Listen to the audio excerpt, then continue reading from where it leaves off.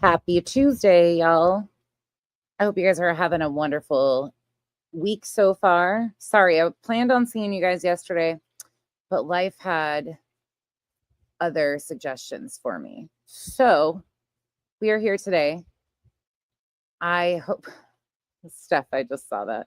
I hope you guys are buckled in and ready to go over some stuff with me because we're going to pick up where we left off the other day. We're going to pick up from August 18th and go into some of the optics. Why was At Night Media needed? Why was Tony needed?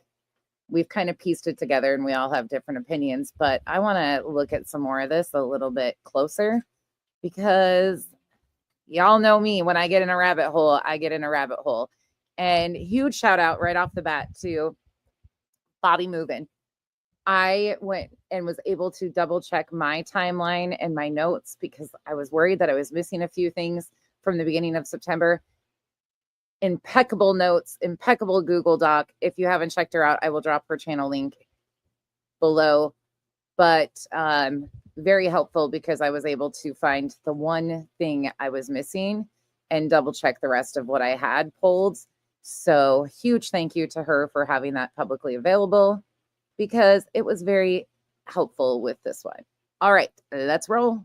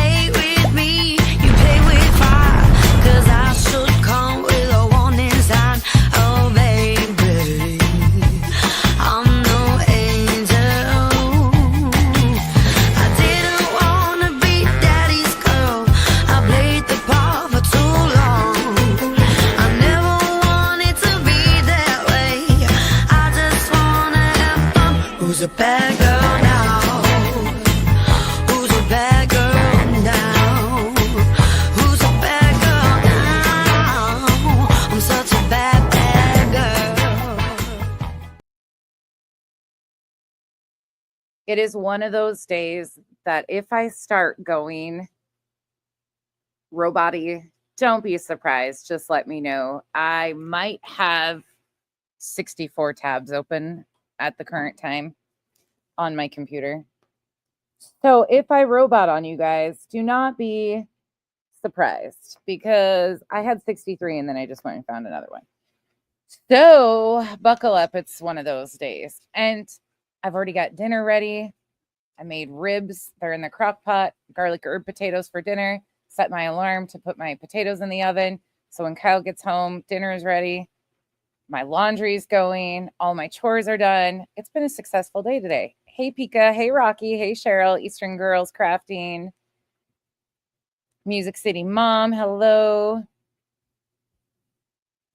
Oh, that's awesome. Music City Mom. No, that's amazing. Music Melts from Nay. Oh, I love me some good candle melts. Hey, Hindsight. Zoya. S. Francisco. Sorry, I'm reading some of these. Venus. Shelly. Revival. Your first choice is usually everybody's left. It's funny to me because some of the things that I think people will pick, I agree with you. Like usually my pick is in like low down the list. Hey, Buck Cherry. Chronicle of the Intelligent. I don't want Chronicle anything in my name, truly. Hey, Alma. I hope you're having a wonderful day at work. Hey, Tebow. Catherine, Bex, Rondaroo, Little Horses. Wise Mom. Did I just jump? Parody Street, Dazed and Amazed, Cat's Eye, Pink Burst, Steph, Sunny Cat, PJ Second Chance, Banana Pug, Cranky. Hey, Donna. Hey, Proud Mimi, Liberty Farmer, Miss M, Mrs. M, Fred, Gary, Up to Good, Coffee Addict, Penguin Mama, Terry, good morning. Hey, Chico. Go check out Chico's live from last night. I wasn't able to be there. I didn't have service, but I rewatched. It was a very raw, real conversation that's needed. Hey, Carla, Mercedes Girl, Janice in Accounting, mother of 2 boys. I've been a lot absent, and it's been so nice. Hey, I'm a puffin. Shaggy, thank you so much for the super sticker. Thank you for the support. Hey, Marcy. Hetty Scottston. I'm one of the few that still has a point. Parody Street. I'm so far deep in this rabbit hole right now. It's not even fun. Like I told the girls today, I was like, can you each grab a foot and yank me out of this? Because I am in deep. Hey, Sheila. Betty MCW. Kimberly. You made meatloaf for dinner? Look at you. You're right there doing the same thing, OG. Hey, Stonefly. Hey, Megan VR. Avamos. Angelissa. Getting it done. That's what, you know how it works. You ladies all do the same thing, and gents. Hey, Ida. It's good to see you. Thank you for stopping by. Hey, Criminal Mid. Elizabeth, you're okay now? Okay. Allergies do suck. Hey, Elle. Hey, Amberly. Jojo Nanny.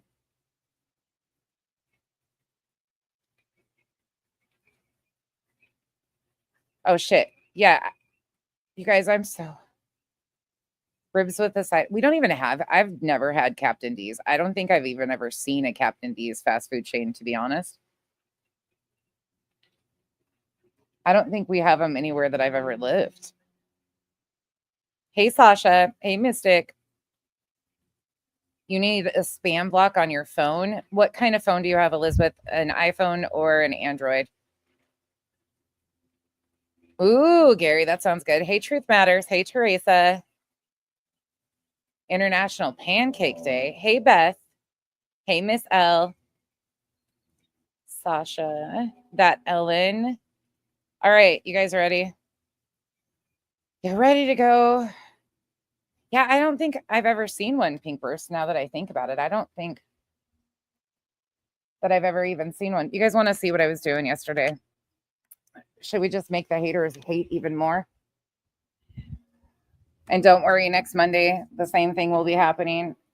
So they can say all they want. I don't even give a shit. I'll show you guys what I was doing. What I was up to. So as you guys know, I've had a shit ton of tattoos for a long time. And that's why my tattoo on my one arm, we're finally finishing it and fixing it. The other one I needed to cover up on. Another one I need touched up. I'm covering up 2 other pieces on my other arm. My back will get covered. Yeah, we're doing it all. But the shop I go to has apprentices, and they are, they're not really apprentices. Let's just say they've been tattooing in other countries for years, but coming to America, they've only been here. A couple of them have only been here a couple years, and they are incredible. But let me show you what we're working on. So I got the matching thing Kenzie and I had. I got mine covered up because I'm going to move it to some other way. So this is the hummingbird for my grandmother and her favorite flowers. This will be covered too. So this whole arm will be dedicated to my family. It's got a longhorn steer, my mom's favorite flowers. It will have a windmill, a wagon wheel, a cow. I'm going to have a big old cow put right here. A milk cow, a Holstein cow. More flowers. It'll have like a milk can, an old school milk can, a windmill, like all the things from the farm. So this is the hummingbird for my grandmother, and then the flowers, and it's a cover up. So, but that's what we did yesterday. I'm teaching them social media and they're fixing my work. So it works out wonderfully. You've had work done there, Amazing Blue from Smiley's shop. They're amazing. I would let any of them tattoo me any day of the week, any single day. The apprentices are like, they're not really even apprentices because they're professional tattoo artists. They are incredible. They're just new to. So you guys are gonna, as soon as they start pumping their or getting stuff on their channels, then I will start. One's a professional photographer that's incredibly. You've had Smiley do work on you. Smiley's a fucking amazing artist. Like every single one of them. If you appreciate art and tattoos, you would appreciate this shop. It's just so much fun to hang out there. I was there Friday all day with Kyle getting worked on. And then I was there all day yesterday. And then I'll be there all day Monday next week. It's amazing. They're just good people. Yes, Parody Street. He wants me to save one of my legs. Well, both my legs are empty. And I'm doing a whole outer leg sleeve eventually. But he would like to do, he keeps telling me, save it so we can do at a convention. So I'm becoming a canvas, which I'm okay with. I'm totally okay with that. Totally okay with being a canvas for amazing tattoo artists. There's nothing wrong with that. Let me blow my nose and then we'll get going. Sorry, my allergies are kicking my ass.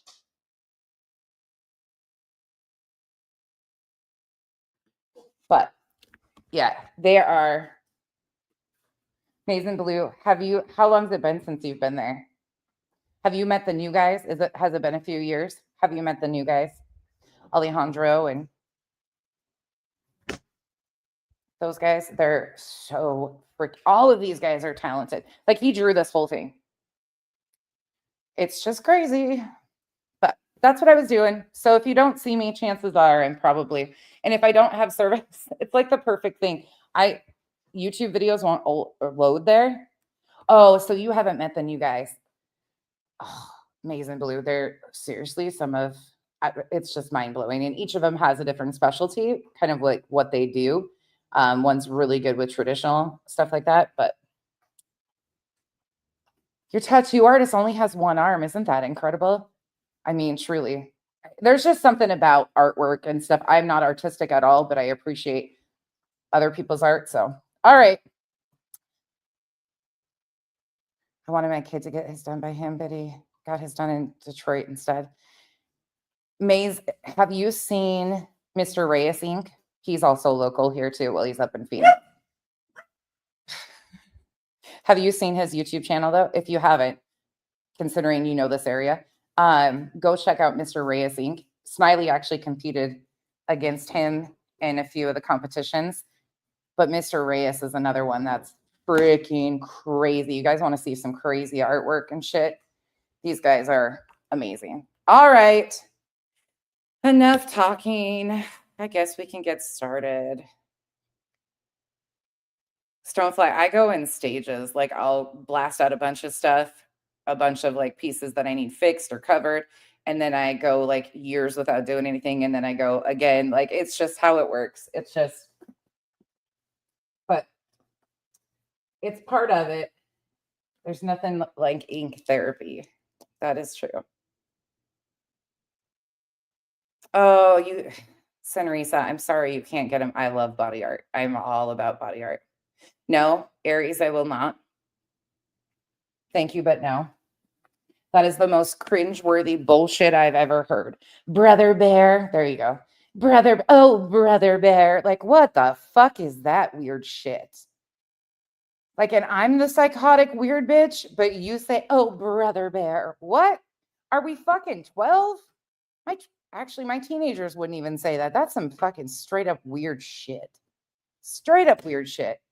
Okay, let's just get going. It's going to get weirder. You know how we talked about last time we left off with Betty on August 18th? Because what we're looking at, if you haven't seen the last video that we did, you're probably going to be a little bit confused.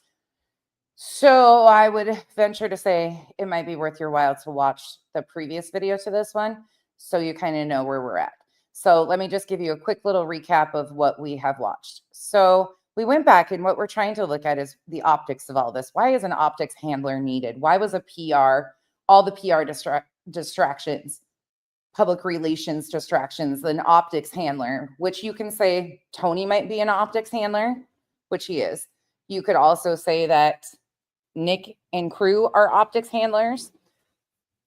But why? Why did they come in at the end of August? We all have our theories. We all have our speculation. But I want to throw a few more characters into this. Because as Nick and team were entering the scene, JLR was exiting the scene. JLR and Nick the Hat used to work together. JLR and Nick the Hat were really good buddies for a long time. So with that being said, August 17th, we had Tony Mathis going on panel over at BJ's after he had been outed for group messages of him attempting with his stupid TikTok twits, the 2 a.m. twats, whatever the, sorry, I'm in a mood. Whatever those ones are that are wishing people have missing children and shit like that, chasing crime and those people. Him and his little Facebook groupies were trying to take YouTube channels that were being not so nice to Mr. Mathis. He claimed it was about Seth, but was it more about saving Tony's image? Okay, I think you're going to love this one. Because none of it really makes sense. We know that At Night Media has never touched a case of a missing child before. In fact, the only thing that they had on their channel or on their website, One World Media, At Night Media, was from March 18th, 2024. Has nothing to do with missing children. This agency was not set up for missing children. They're set up for public campaigns, in my opinion, such as what it says here. At Night Media, an American news agency and syndicate traditionally known for its discreet yet influential role in content production, has partnered with an undisclosed company to launch One World Media Corp, marking a significant transition to New York City, specializing in the procurement of content for virtually every major television network in the United States, as well as numerous digital and print publications. At Night has quietly assisted in shaping the media landscape, providing otherwise unattainable content to news agencies and audiences globally. We read over this. We've seen all this. So let's go look for a minute. So we left off on the 18th with Betty, but I'm going to take us back a few days. August 16th, 2024, the day before Tony Mathis goes on BJ's panel. Who is this guy on your screen? Oh, it happens to be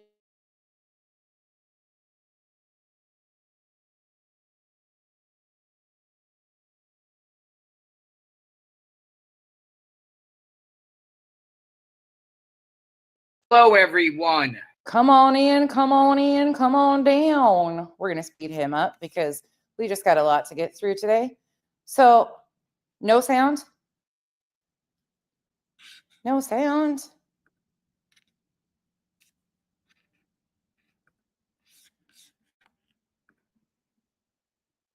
Ruh-roh. You got sound now? You good now? Let me reload it. Let me reload it. See, let's see if it works now. JLR investigates. Come on in, come on in, come on in. I got some breaking new information to share with all of you. Sebastian, oh, gosh, I got to learn how to put this volume down on my computer. We got computers all over the JLR Batcave we are reporting at. Sebastian Wayne Drake Rogers is missing and is continuously has not been found. February 26, 2024. Around that time, he was reported missing. I still think it could have been into the night of the 25th. That is a whole other conversation. But the point is, we're approaching 6 months ladies and gentlemen, since Sebastian Wayne Drake Rogers went missing. His mother, Katie Proudfoot, reported him missing along with Katie Proudfoot's husband, which is Sebastian's stepfather, Christopher Andrew Proudfoot. Katie Proudfoot's name is Katie Lynn Proudfoot, a.k.a. Katie Lynn Payne, a.k.a. Katie Lynn Rogers, was formerly married to Seth Rogers. For anybody that doesn't know how JLR came into this, JLR was actually contacted on March 21st by Seth Rogers. Somebody put them in contact. Seth reached out to JLR and specifically asked JLR to come to Tennessee and film him as he searched for his child. When JLR arrived in Tennessee, they searched a park about an hour to an hour and a half away from where Sebastian went missing. But JLR was boots on the ground in the neighborhood, getting all the deets, driving by the house, saying he was being stalked and harassed as he was driving by over and over and over again, the home of the Proudfoots. And lo and behold, Chris's parents happened to be there. So then it was, oh, JLR's being stalked. He's being harassed. He lives in Florida. He went all the way to Tennessee to do exactly what he did. But Sebastian's biological father. They reported Sebastian missing around 6:20 a.m. on the morning of February 26th. Massive law enforcement response. Sebastian has not been found. We don't know what happened. There's a lot of cloud of mystery centered around all three of the parents. We've been discussing them extensively. I've been boots on the ground. You guys know this is almost like the go-to channel when it comes to the Sebastian Wayne Drake Rogers case. There's some new ridiculousness stuff coming out that I want to share with you. It just keeps piling on for these two guys right here. Did you notice what he said right there? Did you hear what JLR just said? This is the go-to channel. Let me remind you. Do you think JLR being on August 16th, stating that he's kind of the go-to channel for this case, then he's just going to, within a few weeks, walk up, throw his hands up in the air and touch it like 2 more times over the last 6 months? This stuff coming out that I want to share with you. It just keeps piling on for these two guys right here. Oh. Unbelievable what these... I didn't go back far enough. Sorry. Drake Rogers case. There's some new ridiculousness stuff. Discussing them extensively. I've been boots on the ground. You guys know this is almost like the go-to channel when it comes to the Sebastian Wayne Drake Rogers case. There's some new ridiculousness stuff coming out. Could JLR absolutely have just walked away on his own and said, yeah, not worth it? Yeah, absolutely. Do I believe that? JLR has one of the biggest Facebook groups filled with misinformation. We saw Betty rage about that in May, about how she got booted out of the Facebook group and couldn't access content anymore. That I want to share with you. It just keeps piling on for these two guys right here. Unbelievable what these guys are up to. And I say this because it's unbelievable. Seth Rogers and Tony Mathis admitted to 2 media outlets in the last 48 hours that Seth is a suspect. Seth is a suspect. The media is reporting that Seth is a suspect. And what they plan to do, folks, and I'm going to play these 2 news clips and let you decide. What they plan to do, folks, is on the 26th of this month, they plan to protest in front of the Sumner County Sheriff's Office. But this protest is very interesting because it seems like it's not necessarily for Sebastian, but the protest is centered around clearing Seth's name as a suspect. And I have a problem with that.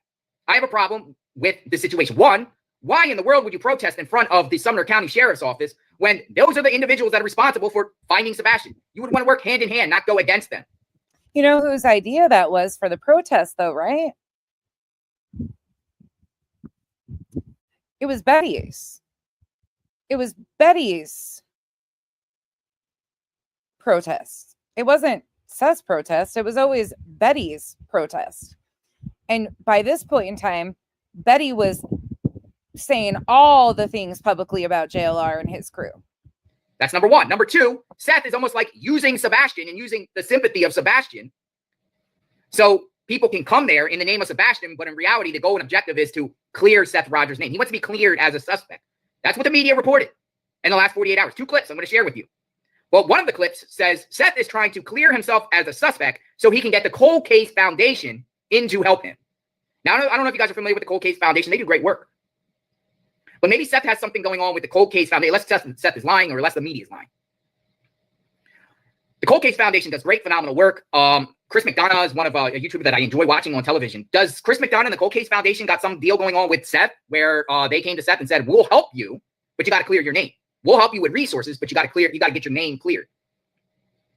Because according to these news reports, they're saying Seth is a suspect. I'll let you listen. We'll play one right here. We'll play one right here because Seth himself was saying he was a suspect. but it's weird because there's a lot of things going on the 22nd, the 24th, and the 26th of this month. That weekend, an extended weekend. 22nd, as some of you might or might not know, there's a YouTuber that's involved with doing some stuff or accused of doing stuff. Don't know if this YouTuber actually did it or not, but prophets are taking this individual to court on the 22nd. 24th, there's a event centered around Sebastian. Though this event, it was Betty's court date, which he does a very good job of slighting Betty by not saying her fucking name at all. I mean, as he should. Has a lot of mixed feelings about this event.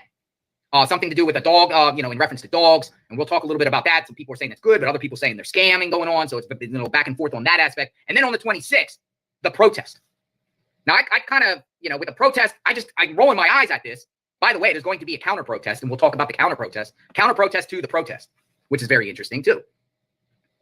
Listen to this. To the disappearance of Sebastian Rogers. It's been nearly 6 months since the 15-year-old with autism was last seen. Last month, the Sumner County Sheriff's Office told us there still has not been any traces of the teen. His father, Seth, told us today that tips are still coming in. He says they continue to have vigils to let people know that Sebastian is constantly being thought of. There's still people that don't know that Sebastian is missing. There are people that still don't know about Sebastian.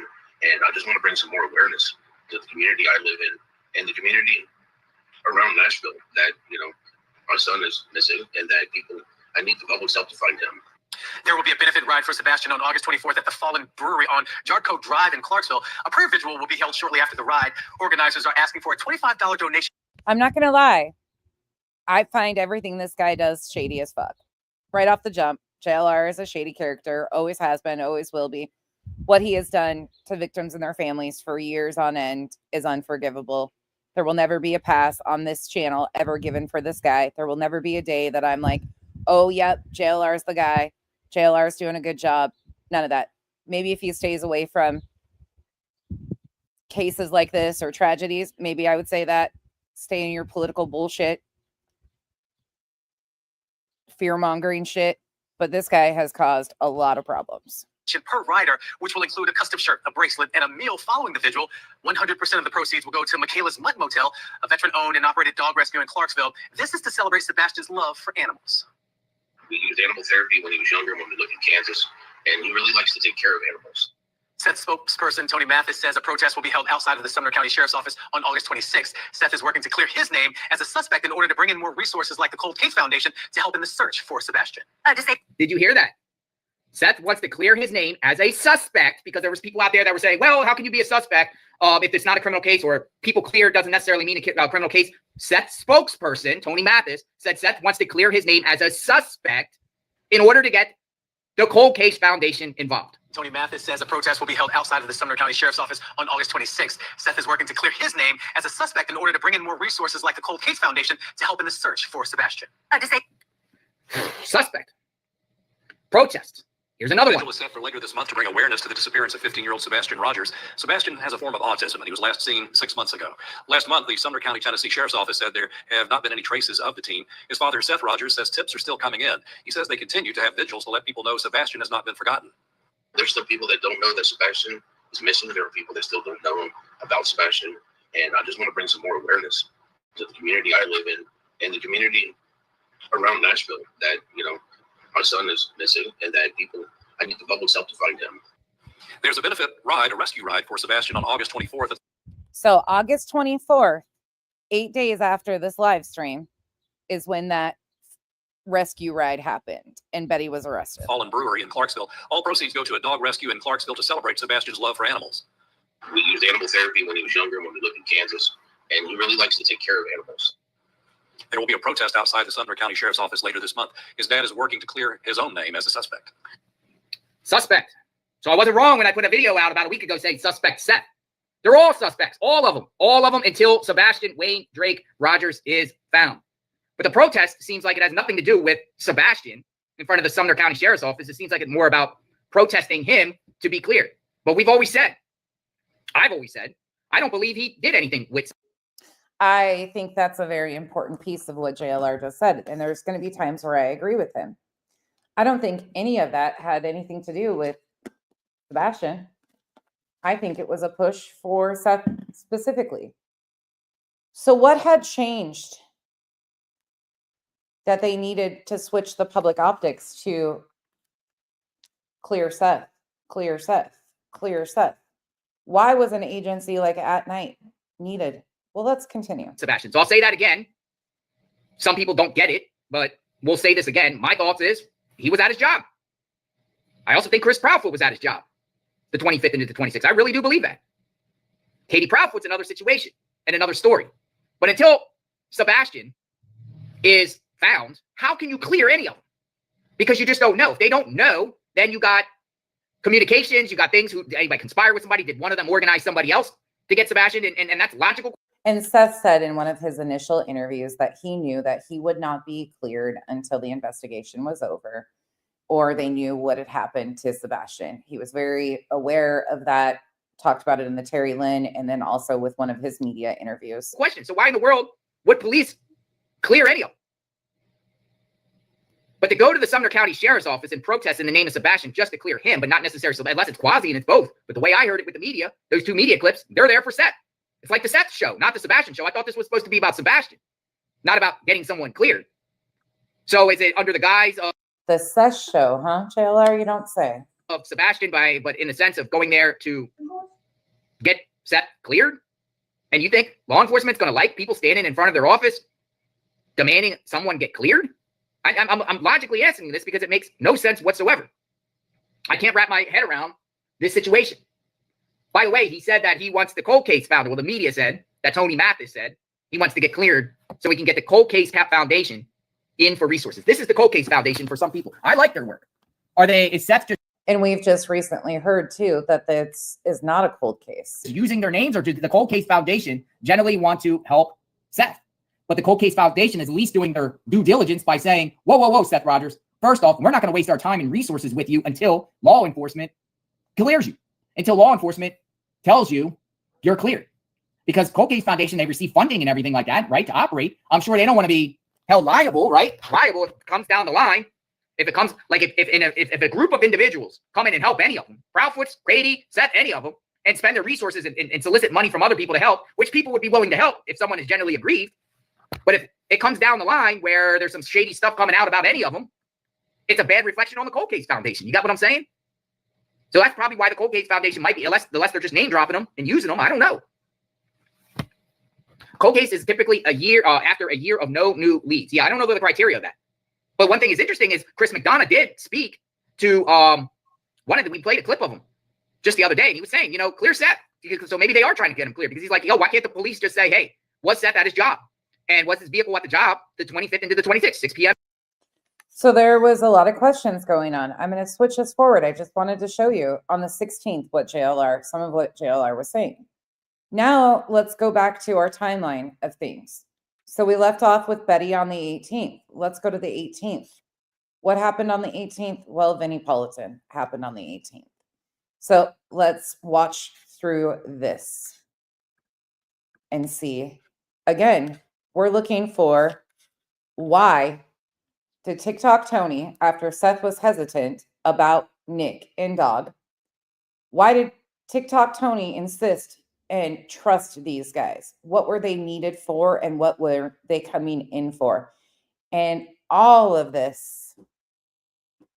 Oh, Tia, that sucks. That sucks. Sorry to hear that. It doesn't, I'm not shocked with who runs it, truthfully. Not at all. But these are important dates because there was a lot of movements at the end of August, beginning of September, right before this group lumped together. And I'm wondering if you guys pick up the same things I do. So let's watch. Is an awesome 15-year-old boy from Tennessee. His name is Sebastian Rogers. He's a child with autism, and he is missing. Now, there are a lot of questions that need to be answered in this case. Here's more of Sebastian's story. Inside this beautiful neighborhood in Hendersonville, Tennessee, there is an unsolved mystery. It was a Sunday night going into a Monday morning, and 15-year-old Sebastian Rogers was supposed to be inside his home sleeping. His mother, Katie Proudfoot, says he went to bed at 9, but was making some noise around 10, including a thud sound. Katie told him to go to sleep. She went to bed at midnight. Then at 6 a.m., Katie woke up. She went to his room to get him ready for school, but Sebastian was gone. She searched the house, and he was nowhere to be found. Sebastian's stepdad, Chris Proudfoot, was not home, and Sebastian's father, Seth Rogers, was at work about 45 minutes away. Police responded and began trying to figure out what happened. That was February 26, 2024. And as the days, weeks, and months have passed, still no sign of Sebastian, no sign of foul play, and no answers about what happened. Did someone harm Sebastian, or did he just walk away? So you can see how Vinny, we're going to get right into when Seth and Tony come on. That's the parts I want to listen to. Are the Seth and Tony pieces of this. If you haven't watched this, this is from Court TV. The date on this, again, is August 18th. You guys will catch where I'm going very soon. Night. So my question right now is anyone still searching for Sebastian? Let me bring in my special guest, someone I know is still searching. Sebastian's father, Seth Rogers, is with us, and also joining us, the Rogers family spokesperson, Tony Mathis. Thank you both for being here. Appreciate the opportunity to speak with you and the opportunity to speak about Sebastian. Seth, let me begin with you. Is anyone still searching for your missing son? I am. I have a private investigator that's still working on it. She conducts her searches in private. She has her own volunteer base. We're not going to stop until we find it. Let me ask you this, Seth, outside of... Once again, we acknowledge, just in case anybody is new to this or hasn't paid attention, we know that Seth Rogers already had a PI with him as part of his team before At Night and Nick and all of those guys got involved. They did not bring the private investigator in when they came. They were not involved at this point in time. Again, we know that the agreement was made in September and it's supposed to be 6 months. Well, that agreement expires in the next couple of days. Will At Night renew their agreement and their pro bono contract with Seth Rogers? I'm curious. What do you guys think? Do you think they're going to At Night Media is going to renew with Seth and Tony? What you are doing. Is this search still active? Let's talk about law enforcement. From my understanding, law enforcement is still searching. They're doing it privately as well. They're checking in on tips when they come in. If we get tips, we pass them on to them. Same time we get them. And how is that part going with tips? Are people still providing information when they come across things? And what are your thoughts about? We still get information. Wasn't that Hong that said that on Twitter? I mean, we still get emails every day. We have a tip site that is up. A PI put that up. It's a valid tip site for anybody who wants to email or call, wants to be anonymous or whatnot. Tony, I wanted to bring you in the conversation. This is a difficult situation. And I understand the onslaught of public attention that this has gotten. And sometimes that's a big positive in keeping Sebastian's face in the public and getting people to know who he is and think about him. And if they see something, hopefully say something. But obviously there can be downsides as well. How is all of this publicity, from your perspective, impacting the search for Sebastian? Well, we don't really believe that any of the media attention, social media attention, any of that is really going to impact what law enforcement's doing one way or another. So then why are you filing injunctions, sir, that you are a plaintiff on, saying that people are interfering with the investigation because the only investigation is being done and conducted by law enforcement? So then how do you and your agency that weren't even involved at this point in time have the right to claim that these people have impeded your lawful abilities to search for Sebastian? It doesn't, does it, Tony? Does it, Tony? It does impact the father, that I represent, Seth. We thank all the creators out there that continue to keep Sebastian's name out and do it in a positive way. Our message to most of the media attention, more social media than mainstream, is that, we ask that you cover the case in a positive way. If you choose not to do that and back away, that's okay too. But any positive support that we can get for Seth while he's looking for his son is a big deal for us.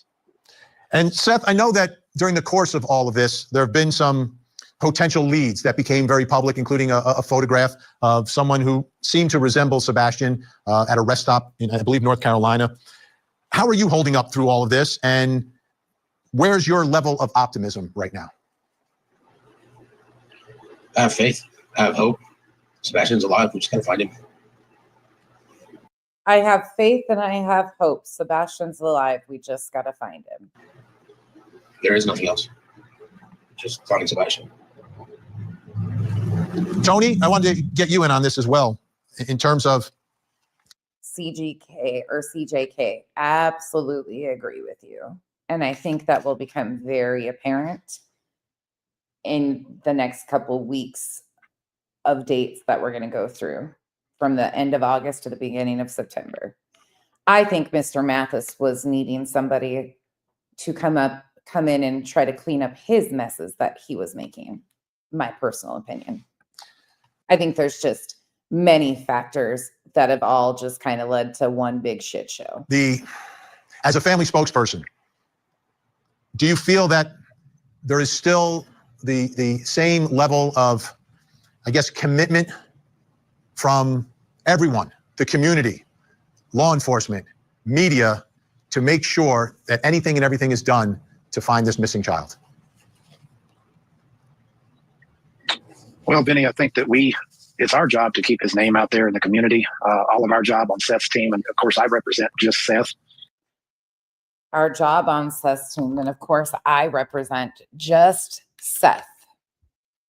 These are important details that I want to point out. They might seem minor, and a lot of you know this happened. A lot of you know this has been said, but it's very important to me because Tony has got himself in deep. And in my opinion, is basically selling access. Might not be financially that he's selling him to Seth.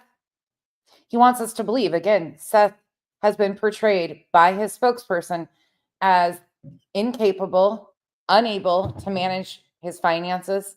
He's got to have Tony oversee stuff. He's incapable of doing anything. Tony has to basically hold his hands. Crazy Aunt Joe, agreed. I stay away from all the TikTok shit because that stuff is just messy as shit. And if anybody wants to know my reaction now that I do know what happened with Barbecue recording Katie, again, I'm not surprised. Not surprised. Messy is as messy is. Messy does as messy does. It's all of our jobs on his team to keep the community engaged. We continue to have events, have vigils, have gatherings, keep his name out there. The media, mainstream media, such as yourself. And Pika, Chasing Crime, one of the plaintiffs in this lawsuit, this RICO filing. And I keep mentioning that because it's very important who these people are to turn around and say the shit that they do and then claim the things that they've claimed in these legal filings. It's a big deal. Chasing Crime said the other day that she hopes one of us that criticizes Seth or plays his words back has a child go missing. That's what she said. It's been clipped. That's who that woman is. Many others have been very good and very helpful. It's very easy to get interviews if Seth feels up to doing an interview. I think the X factor for us is law enforcement. I think that the communication, it's been a bit lacking, at least as far as Seth and I are concerned. OG, from my understanding, she's claiming she didn't, but the other girls are saying they did. I have a feeling a lot of that shit's recorded, has always been. I have a feeling they all kind of knew about it, but that's my thoughts on it. That's all I know. We don't really know what it is they're doing. We have faith. We heavily back the blue. Of course, Seth is in law enforcement. I live in Oklahoma. We strongly back the blue in my community. But, the question that I always ask that we still haven't got an answer to is, just simply tell Seth, are you any closer today to figuring out what happened to Sebastian than you were on February 26th? And quite frankly, we feel like that's a very fair and logical question. We have not got an answer to that. That has to be absolutely excruciating. By the way, folks, as you watch, you'll see on the bottom of your screen numbers and places you can contact if you have any information. Seth, how are you holding up? I'm always concerned about you going through this. I've spoken with other parents through the years. I got a strong sense from them what it can be like. How are you holding up? It's more like 1 minute at a time, 1 hour at a time. It doesn't really seem like it's been 5 months. It's just you lose track of time. I mean, all you're doing is thinking about the next place to go look, what the next thing needs to be done, and just trying to stay positive, trying to stay focused on finding my son and what's the next step to do. What's been the biggest frustration for you so far in the search? Not getting much in terms of information wise. The last thing that I was really That is a huge part of that injunction, Tebow. And it's interesting to see the movements of what was happening. And none of it involves Granny. informed of by the sheriff's office is they don't have anything stating that he left the house. And that's pretty much, that's it. But obviously he's not there, or else we wouldn't be looking for him. There's no sightings. There's nothing. Just one move. Things just don't make sense. I mean, we're talking about, first of all, we're talking about a male child that left his house. Pika, Kodo. Kodo has a video, and then True Krama. Are those the two? I think those are the two channels that you'll want for that. With nothing. A teenager that left the house with nothing. No phone, no switch, possibly no shoes, no backpack. I mean, completely unprepared. Lisa, that's the problem, is there shouldn't be sides in this at all. It's a missing persons case. Should have been awareness only. Secondly, yeah, there is 100% agree with you, Lisa. 100%. You will get zero arguments. Yeah, Lacey, I agree. None of them I trust. None. You guys know how I feel about that group, and have from fucking jump. Somebody actually emailed me and said, why don't I call her out? And I'm like, I did months and months ago. I was saying shit months ago. That's no money. It's not how he leaves the house to go somewhere with me. I don't expect him to leave anywhere without his phone and way of communication in case something happens. It's just too much. Doesn't make sense. It doesn't. Seth Rogers, Tony Mathis, stand by, stay with us. When we come back, I have another question to ask tonight. What? Okay, so I'm going to skip forward again. He's going to run through. I want to get just these pieces mostly. Okay, here we go. This might start off a little slow today because I just got to lay the groundwork of where we are. Sorry about that, but I think you guys will be intrigued by some of this upcoming. Or is there some other story? Our guests are still with us. Seth Rogers, Sebastian's father, and Tony Mathis, the family spokesperson. Seth, from your perspective, I know you've listened to every potential piece of information that's been available in this case, that's been made available. To me, that thud noise, I've always thought about that, what that could have been if it happened, right? What are your thoughts about Sebastian's mom? Do you believe she's the last person to see Sebastian before he disappeared? I'd say yes. I mean, he was in her house. She's the one that put him to bed. She'd be the last person to have seen him. What do you think about that thud noise that she described, the rustling that was going on? I thought about it. I've looked at the house. He's lit. His room is on the first floor, right? So his window is accessible from the outside. It would be, I believe, but I know law enforcement went around the house and stated that none of the windows or screens had been tampered with. Before. So as for the thud, I mean, I don't know what she would classify as a thud. If I heard something in his room I know I'd go check on him just because I want to make sure he's okay. I mean, he's got medical condition that would definitely mean I need to go check on him just to make sure he's okay. And have you spoken with his mom about that night at all? Have you had any sort of conversation, either just the two of you or with other people there? I've not had a conversation with her just alone, and probably won't. Why is that? Well, thankfully, Lacey Ann, she's not really. I mean, she's really not, so that's a good thing. In the injunction, yes, but thankfully they have totally separate representation and are two separate individuals. Thank goodness for that. Because every time I want to speak to her, I'm going to have to speak to Chris. Chris wasn't there. I don't know why he needs to be involved in a conversation about what happened that night. Again, him stating openly that Chris wasn't there. I don't know why he needed to be involved in a conversation about that night. And if he was on a phone call, then maybe he can even tell us what the thud was. How about the rest of the day leading up to the point that Sebastian got home? Who was the last person other than his mom to see him? And have you spoken with that person? No, I guess the last person to see him besides mom would be, the waitress at at Texas Roadhouse. And Tony, as we try to track and figure out who interacted with Sebastian, where he could have gone, how this could have happened. From your perspective, what are the lingering questions that you see in this case as well? Now, remember, we just heard the night before this on August 17th, he was on BJ's panel and he said flat out, he doesn't pay attention to any of the investigation, nothing about anything to do with the investigation. He hasn't watched the videos. He hasn't seen any of it. His role is Seth.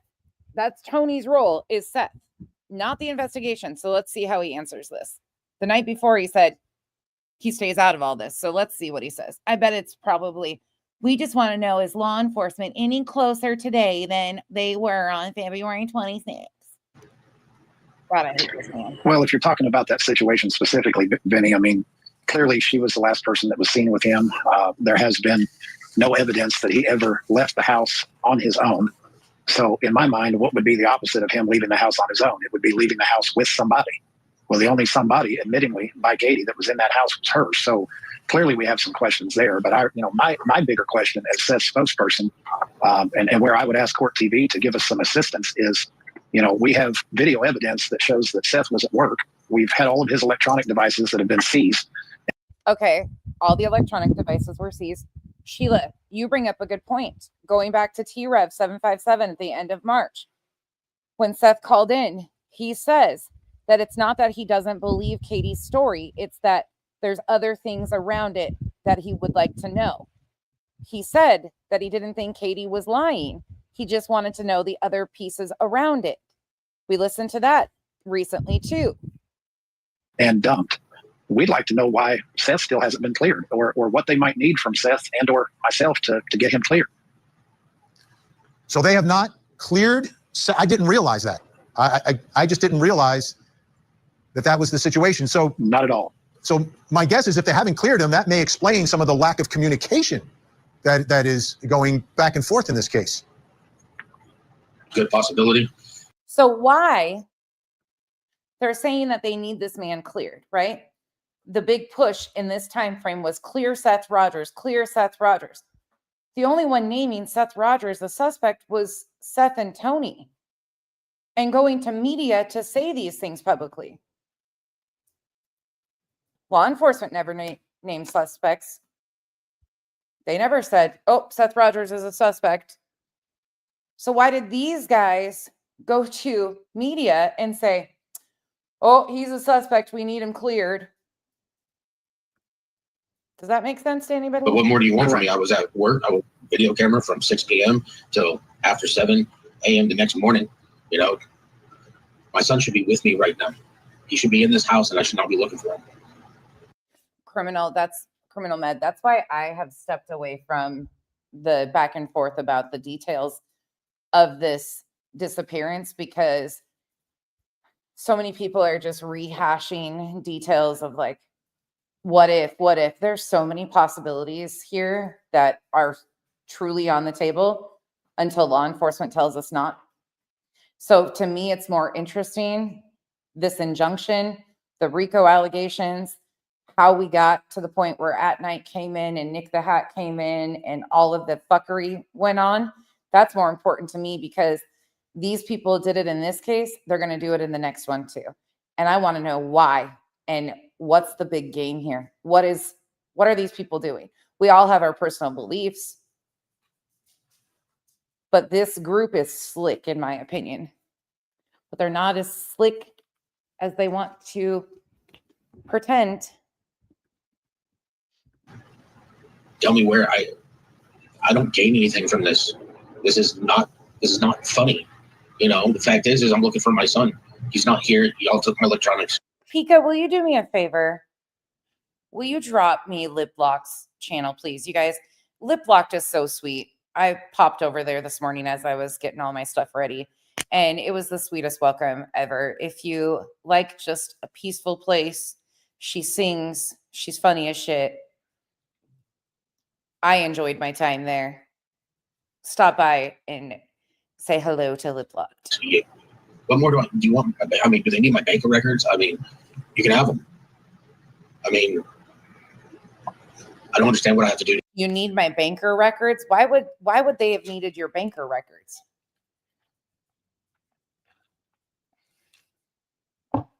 Again, think of what we know at this time. Law enforcement had not named him a suspect. Allegations had came out against him. He had acted like a buffoon on panels and said things too far, which is what Tony was supposedly coming in for, was to clean up these interviews. But law enforcement would have gotten access to all of that stuff, his bank records, everything back in March. Again, this is August. Law enforcement wasn't naming him a suspect. They were taking to media to publicly state in the media that he's a suspect. How does that make sense? Oh, well, I guess if you need, let's just hit play. To get cleared. We're willing to do My own anything to get this cleared, Vinny. Go ahead, Tony. There are resources. Yeah, we're willing to do anything to work with them to get him cleared, because it does allow us to bring in more resources once he's clear. And you know, if the video evidence, the phone, It allows us to bring in more resources once he's cleared. Resources for what, Tony? data, and whatever else they may need isn't enough, then we'd simply like us to tell them, you know, why is it that he hasn't been cleared? He did a polygraph test with a well-known FBI Absolutely. polygrapher that Nancy Grace set up, and he passed that with flying colors. So, you know, We're out our of time, question is, what do we wait unfortunately. Tony, I'm sorry I have to cut you off. We're out of time, but thank you both for joining us. We'll still Oh, poor Tony got cut off. Oh, poor Tony. Here's when Chris McDonough comes on. Let's listen to a few minutes of this. ever reason to try to answer this question. Let's bring in our experts, relationship trauma expert, psychotherapist, and CEO of Life Counseling Solutions. Dr. Janie Lacey is with me. Also joining me, former homicide detective and host of The Interview Room with Chris McDonough. Chris McDonough is with us as well. Great to see you both. Chris, we'll start with you. What are your Thank you, Pika. thoughts about? And you guys, don't forget to go sub up to the wonderful Revival, Chico, Amethyst, Lip Lock, Duchess, Arctic, all of the amazing people. And for those of you that are the praying type, please keep Duchess and her dad in your thoughts and prayers. I had a long call with her earlier today, and she had to go home. For those of you that saw her live last night, she is home with her dad, but last night was really, really tough. So please keep her in your thoughts and prayers. This week is going to be really rough on them, and I'm worried sick about Duchess. So, okay. This recording and the thoughts of the canines and their handlers following some scent somewhere. Well, first of all, Vinny, the recording in of itself, and I was a dog handler from 1986 to 1989. Just so you guys know too, before I let this play, sorry. Duchess is not sick. She has family stuff. Her dad's really sick, as you guys know, and he is in hospice care, and things have just taken it's been a rough couple weeks on her. So she is home and with her mom, but he was comfortable when I was talking to her. They don't know what's going to happen at this point. And hospices, I don't want to say a whole lot, but please keep her in your prayers. Losing parents is really, really hard. So. And when a dog is on a track like that, is he picking up the scent of the boy headed towards that pond? Is that a possibility? Absolutely. It could be a possibility. So the investigation then would have to shift into, the water resources in relationship to that pond to make sure they've checked that box. Let me ask you, Dr. Jenny Lacey. I can't stand McDonough. I'm sorry. I'm not even going to pretend I like this guy. So he's going to talk to this other one. Then he brings McDonough back on. Let's see here. Trying to answer that question. Well, the first thing, Vinny, is whenever a child goes missing, you have about 3 hours from a law enforcement perspective to react. And that means, shut the scene down, shut the house down, because, statistically across this country, there's what they call the victim risk continuum. And the lower the risk, the higher the probability that there was, some type of cross germination to either a suspect and or, a risk activity that put the child in jeopardy. Let's use Elizabeth Smart for an example. She's sleeping in her room. All of a sudden, she disappears out of her house. But her sister remembered that it could have been the handyman. This was months later. So that showed that the investigation stayed at the home. In this particular case, you have mom who says, I saw him go to bed. I heard a thump. I went to bed. I woke up at 6 o'clock in the morning. He's gone. Well, children just don't vanish. So what are the probabilities, based on what the doc just said, that that could be reality? So as an investigation, you want to start in the house. You want to start with everybody in the house. I mean, this is common sense, McDumbass. All right, let's just keep moving because I feel like it's better just to keep moving. You guys saw that part. Let's go to the 19th of August. Now we're just going in time and date order. We're not hitting every one of these. This isn't going to be long drawn out of every one of these videos. We might watch more out of one than another. But again, this is just kind of a reminder of what was going on at the end of August before At Night Media comes in and really changes the optics of what has been happening. But these optics were already being tried, in my opinion, in the public. They just weren't garnering the proper attention.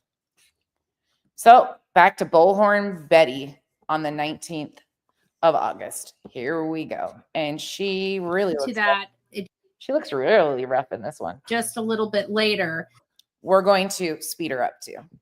Time to come and give us an update on the new case of Miranda Sips from Christina, Texas, and get a little more information diving into that case. And then, of course, talking and diving a little deeper into the Sebastian Rogers case and the alibis of Katie Proudfoot, Christopher Proudfoot, Kathy Bowersox, and Terry Bowersox. So we already heard that that Seth stated publicly on Vinnie Politan. Now, again, that interview was actually done on the 15th of August. It was on members only and then moved on the 18th to public. So we had already heard that Seth acknowledges that Chris was not there.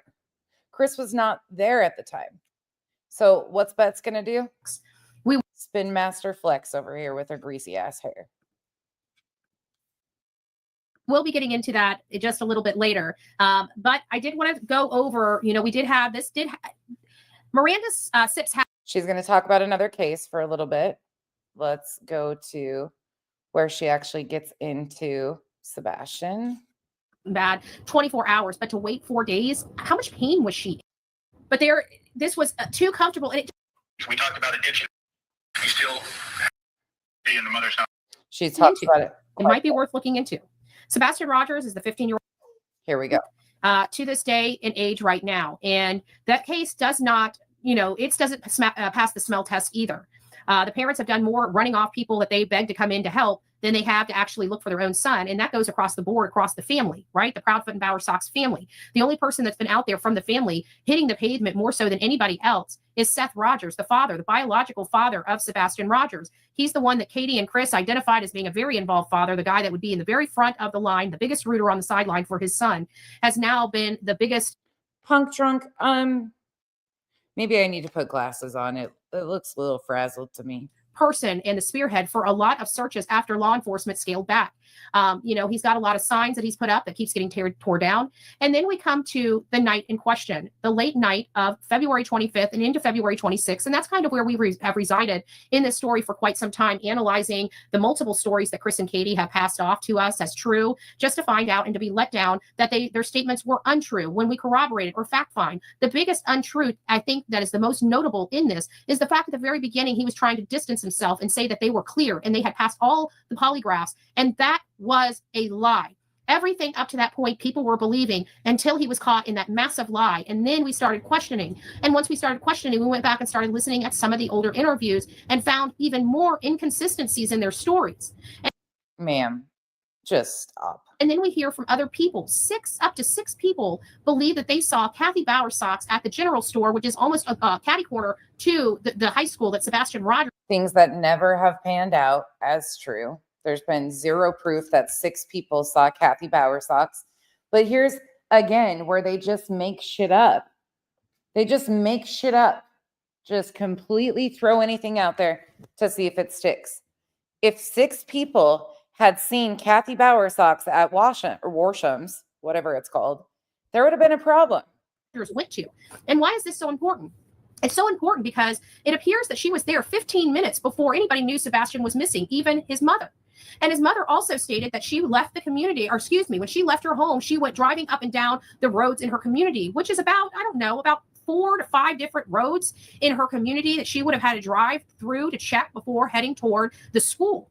And we found out she was heading toward, she left her house and went directly toward the area of the school, not checking her neighbor, according to the reports from the neighbor and the cameras.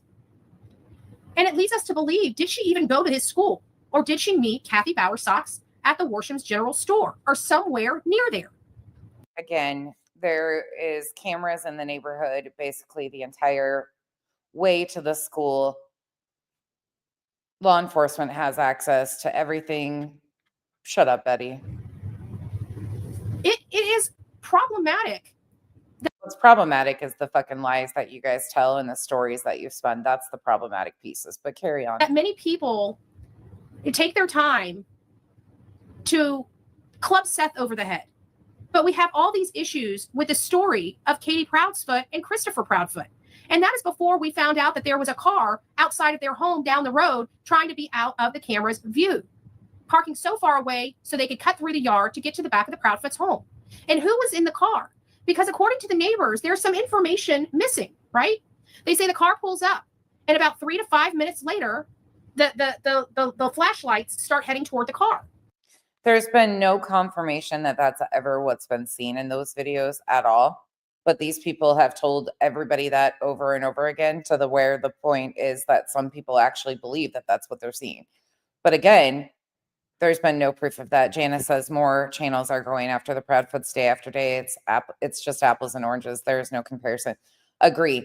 And it's crazy to me to watch how this group came in to control the optics on one side while they continue to heighten the public perception against the Proudfoots, where law enforcement obviously has no evidence. This is Betty from August 18th, 19th. We're still 19th. We're still in the timeline, Heather. We're going back to what was going on in August before At Night came in. And thank you for the support, Janice. One flashlight heads back to the Proudfoots, and the car takes off and heads down Kellett. Yep. Did anybody get out of the car when it pulled up?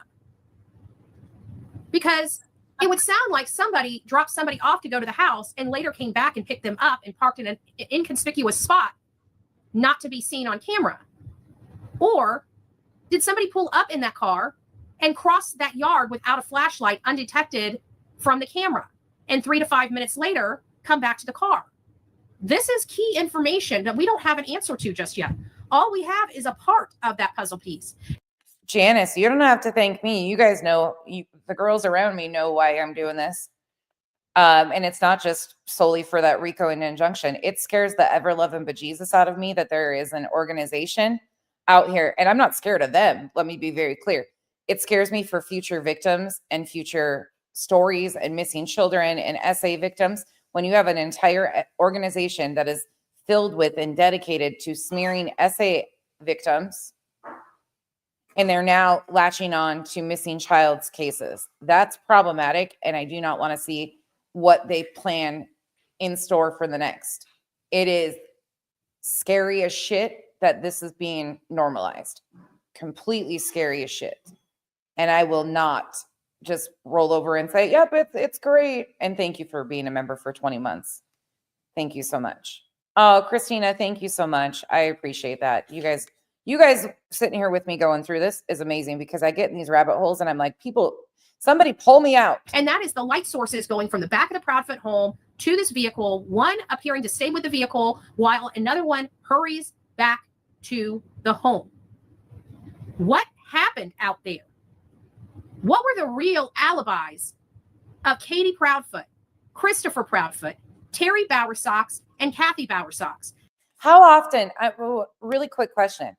How often, those of you that have been around missing children's cases and true crime cases, do they instantly go from blaming the parents to the grandparents? That's another layer to this that I don't think gets enough attention. The absolute attacks on the Bowersox family has been ridiculous, disgusting. There is zero proof whatsoever that they are even remotely involved in this situation, and they have been shredded because of these people. Because it seems to me in this circus, they all had their roles. Excuse me. I mean, alibis. Is that what you guys are typically seeing in these cases? Is that common that the grandparents are the next up? In the disappearance of Sebastian Wayne Drake Rogers. We also hit on it just a little bit when we were talking. We hit a little bit on it when we were talking about Christopher Proudfoot potentially coming back to the home and what that timeline would look like. If Christopher, and let's just play the tape through, okay? We know that Christopher had to be to work by 7. We know he had a bad attitude, according to one of his coworkers. We know he was kicked off the job for the bad attitude, not because his son was missing, which all perplexed us even more when we heard that story.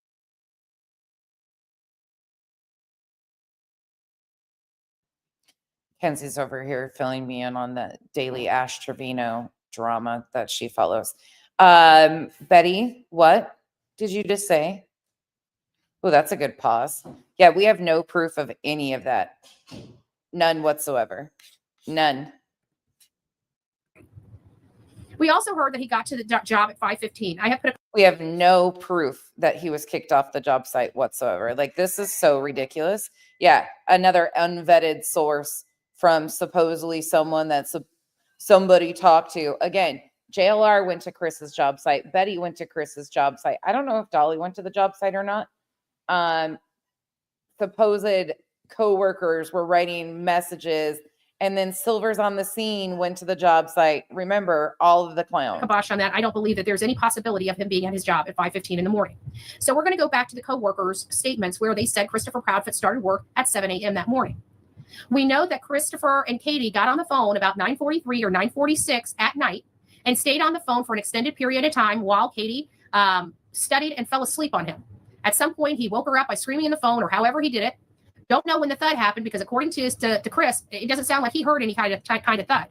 But according to Katie, this thud happened about 13 to 16 minutes after she got on the phone with Chris. So I would have had to assume that she heard or he heard that, but we never heard him confirm that ever. So it makes you wonder what is going on with Chris and Katie's phone call. And why would she be on the phone with a man and falling asleep? And why would he stay on the phone while he listened to her sleep? But I digress. So say that they stayed on the phone till midnight, right? Because that's when she went to bed and she went to sleep, obviously, at midnight because everything stops at midnight, right?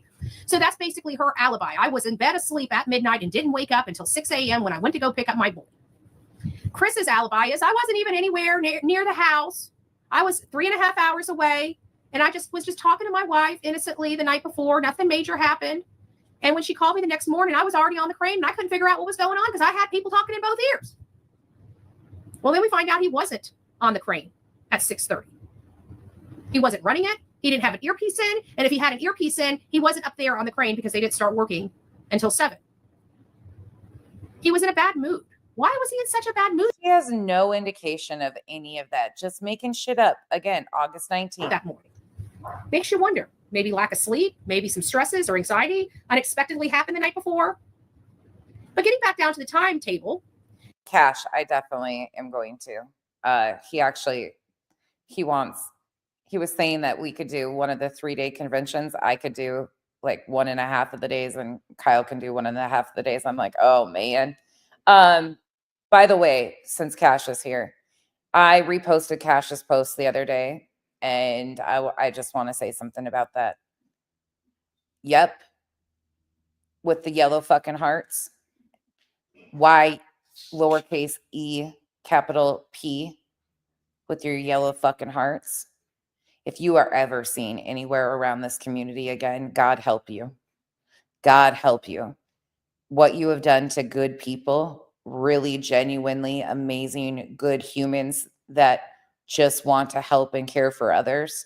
And really, not only the financial part of it, but the emotional part of it. How fucking dare you? How fucking dare you? That is some grimy, sick shit. That's all I got to say on that. And to anybody that has been affected by it or anything, look at Cash's post and handle it however you need to. But this type of shit will not get brushed under the rug. It's not my place. It's not I don't even know all the ins and outs of it. I'm assuming it started with Discord relationships, and that's how she maneuvered her way into shit. Consider yourself lucky, Mystic. Yeah. Yeah. We're not going to pretend that you have medical ailments. Ugh. Anyways, I got to say, I've been fucking mad about that for days on end. If he was on the phone, she got off at midnight, and he was still on the phone, say he was still in Memphis or in Mississippi, it would have taken him 3.5 hours to get there. So that would have gotten him right there at that home, right about what time? About 3:30. That is the exact time. Oh, and Cash, Kenzie hasn't sent me your most recent messages yet. She just reminded me. Oh, and she forgot to send you back my message the other day too. So she's failing at our communications, Cash. That they believe they saw this vehicle in that camera with the lights coming to it. So then it takes 3.5 hours to get back. So that gets you, and it's not really 3.5 hours. That time of night, you could get there in 3 hours and 10 minutes, 3 hours and 15 minutes. So he could be back between 6:30 and 6:45 in the morning, being absolutely dead to rights on time. Right there to pick up that 6 o'clock phone call. Music City Mama, if you want to see the post I'm talking about, you can go to Cash's page, or I reshared it on my community wall the other day. Yesterday? Day before? That 6 o'clock phone call. Remember, the phone call he received was at 6:03. They stayed on the phone for a half an hour before they called law enforcement. It's just, again, Betty's just making shit up as we go. So we definitely know there's no possibility of that man being on that tower at 6:03 in the morning. Therefore, his entire story of having the earpiece in with her calling in while he's running a crane was all a lie. And you know who's going to be able to determine if it was a lie? Law enforcement, who obviously has never arrested him or anything. So there you have it. Probably the reason why his work told him not to come back until he gets it cleared up, because they probably heard law enforcement's, timeline and said, no, he got here at XYZ time, and probably talked about bad behavior. And they realized something serious was going on in this man's life and didn't want any part of it being on their job. That's what I'd have to presume happened. Yeah, all cars. She don't care about any of that, Revival. All cars accounted for. None of this was ever stated as fact from law enforcement. A lot of this has been debunked. Seth stated on Vinnie Politan Court TV that Chris was not there the night before this, but Betty has to continue to maneuver it. They needed a big push of misinformation and grabbing attention before, in my opinion, the motorcycle ride that was upcoming and the big protest, right? How do you get public attention? You make big shit storms. And then we've got Kathy and Terry Bowersocks. It's so funny. The people that we deem, not law enforcement, the Bullhorn Betty channel, deems, primary targets in this particular disappearance. Everybody was sleeping but Seth. And it's only because of Seth's job that has given him an airtight alibi. Can you imagine the animals on these streets if Seth was also sleeping that night? With all of this horrible behavior from these hate channels, attacking an innocent father, trying to find his son. If he didn't have an airtight alibi, that man would be hurt right now. A lot more. And what we know from law enforcement is all parents had been cooperative and their stories had been vetted. So again, why is Betty making a big stink out of Seth being cleared at this point in time? What was the big push? The only people that were saying Seth was a suspect was Seth and Tony. And they were going on media to say these things. Law enforcement ever said that. More than he is. And I just, the thought of that, the first interview with Duchess, who spoke to them beforehand, now says, now, Katie, you went to bed at 10, right? And she says, yes. Mm-hmm. And Sebastian went to bed at 9. But you were on the phone and woke up right before midnight. Yes, midnight. Yes, midnight. And then Chris comes in right behind and says, well, just to make sure that everything is transparent, we did have an extended call that came in right at 9:43 and 9:46. Then how in the world was she asleep at midnight or at 10 on the couch? Again, Crafty girl, I have no proof that that's true. That's been a rumor that's floated around. I would assume law enforcement has already verified and has him on camera. And if they don't, maybe. But until it comes for law enforcement, I don't believe that to be true. Another variation of the ever-changing statements of Chris and Katie. There's a whole group helping CP&K try to pin it on Seth, allegedly. Go watch. I know it. Because they don't like his attitude. They will put this man through. I think these people are evil. I want literally nothing. When this case is said and done, I wouldn't even piss on the grave of some of these content creators I used to call friends. I wouldn't even piss on the grave of some of these content creators I call friends. I think they're absolutely disgusting. I see nothing but evil in them, and you can't. And you're not disgusting? Okay. Unsee that. You can't unsee that. Nope, you can't unsee it. Can you, Bets? Yes, they're trying to frame him, in my opinion. Yeah, then maybe we need to start looking in Clarksville. Katie told Nancy Grace that her and Chris was on the phone and she was studying for her business class. She was. Notice they say something about somebody trying to frame somebody here. Let's listen to this again. Let's slow it down.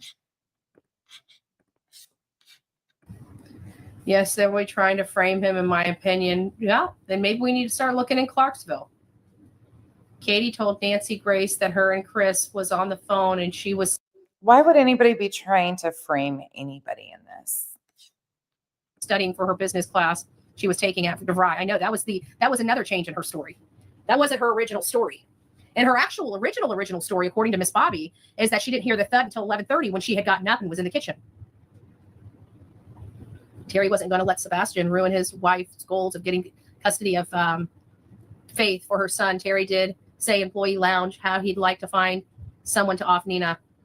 That whole family is, I don't even think that they know how messed up they are. Maybe they do. Maybe they do. I don't know. I don't believe that Seth had anything to do with it. I don't believe it. I wouldn't be working this hard for this case if I believed that the father, I would not even, I'm not one of these, everybody tries to say I flipped on people. I've never flipped on anybody. I do. I wouldn't be working this hard. What were you working on, Bets? What were you and Tony up to? Because we know you and Tony got in contact in May after you, not long, I think right around the time frame where you got booted out of JLR's group. And when Tony was getting pushback from channels like JLR and Dolly. It's interesting to me that where does Tony run? Oh, to the very person that has problems with both of those guys. You.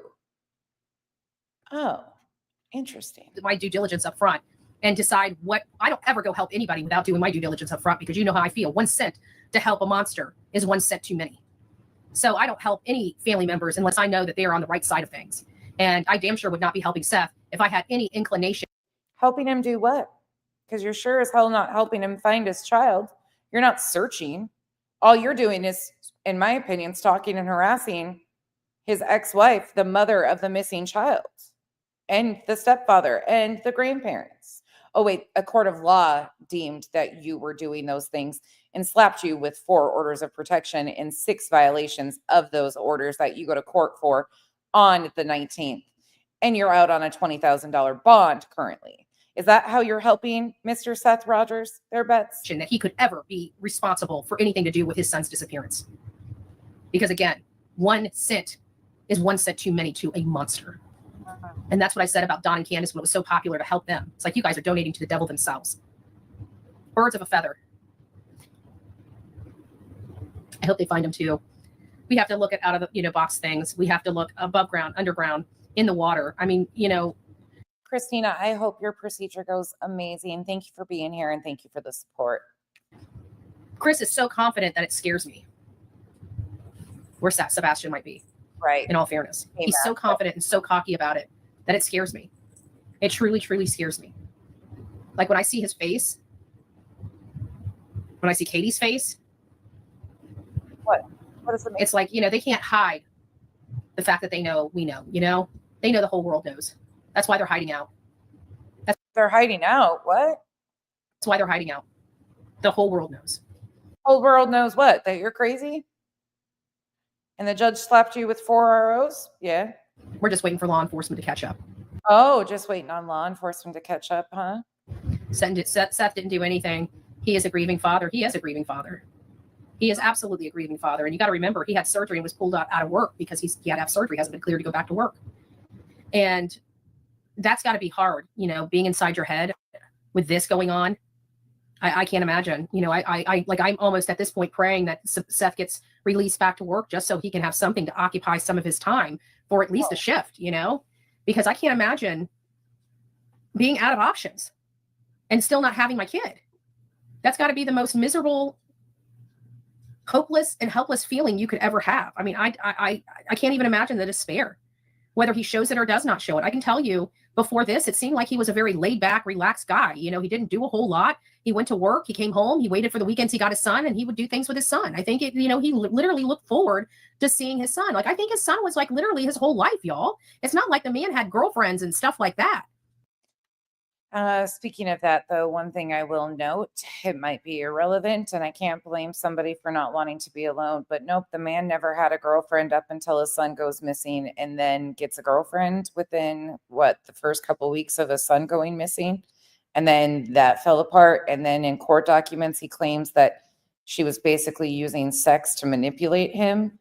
I mean, weird as fuck, but that's another twist in the story. He went to work every day just to get through the week so he can get to the every other weekend to see his son. He enjoyed being around his son. But this is the man who was so involved, right? Spent everything, and again, no shade, but facts are important. So you have 280 some pages of therapy notes, right? From every single week because he was in therapy. And supposedly those notes contain a lot of stuff about, his emotional state. But if you were such an active participant in this child's life, then you would have known that he was in weekly therapy and having all these issues, because when he was on vacations, spring break, and staying with you over lockdown, you would have been taking him to these sessions, correct? So which is it? Are you shocked now? Or were you just, never mind. Y'all get what I'm saying. Son, he enjoyed. You can't have both ways. You can't be a very active participant and then act like you didn't know any of these things were going on.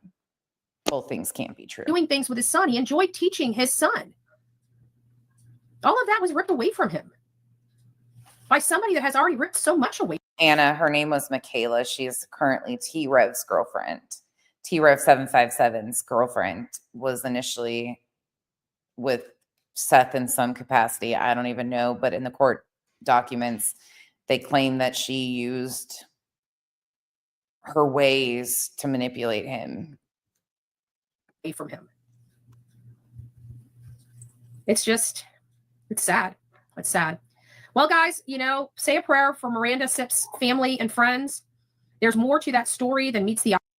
So that's basically her take on the 19th. I'm going to bump forward a little bit just because I think it's interesting to see how this goes. So we're going to go back to JLR on the 25th of August. I'm not getting every day in here, just some of the more bigger pieces that I want to add in up until At Night comes in. Let's see what JLR had to say on the 25th of August. The title of this one is Sebastian Rogers, Seth's Fault, Tennessee Arrests. Come in. Hello. JLR investigates. Happy Sunday, everyone. Come on in. Let's talk Sebastian Rogers. A lot of things going on in the Sebastian Rogers case. A lot of strange things going on. I titled this video Seth's Fault. And I've been analyzing and studying this case to a T. And it's a lot of things that are on my mind and a lot of things that do not make sense when it comes to this case. I titled this video Seth's Fault. Come on in, JLR Investigates. Always have a lot to say about the Sebastian Rogers case. See a lot of people in the chat. Dressed up today, church. I'm on my way to church. Noon church. So we're going to get a little church in me today and blessed. It's been 6 months now since Sebastian Wayne Drake Rogers went missing. How's the chat looking?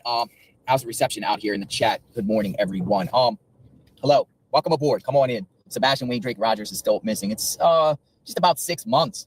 Now, that's way too long. But there's been wild stuff that has been going on over the weekend, ladies and gentlemen. Some very strange stuff. And, I'll be honest. I'm pointing my finger back at Seth for causing all this drama and all this chaos in the Sebastian Rogers case. I kind of took a step back because I've been just seeing him surround himself with some very disturbing people and very shady characters that have been centered around Seth, which just mind-boggled because, at the beginning of this case, so like we've discussed before, like literally Seth had a team of army of people, and I think generally good people that were surrounded, he was surrounded with, and, pushing, I've seen a lot of people in the chat, so obviously you know what I'm talking about here.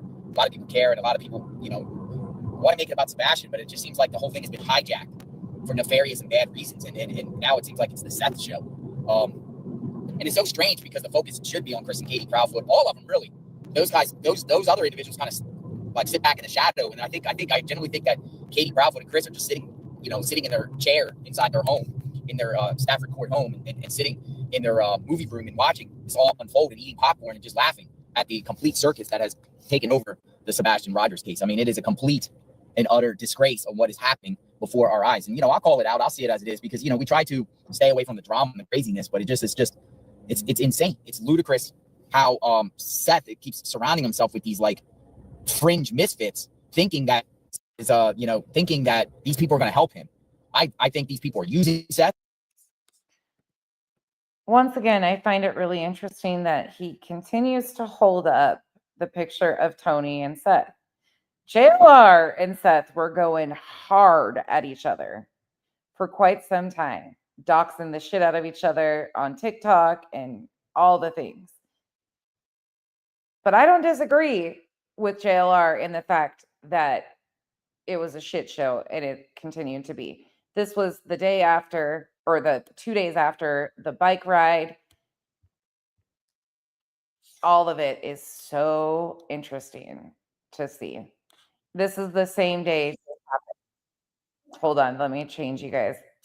So the ride happened the 24th. Betty got arrested. This is the 26th. This is the very day that the FBI released the reward for $50,000. Got a decent crowd. The 6-month anniversary. We got our 10 people. So I'm going to turn this around, but I've got to do some other things. We're going to be doing prayer. I hope you guys are all here.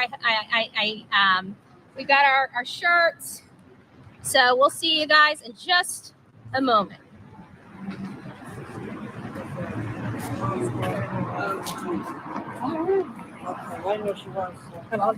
Sorry, I gotta make sure that this is right.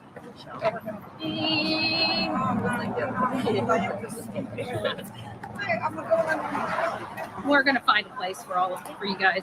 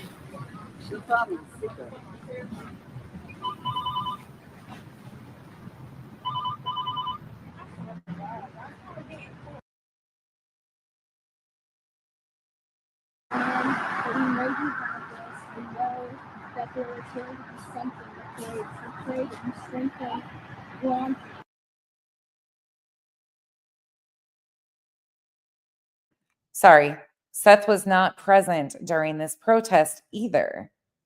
Seth was not there, but Tony was.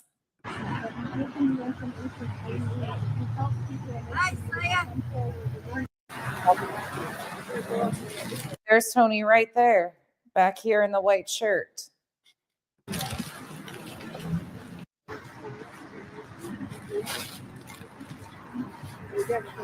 Why do a peaceful protest outside the police department that is doing everything they can to find Sebastian? Oh, I think this was more about the optics per se. There's Tony again over here on his phone the day after Betty got arrested. Then they go on to, she comes over and announces that they've. We want to bring Sebastian home. Hey, hey. Ho, ho. We want to bring Sebastian home. Hey, hey. Ho, ho. We want to bring Sebastian home. Hey, hey. Ho, ho. We want to bring Sebastian home. Hey, hey. Did you see that the FBI is now offering $50,000 for information?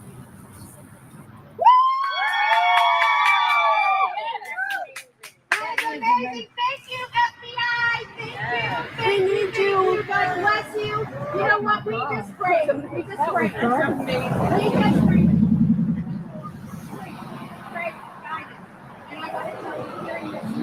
Guys. This is when the journalist tells them that they announced a $60,000 or a $50,000. The FBI offered up to a $50,000 reward. And Betty's like, yay, we just prayed. $50,000.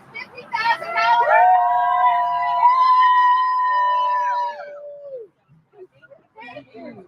$50,000. Yes, that's what we're talking about. Hey, hey, ho, ho. We want to bring Sebastian home. Hey, hey, ho, ho. We want to bring Sebastian home. Hey, hey, ho, ho. We want to bring Sebastian home. All right. I just wanted to show you that. So you guys have it here. Let's listen to Betty scream at us before we leave.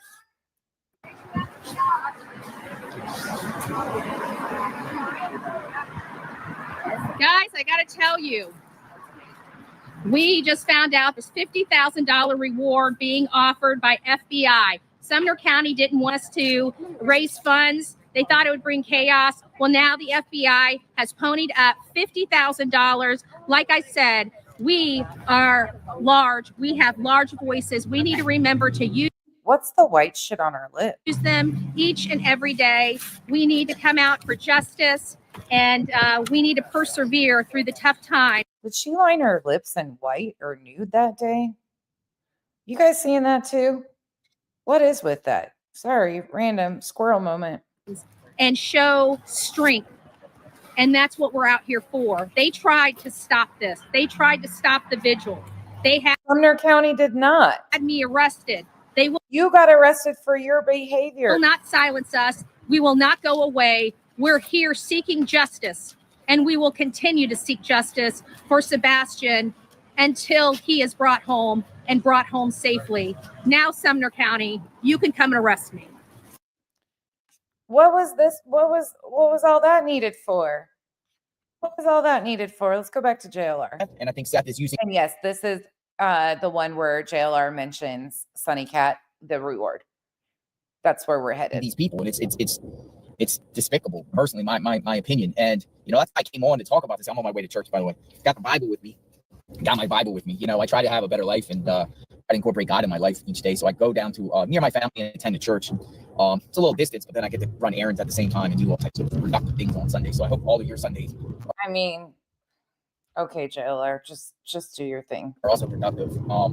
Seeing the nonsense and the craziness this weekend, you know, Seth knows that the people around him are lightning rods of negativity. Seth knows that. Seth knows the people around him are creating crazy drama and creating crazy chaos. So he can't play like he's innocent, and he can't sit there and say, well, this is about Sebastian, because it's not.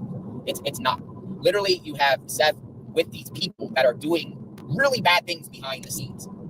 This guy right here, who I always talk about, Tony Mathis, and I do kind of make it personal with Tony Mathis. This guy had the audacity, and I've seen some screenshots and people coming my way and stuff like that. And I don't want to make it personal, like I'm going back at Tony or whatever like that. But this guy, since he has been put on board with the Sebastian Rogers case, has totally destroyed it, literally destroyed it, and just like basically took it. I'll say it. I don't want to be, you know, really rude about this and crude in my language. But Tony Mathis has basically took a big crap on this case. And I say that because he's come in and created a whole, like he's came in with just rounds and rounds and rounds of misinformation. The guy had the audacity to pull his private parts out on a feed on Sebastian's face, and then he gets caught. And then screenshots are getting brought to my attention where he's trying to somehow blame me for it, like it was me, which is so weird and strange because, like, you know, all we've been doing about this case is, you know, calling out the craziness and having. I told you it got really personal between Tony and JLR. Isn't it ironic that JLR is going after Tony? And then, well, shit. Not long after this, Tony gets reached out to by JLR's ex-coworker, Nick the Hat, and Dog the Bounty Hunter. Seth doesn't trust the situation at first. And then Tony convinces him it's a good thing. JLR also has problems with Betty. Who did Nick align with? Betty and Tony. But what did Tony Mathis tell us? he told us that when Dog and Nick called, they said, I hear your client is the first or the top suspect.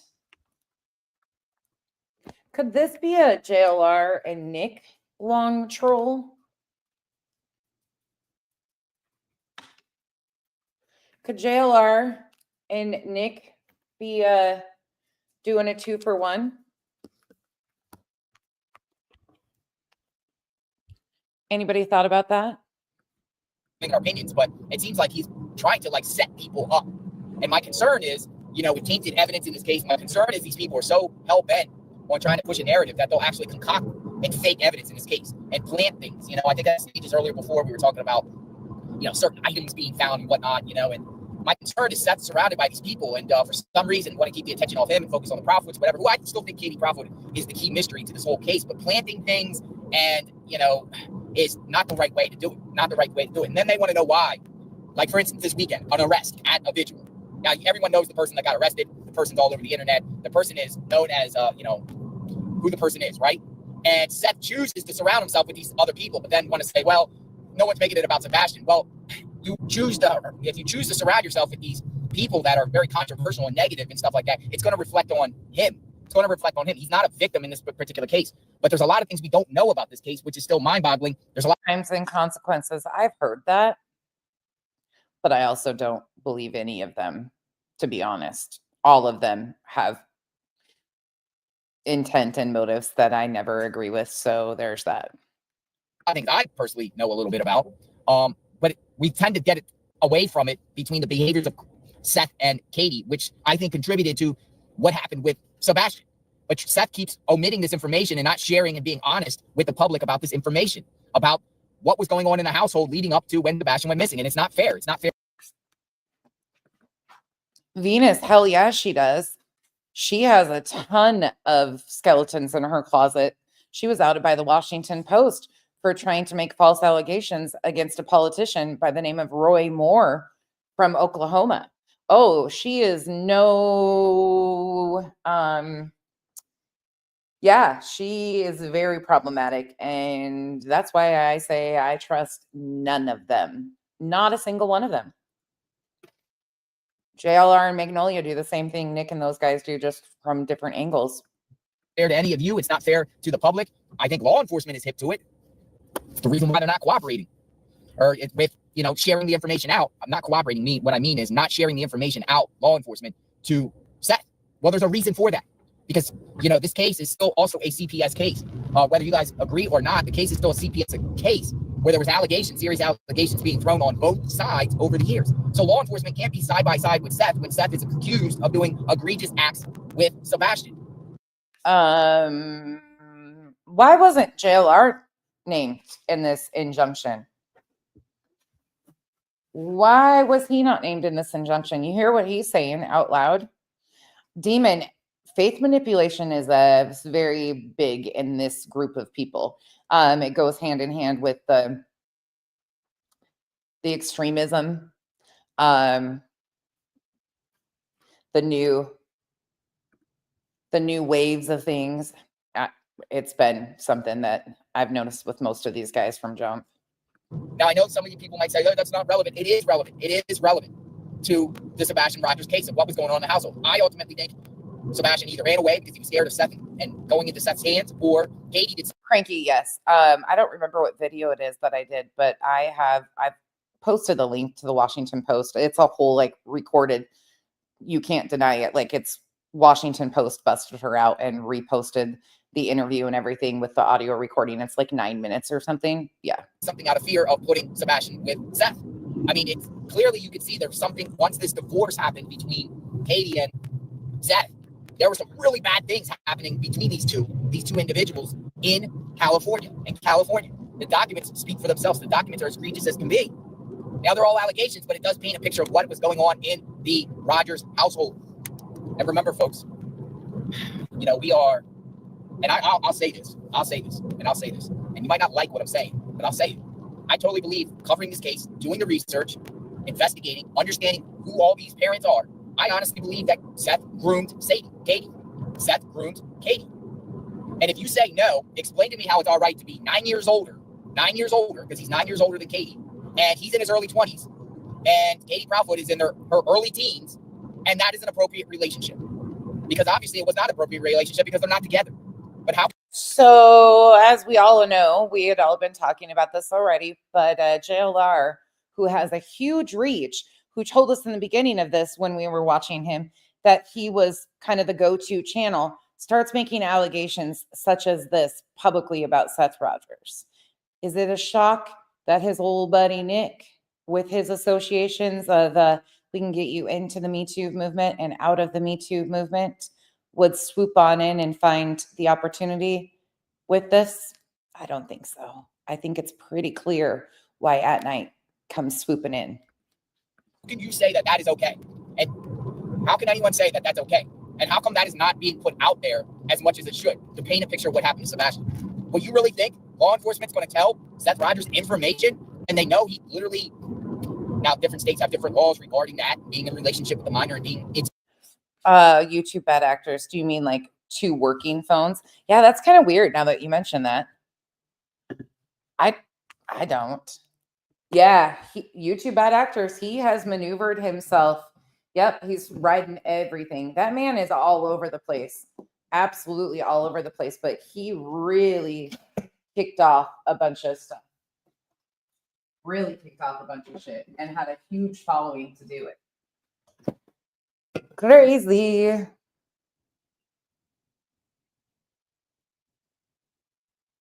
KCG, a lot of people stray away from it because they're like, oh my God, these people have done it's very disturbing and needs to be talked about. And that's why I will never, like, there will never be a day that I can ever support any of these people. None of it. With minors and stuff like that. It's adults, some it's 15, some it's under 14, some it's under 16, some it's, okay. But you really think, yes, there's a missing child. But in a sense, police can't be side by side with Seth, being sympathetic for Seth, who I personally think really didn't do anything with Sebastian the night in the 25th and 26th. Some of you think so. I don't think so. I really think he was at work. But do you really think law enforcement could be at side by side considering the background and the back history between these people, Seth and Katie, which is a very rocky relationship, criminal. You could arguably say it was criminal because in this day and age, now this was years ago, things were different back, 15, 20 years ago. But nowadays, imagine being in your early 20s and then having a relationship with somebody under the age of 15 and you're in your early 20s, you'd be in jail. Seth Rogers, if he was doing what he was doing now back then 15 years ago, I'm sorry, folks, you might not like what I'm saying, but he would be in jail. He would be in jail. He would be in jail. So no wonder Sumner County Sheriff's Office don't want anything to do with Seth, even though Seth could be totally innocent of this. But this information is being omitted to the public, which is not fair whatsoever. It's just not fair. It's not fair.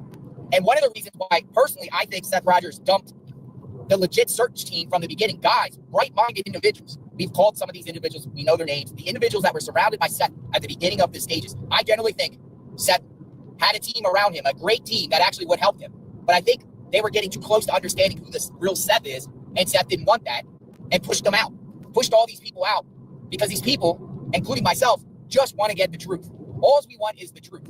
Yeah, he can go on TV every day and have Tony Mathis around his head, patting him on the back, making it look like he's sympathetic and for a show and have people say, oh, poor Seth, poor Seth, poor Seth. When Tony's sitting there right on him, hugging it. Yeah, it looks good. It looks good behind the camera. But in reality, to me, I think it's faking. I think it's complete faking, considering.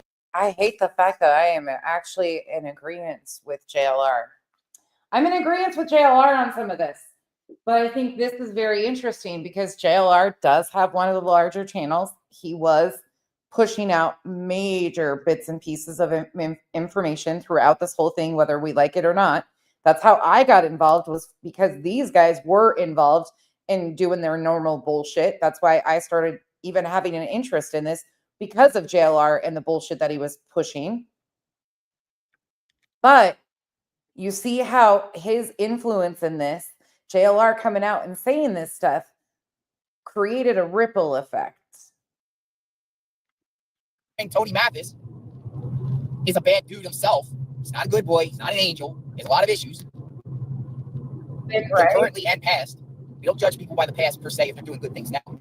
He does make sense. occasionally. There's a lot of people I respect out there that made mistakes, own up to the mistakes. But I see a complete disaster with the Sebastian Rogers case due to the fact that Seth got rid of genuinely good people and surrounded himself with the bottom feeders and the bad apples in the world that are create chaos. They've been advocating. Listen, and this was Tony yesterday, by the way. Tony Mathis had a bad day yesterday. Reason why his scam got exposed. And it got His scam got exposed, JLR says. Now tell me again that JLR isn't a little giddy about having some backlash at Tony here. So again, do you think At Night Media was brought in to just protect Seth Rogers? Or do you think that Tony himself needed a cleanup crew for his fucking up? Oh, you guys don't be okay. They're back and forth. They obviously it worked itself out, you two bad actors, because they're caps in each other's, but it's with hearts, so we're good. got stopped right before his eyes. And his scam being stopped, and you know what I'm talking about. The money, the protesting in front of Sumner County Sheriff's Office. Sumner County Sheriff struck back yesterday. And they're like, how dare you think you're going to organize a protest in front of our office when we're doing our best to find Sebastian? It's almost like, how dare you? And I don't see why someone would protest, but they know that it was basically a scam. It wasn't about Sebastian. Oh, never say never. Abso-fucking-lutely they did. 100% they did. But I think we heard Tony say that Seth was hesitant about Nick and the team. I think Tony convinced Seth that it was a good thing to have these guys come in because Tony wasn't even able to do his job and be the cleanup crew like he was supposed to be because he was being exposed with his pants down, literally or figuratively, whichever way you want to fucking call it. Whatever you saw on the screen, I mean, it's up to you to decide. But this man was being outed all over the place.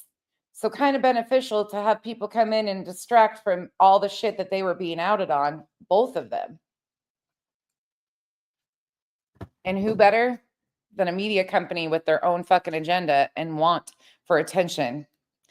I tell you, it's the perfect storm that all fucking lined up here. The protest was about clearing this guy's name when, using people under the guise of Sebastian and trying to get Seth. It's about Seth and clearing his name. That's all it's about, using Sebastian. And it's not right. It's fraud. Adrian. It's manipulation. It's deceiving the people. The people shouldn't be deceived about the situation. They should be primarily focused on Sebastian. And who cares if Seth is a suspect, according to Melissa, I will agree with that. He's done less problematic content from what I have seen. His content, he's a fearmonger. I'm just never going to I'm never going to have any respect for this man, if I'm being honest, because of the Sandy Hook stuff. That stuff I cannot overlook. Just like Magnolia and fake essay allegations. Those are things that I personally cannot ever overlook, but I can give credit where credit is due. His content hasn't been as harmful. I will say that. What he told the media and what's being put out there. Now, he's the one that went to the media and said it the other day. I heard the clips. It's no secret. All of them are suspects, in a sense, or persons of interest until Sebastian Wayne Drake Rogers is going to be found. But if he didn't do it. No, Bluefish, just so everybody knows, we are still back in the time frame right before At Night enters the picture. Just kind of getting the bigger picture of what was going on. Betty had gone to jail on the 24th. She had the protest on the 26th. We're just getting a little bit more of the pieces of the puzzle of what was going on, what JLR was saying, what people were doing before here comes the saviors, At Night Media, because it goes all fucking downhill from there. Then we get Coffindoffer, which had been covering this, but completely switches it up, how she's covering it, all of that stuff when Nick and those guys come in. It's really interesting, and it's going to take me a couple lives. Like I said, I've got 64 tabs open to get through all of this, but I'm hopeful you guys will see what I see. Who cares? Continue to fight. Continue to grind. Continue to grind and continue to put Sebastian out there. But there ain't no searches being done by any of them. None of them. And it's just, I'm sitting back looking at this farce and this dog and pony show and it's fakery. It's complete fakery. And I'm just like, it's time to speak up about it. Literally, it's time to call it out as I see it is. I'm entering Pinellas County, Florida. It's so weird and bizarre. Now, Seth should be honest and open with the public and the people about what this case is really about and what was transpiring. Hey, sweet and sleepy. I'm sorry. It's been you guys, I'm so behind on everything that's going on, and I'm loving living in this bubble. So if you don't understand what I'm doing, I'm more interested in how all these pieces connect and the harm that these corporations are doing. There's so many creators right now that are just spewing bullshit, complete bullshit on every side of it. More theories, more speculation, still trying to armchair detective this. It's attacks on the parents every day, all day. I'm not interested in that. So I'm more interested in the actual foundation of how we got to this fucking injunction with At Night Media and all the clowns involved, because these people are worrisome for future victims and their families, and how they got themselves aligned with all of these people and are, in my opinion, exploiting Seth for all it's worth, Tony Mathis included, is really concerning. Fired 2-3 weeks before Sebastian Wayne Drake Rogers was missing. Seth needs to come forward and share what he has been accused of by Katie. Because if he doesn't, it's all fake. Katie should be coming out immediately talking and sharing everything. She's not. And you know my feelings towards Katie Proudfoot. But if you could ask who's doing this thing appropriately, ironically, even though Demon, I think she's one of their consultants, to be honest. And I think that's the point of them having Coffendorfer as a part of their team. And I think that was facilitated by or through like the Calvaconte. Yeah. I think Katie's the key of it. Katie and Chris are the ones that are doing this appropriately at this time, believe it or not. And I just think it's odd and strange how you got these misfits or hell-bent on putting things. Where's the reward? Where's the reward? You're raising money on shady organizations that aren't even registered as 501c. And I get 6 months later, vigils. But what is that really going to do? What about reward? What about a reward out there to find Sebastian Wayne Drake Rogers? A reward. Why don't you raise money for a reward? Why don't you actually do searches? Why don't you actually tell the backstory of what's going on? Because the backstory is important to understand, to get the truth out, right? But it frustrates me so much seeing this little boy's name get hijacked by these lunatics and these bad fringe apples. This Tony Mathis guy, he had no experience being a spokesperson. He's using Seth. Seth is probably using him, but he's manipulating everyone. He's pulling the strings. He's trying to concoct evidence. He's trying to make things more than they are. And I fucking hate the fact that I'm agreeing with JLR, but I am agreeing with JLR. Maybe it's a strategy to get buzz or whatever like that, but all he is just a train guy. And I've heard horror stories about this guy. This is why I don't co-sign anything they do. The reason why I don't co-sign anything that they do and put out there is because we personally know the search PIs that were handling the Caleb Harris case. And they say this guy is a complete disaster. He completely tried to create these false narratives and manipulation and bogus theories on the Caleb Harris case with no experience whatsoever. And poor Randy Harris and the Harris family. Doesn't that sound familiar to what is currently happening right now? I think they got stuck with this guy because they were, unfortunately, Randy Harris worked with Tony. And Tony just basically abandoned Caleb Harris' case, and he also got kicked off because he abandoned the Caleb Harris' case. They told Tony Mathis to kick rocks, told him to get out, told him to leave. We don't want your services anymore. But now he's leeching onto Seth Rogers. Tony Mathis is 3,000 miles away or 2,000 miles away in the Midwest, Grove, Oklahoma. Guys, I'm going to church. Tony Mathis and his wife was sued by a church. Did you guys know that? Did you guys know that Tony Mathis and his wife, Dana, were sued for apparently defrauding a church? No, look it up. It's like Joplin, Missouri. It's pretty crazy stuff. He's a troublemaker. These people have been attacking me and journalists that just want to get the truth. These people have been coming at us with these fake accounts and wildness and craziness just because we want to report what's up with the Sebastian Rogers case, or we want to get more answers, and they're hiding the truth.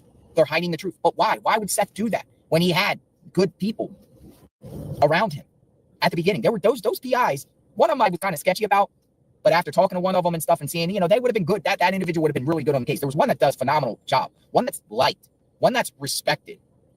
They're lying now saying they got PIs now. They don't got no PIs now. He lied. He lied on national TV talking about my PIs. His current PIs. After many of them left, he claims he fired 2.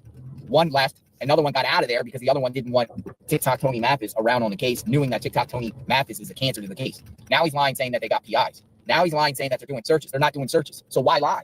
Why lie about saying that you're doing searches when you're not doing any searches? Not at all. I am going to go today and pray for Sebastian Wayne Drake Rogers. I literally am. JLR, don't do that. Let's not start the faith manipulation, JLR. Let's not do that. Dreams, I'm not sure who you're talking about. I might have missed something above, but I didn't catch it coming in. Sorry. I'm on my way to pray for, this case, because we want Sebastian to foul, but we also want the truth. We don't want to be lied to and manipulated and people's hearts being strung around emotionally, on this case. It's so weird because, with him, I don't know his background like that. I have not ran Tony or looked into anything like that, but interesting that you say that. Tara, thank you for becoming a member. Welcome to the cabana. We've had our own experiences with him. At first you want to go in and help somebody. You want to go in and help somebody. You want to go in there and make a difference. But if people's true characters come out, you kind of step it back and you're like, whoa, I don't want to co-sign this BS. I don't want to be involved with this. I don't want to be involved where 1 second the media camera's in front of you and then you're sobbing and everything like that. And as soon as the camera's off, you're cussing and talking about negativity and weird stuff. I'm not with that. I'm with people that, generally want to just hang around with good people, do good things, be productive, stop lying. It's very, very sad. And, I am griping about it because I do feel like, in a sense, that I personally been bamboozled by this case. When you're out there and you're investing time, you kind of feel betrayed. Yeah, some of the other people that have been hands-on with this case feel like it's been a slap in their face. They feel like they've been used, manipulated, bamboozled, tricked, and it's not right. But again, it's so weird because he should just be open and honest. I don't believe he did anything with Sebastian that 25th of the 26th. And we've never said that on JLR Investigates. I don't believe though. So, but who knows, because it is open, but I don't believe it. However, I believe that what he's responsible for is trying to obstruct the truth. And when I say obstruct the truth, I mean these weird areas, like even at the beginning stages of searching for Sebastian, why go to the most bizarre areas that have nothing to do with Sebastian and waste everyone's time and resources about going to search in places that it would be no different than, saying Sebastian is in Nashville and while, Riley Strain was missing, we're going to go look along the river there for Sebastian. I mean, just weird places that had nothing to do with Sebastian, far away places from the general radius where Sebastian Wayne Drake Rogers went missing. And he wants to send people in these wild goose cases and weird stuff and bring in some weird. And just a note, that was before Tony got involved. Seth was doing that before Tony got involved. Strange, bizarre people in the process. And to me, I'm not with it. Now, people might say he can do whatever he wants. True. But if we're seeing craziness and the nonsense, we're gonna also call it out at the same time, because a lot of people are generally invested in this case and they want to know what happened to Sebastian Wayne Drake Rogers. They want to know where this little boy is. And they want to know what led up to Sebastian Wayne Drake Rogers went missing. Yes, it's relevant. So JLR is making some pretty bold statements and claims here. Again, not shocking from JLR, but here's another one. This is from the 25th. I mean, he goes over, I'm not going to play this one, but him and Tony were going back and forth for quite some time. This is the day before, the 25th of August. Tony's arrest warrant, Tennessee. We can listen to a few minutes of it. Hello, everyone.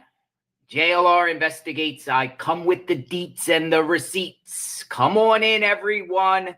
Come on in. We have a lot to talk about. The Sebastian Wayne Drake Rogers case. Investigative journalist, JLR. I'm a gonzo journalist. You're gonzo, that's for sure. Melissa Hart, thank you for becoming a member. Welcome to the cabana. Hey, Shop. I don't know what I'm thinking, dude. Yeah, Shop, all of them.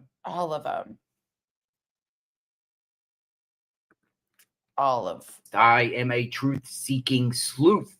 Oh, I am surrounded by the best minds and PIs, folks. I get a lot of the goods.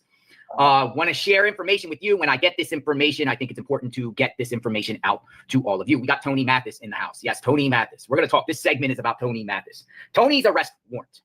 Let me ask you something, folks, about the Sebastian Rogers case. Tony Mathis is aligned with Seth Rogers, the spokesperson for Seth Rogers. But who is the real Tony Mathis? Will the real Tony Mathis please stand up? We've been doing a deep dive, and we kind of been holding this back a little bit, analyzing to see if this guy was generally good or not. And we came to the conclusion that this guy has been a complete cancer to the Sebastian Rogers case. Did you know, ladies and gentlemen, that they might be active, they might not, but there's numerous warrants out from past things dealing with Tony Lee Mathis. It's from the 25th of August, days before Nick the Hat enters the scene. Is in Oklahoma and Missouri. And did you know, ladies and gentlemen, that this individual right here, Tony Lee Mathis, Grove, Oklahoma, the spokesperson for Seth Rogers, he, in the last 2 decades, we're going back 20 years, he has been sued over 25 times by people, schools, churches, Department of Revenue, companies, corporations. Him and his wife, Dana, has been sued for fraud, breach of contracts, not paying money, scamming people. And I'm going to show you the proof. Oh, shit. Demon, I think this is the one you're talking about. Shop, that's so cute. So cute. Oh. I'm going to show you the proof. It's time to get the proof. The proof is in the pudding, right? That's what people say, right? The proof is in the pudding.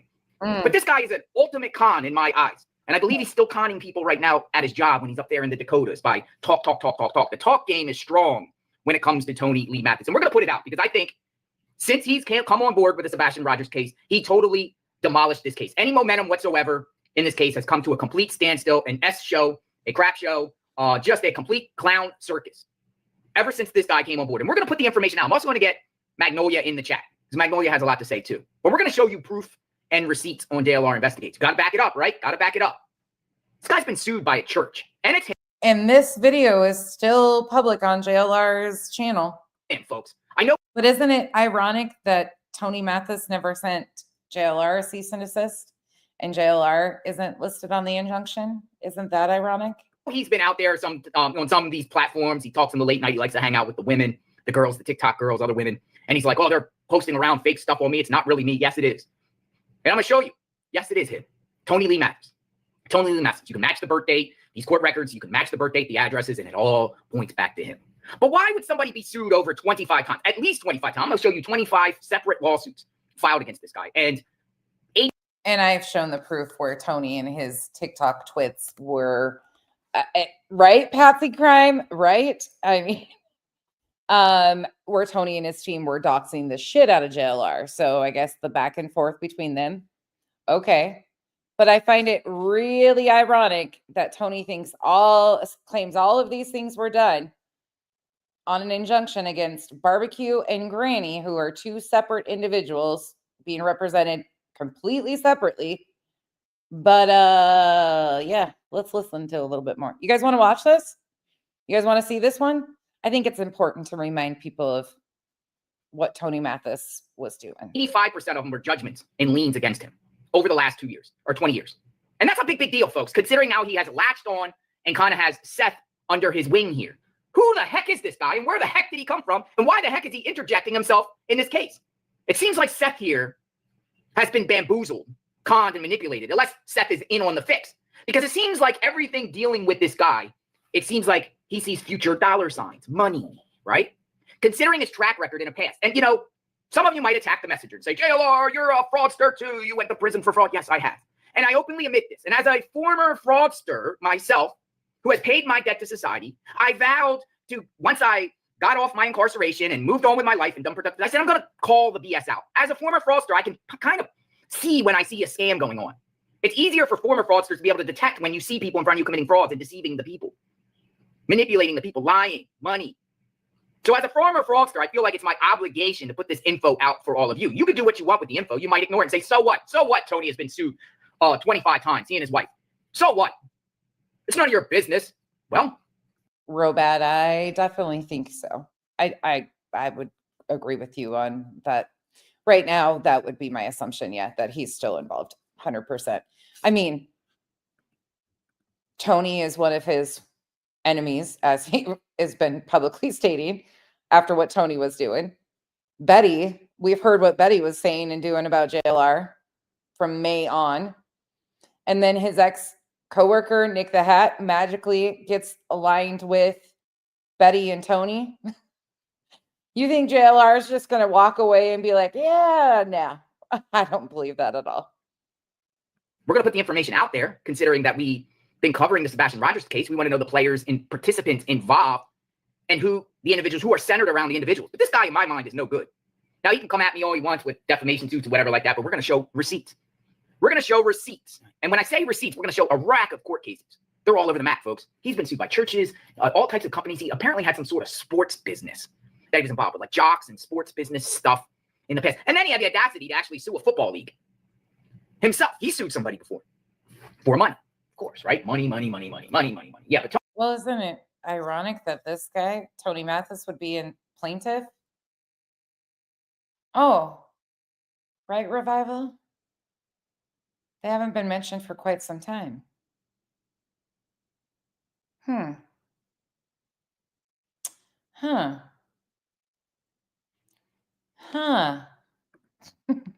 Tony Lee Mathis. You guys can tell I'm like, I've got all this shit in my head today, but I'm trying not to publicly like lead you there.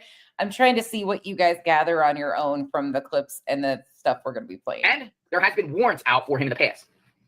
And that's something I want to share because I titled this warrants. And I know some people are like, well, this is clickbait, or you're talking about warrants right now. No, I'm not sure of any warrants that he has right now. I can tell you for a fact he's under investigation.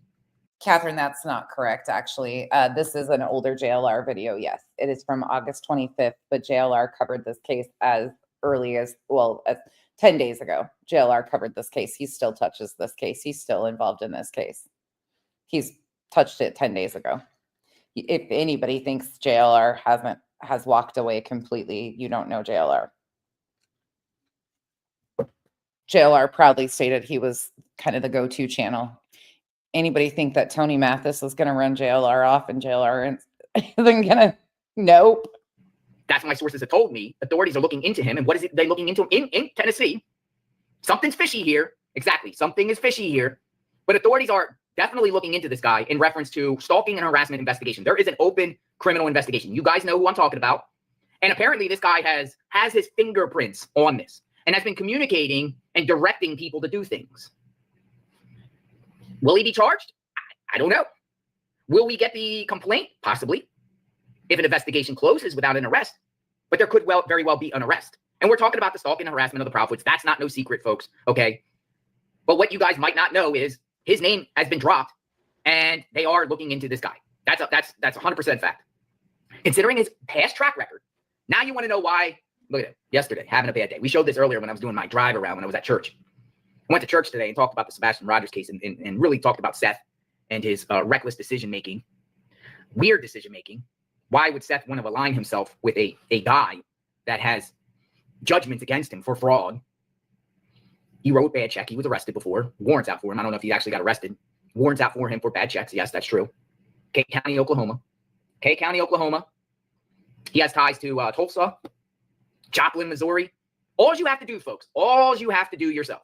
If you don't believe JLR, if you think these are fake screenshots or, you know, I'm putting out purposely misinformation, all that, fact check me. Call me out. All you got to do is go to the Missouri and Oklahoma criminal court record search, civil and criminal court record search, and put his name in. Put his name. Now, there's other people with his name. There's like a Tony Lamont Mathis with an L, but it's not him. But there's plenty of Tony Lee Mathises in there in the plenty of Tony Lee Mathises that will take you back to where he lives and matching birth date. Fact check me. Fact check me. Why is Seth Rogers hanging around with somebody that has judgments and over 25 lawsuits against him? Does Seth and Tony, are they in on some sort of scheme here? Proudfoots, I don't see really raising money. I think Katie Proudfoot, I've always said, again, this is not necessarily an attack on Seth as far as him doing something to Sebastian, though I think he's trying to, at this point, knowing that he's surrounding about this guy, I do think at this point Seth Rogers is capitalizing financial money, see some sort of scheme here using Sebastian's name. One, it seems like in order for Seth to get publicly cleared, well, he would need to be publicly cleared in order to get funding through organizations. Seth said out of his own mouth that he's going to work with the Cold Case Foundation. I'm shocked that they would even want to work with him. But he wants to get cleared, I think, for funding. When they say resources, we're talking about financial resources. We're talking about Tony thinks maybe that him and Seth can create the Sebastian Rogers Foundation, dedicated as... Wait, Mo and Tara, are you talking about our Roro? Who's being mean to Roro? Where was she being disrespected at? I'm going to have a fucking issue. Roro's great. Say grieving father Sebastian. Do I need to cuss somebody else out? Because I ain't above that shit, as you guys know. We're going to create a foundation to help other people, whatever. But Tony being part of this is a big problem. A big, big problem. And we're going to call it out. Now, you don't have to believe me. You can ignore me. You can say I'm a hater, whatever like that. Fine. Cool. But we're going to put the information out there. Let you decide. Share this video out. JLR investigates. We haven't been investigating. We're just watching. Because we're not judging people by their past per se, right? Some of us out there have passed. Some of us made mistakes. Cool, right? But if you're out there generally trying to make a difference and do right, I'm cool with that. I'm cool with that. And maybe you are, some not. I can judge it all the time from my past, my reports. just by talking about missing people cases. Sometimes I get, occasional troll in the chat. You're a Yeah, Mo and Co. That's bullshit. I don't know who's going after her, but I'll figure it out after. fraudster, you're a scamster, whatever like that. And I always get that. Cool. Bullshit. But I know I'm on the right path. That's bullshit. Because we're calling out negativity. We're calling out the criminals. We're calling out the bad actors.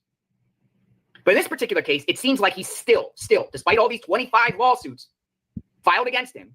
Wait, you guys are speaking of Row, not Rowena, right? Our Eli and Tomac, that our Row that we both want. We want Eli and Tomac to win, even though they're the same person. That our motocross Row that Kyle loves when she's here. He's still up to his old tricks. And I think he feels like he can come in and, he's saying now he's claiming everything is on his dime. Yeah, he's hedging his bets here. He's fronting up his own money to gravitate towards Seth. Okay, so BJ is going after Rowena, and our Row is being gone after in a post. Okay, thank you. For a bigger cost, for a bigger financial gain or financial outcome down the pipeline. How's this protest going to go tomorrow, by the way? There's supposed to be a protest out there. Yeah, 25 lawsuits. 25 lawsuits. I got them all here. I mean, we're going to read them. But This is the day before the Betty protest again. Just remember. Show you 25 lawsuits. And you can go see yourself. Match it. And there he goes, just doxing people. So, and he does that for a few minutes, as you can see. Typical JLR. He's got all the documents pulled up. Bad things are happening with the case. Like legit private investigators kicked out. Legit searchers kicked out. Misinformation out there. Purposely misinformation put out there. Him exposing himself. It's just sick. Chango, we're not going to do that. We're not going to do that. Sebastian is obviously a real child. You can have your opinions, but let's not take it that far, please. And it's all under the name of Sebastian Wayne Drake Rogers, and it's not fair. It's just not fair. And they want to know why. Why? Like, you think the police department, Sumner County Sheriff's Department, Hendersonville Police TBI, whoever, you think the police department out there don't know who they're dealing with? Of course they do. Of course they do. They do the background. You want to blame, and people want to say, oh, poor Seth's not getting information from the police. Duh. Why do you think he's not getting information from the police? It's more than about him not being cleared, because even him not being cleared, he might have gotten some information if he wouldn't align himself with these riffraffs. But you got this guy over his shoulder. Literally, when I say over his shoulder, he's over his shoulder at all times. He's right next to him. And police know about this guy. One, he's under investigation criminally. And two, his track record is outrageous, egregious. It's bad. And that could be a suspect. People say, it's old. It doesn't matter. Okay, cool. Doesn't matter. But you still think the police are not noticing that? And you don't think that once someone has over 20 years into the teens, pretty recent stuff, of frauds and debts and stuff like that, you don't think they'll continue to do it? Maybe not. But it seems like he's doing it now. My opinion. Can't say that as a statement of fact. I don't know 100% right now that he's defrauding the Sebastian Rogers case. I'm just saying with his fingerprints all over this, it's been a mess. Let's get Magnolia in the chat so we can talk a little bit. I fucking hate agreeing with JLR. We've been discussing this case, and I'm just disgusted of how this direction has gone. And it even gets worse after this. But I don't want to see you people out there be defrauded. This is what it's about. Hello, Magnolia. Hello. Hi, Magnolia. Thanks for coming in. Yeah, I think I'm about a minute behind or so, but yeah, I'm here. Tony Mattress. Yeah. Oh, Tony. What's your take? Well, so Tony, the thing is,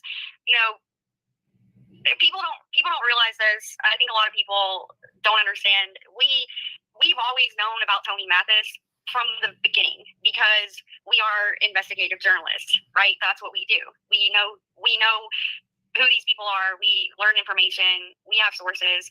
I happen to have a very close friend / source that happens to know Tony as well.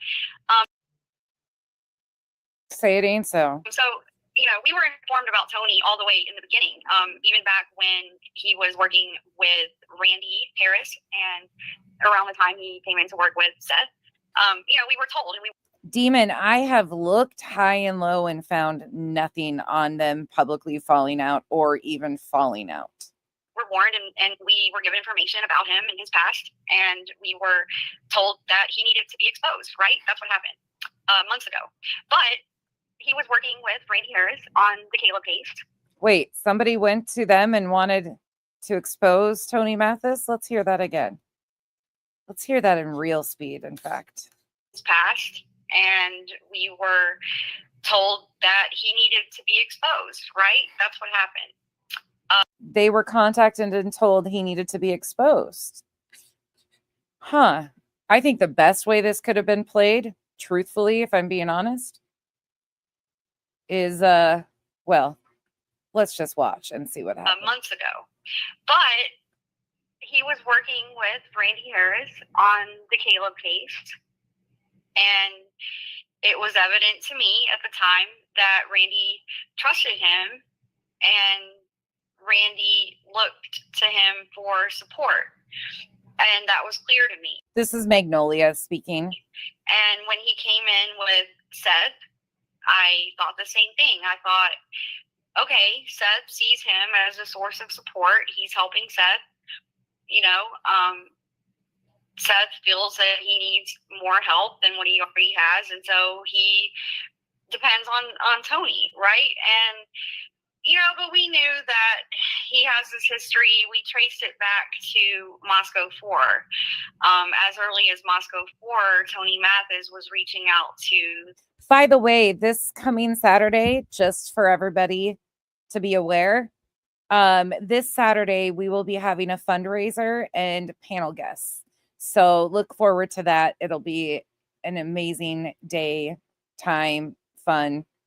I got to remember what time. I think we're doing it like noonish my time, something like that. I'll ask the ladies again, but I will be joined by some incredible humans, and we're going to do a fundraiser for, I can't remember I've got it written down. I'll have to go find it. The Moscow 4 family. He denies that, by the way. He denies that in a recent live. He's like, no, I never reached out to them. Well, no, he did. He did. And Robat, I actually said that I needed Am to be off work and the girls to drag me out of this rabbit hole. I'm right there. My tinfoil. I got 2 rolls from Costco that are heavy duty. I'm right with you. I am right in the same hole as you. Tara, I set an alarm for putting potatoes in the oven. That's what I'm supposed to be doing right now.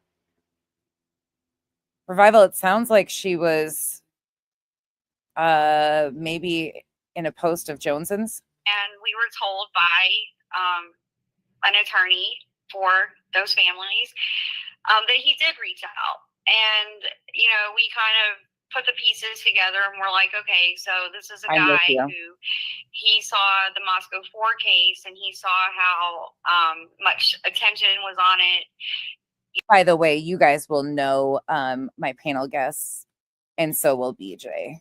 She will know them too. Some that she might not really like very much anymore, but they're great human beings, if I don't say so myself. So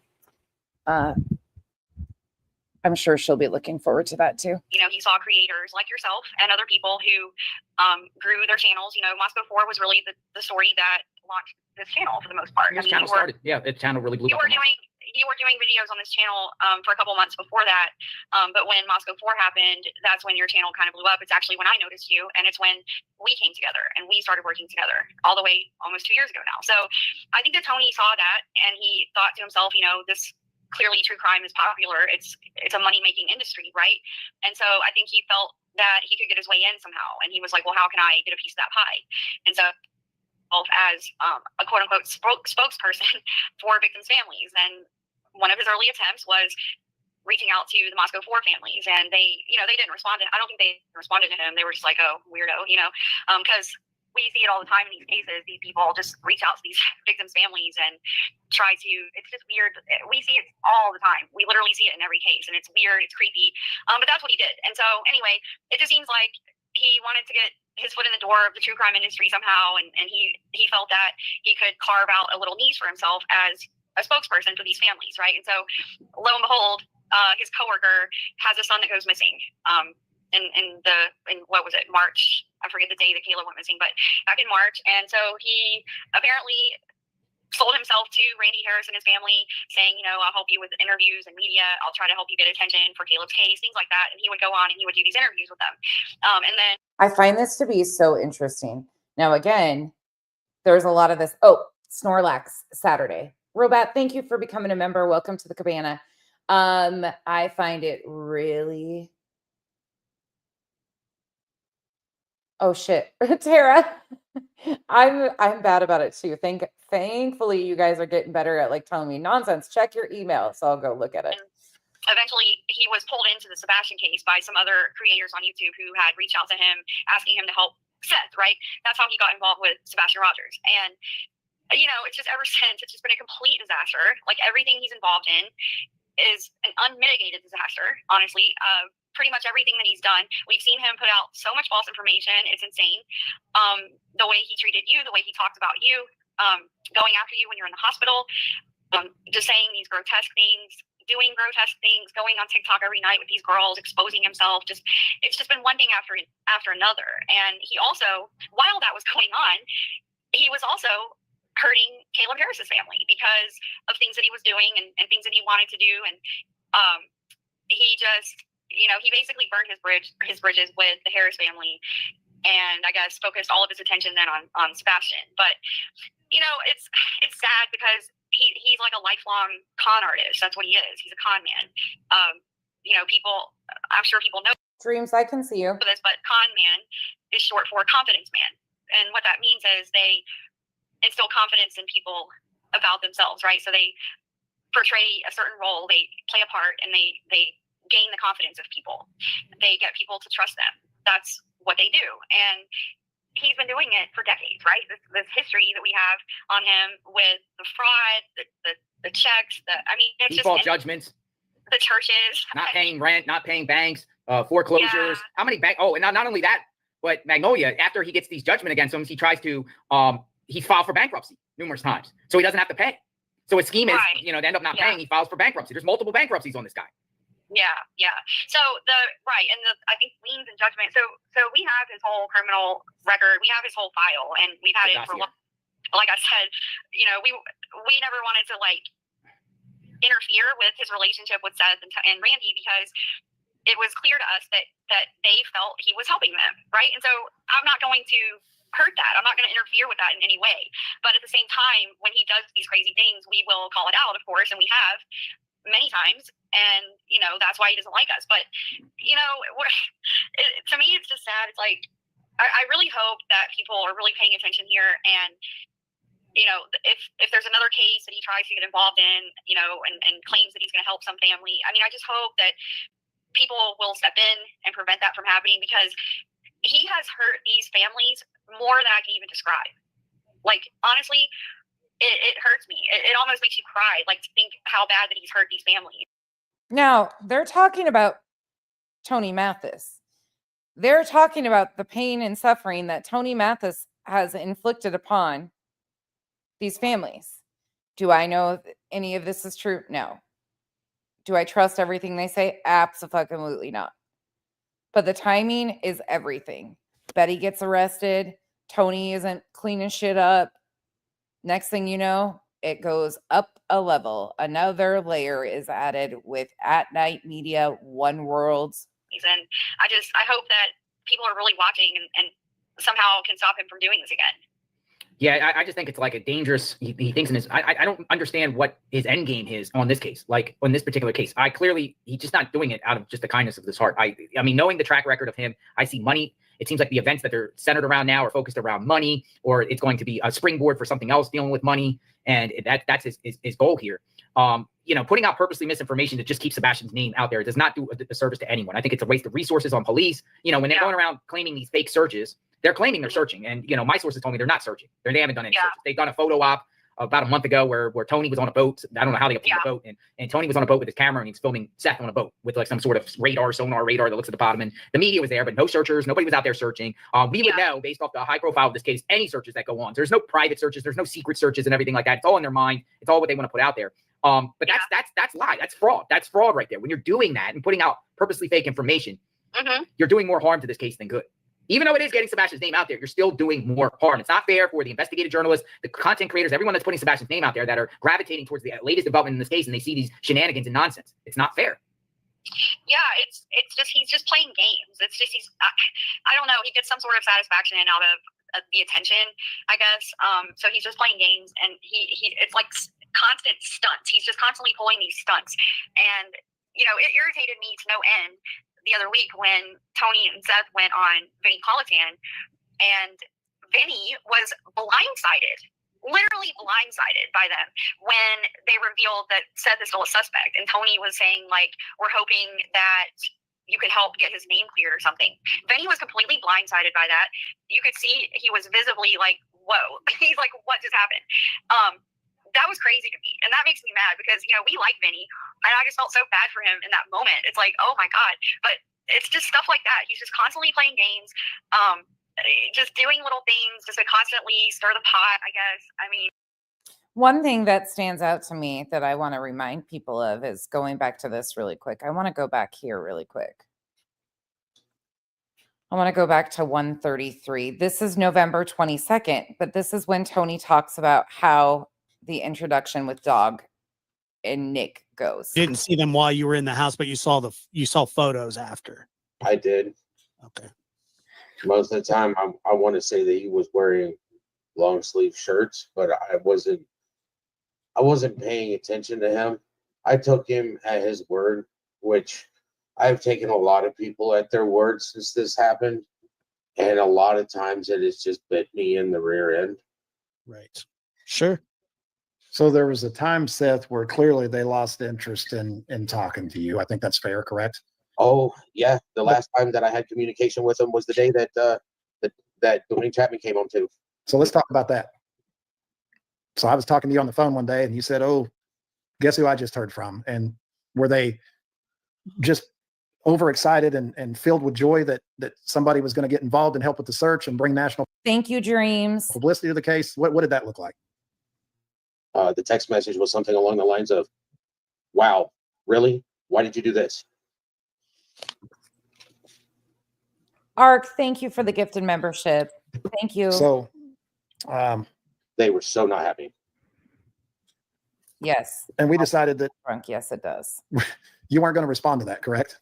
Well, by the time that I got home, because they texted that to me, by the time I got home, they had already followed up with another one 2 hours later. Well, I wouldn't answer that either. At which point in time, I did respond to them and told them they could contact me by phone. I'll always pick up and I will always have a conversation with them. So when we got the call from Nick and his team, we had conversation with our inner circle as to whether or not that we felt like it would be a good idea. When we got the call from Nick and his team, we had a conversation with our inner circle. Idea for me to reach out to them, find out what they were about, and we were kind of split on that, right? We didn't know if it was a hoax or not. Right. And you were, one of us was I'm not in favor. One of us was, I was certainly in favor. You were somewhere in the middle, as if they can help find my son, I'm open to listening, kind of thing, right? Correct. I mean, I have always accepted help in finding my son because that's my only goal, is to find my son, and that has gotten me in trouble. So on this route, and well, gotten me in trouble on this route. How have you gotten in trouble on this route? Look, this is the way that I look at it.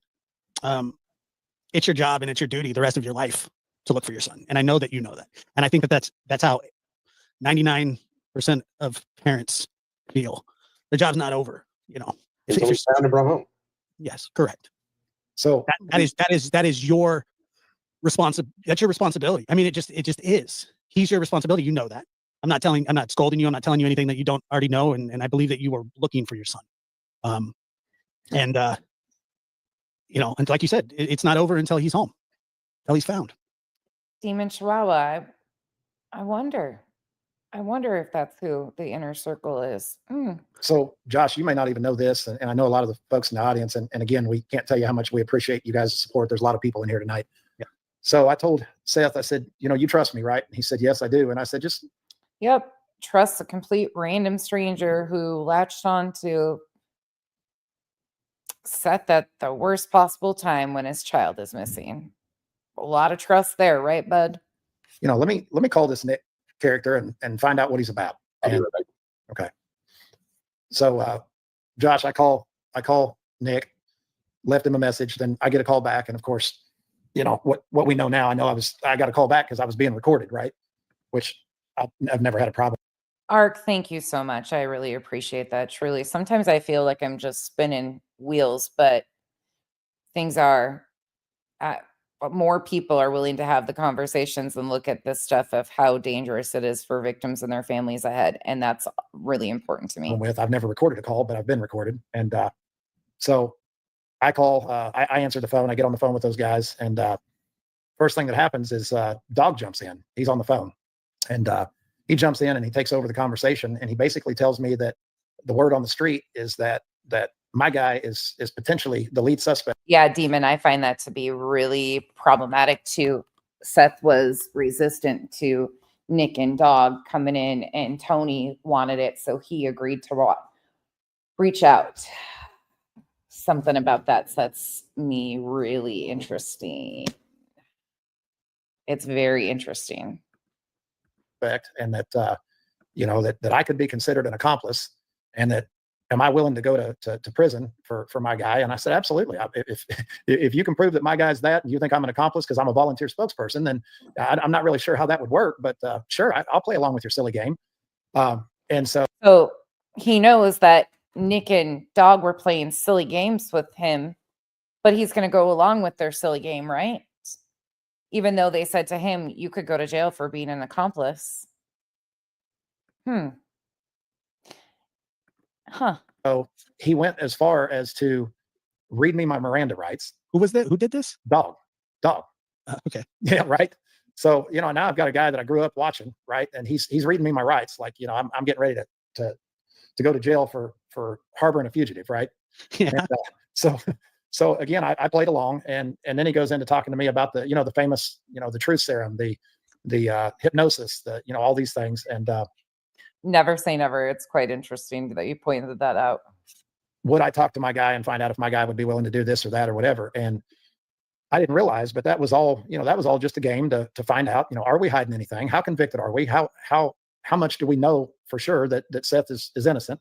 And what are we willing to do to help us find Sebastian? And I told Dog, I said, Dog, Seth Rogers would cut his arms off to find his son. I said, if you think that putting truth serum is going to scare him away, if you think that hypnosis is going to scare him away, I said, as long as I was there while it was going on, he'll do anything in the world to find his son. Well, an hour and a half later, as we got into the real facts of the case, it became obvious that, that they knew that. Do you see how he makes himself so important here? Let's listen to that again. As long as I'm there. And Sebastian. And I told Dog, I said, Dog, Seth Rogers would cut his arms off to find his son. I said, if you think that putting truth serum is going to scare him away, if you think that hypnosis is going to scare him away, I said, as long as I was there while it was going on, he'll do anything in the world to find his son. As long as I was there as it's going on, he'll do anything. Really? That's scary that you have that much control over Seth Rogers, the father of a missing child, Tony. That's really scary that you were willing to let your client even be played games with. Well, an hour and a half later, as we got into the real facts of the case, it became obvious that, that they knew that Seth was not involved. How did you get into the real facts of the case, sir? Because you said on the 17th of August that you don't know the facts of the case. You're not even watched the videos or anything, correct? That's what you said on BJ's panel from August 17th. We've heard that. But I think they needed to know wholeheartedly that we were committed to doing whatever it took to support them. And fast forward now, we've had a lot of conversations you and I, Josh, have had about. Thank you, Jen, for the support. It really does mean a lot. About the good they've brought. And I don't know if you saw, but that reward has been bumped up to 200,000 as of today. I heard something about that. Yeah. Yeah. And which I think is fantastic, but it kind of begs the question, we went from 50 to 100,000 and 125 and 150, 175, 200. It's like we're at a reward auction. Like we're at a reward auction. Again, this was November, but all they've done is continue to increase it. Nothing of substance from them, but they continue to increase the reward for public attention, it seems like. Does it not feel like that if there's anybody out there that wasn't on the inside, that something would be happening? I mean, that's kind of the that's the problem with rewards. Right. Typically when you have the information to hand over, you got your foot in the pile of crap. Right. At least partially. Unless, if you read the FBI poster, it says, for the I believe it's the location and the return and prosecution of the parties, which are three enormous steps. And you'd have to be relatively close to somebody to know that kind of information. It rarely happens. It rarely happens. Right. So Seth, we were talking about how Dog got involved in that initial phone conversation I had with him, where they told me they were going to arrest me and drag me away for being your friend. So fast forward to now, we had a big day today. Reward goes up to $200,000. What has it been like in your mind working with Dog and Nick and their team, as far as how aggressive do you feel like they pursue leads as they come in? Because we're getting a lot of them, right?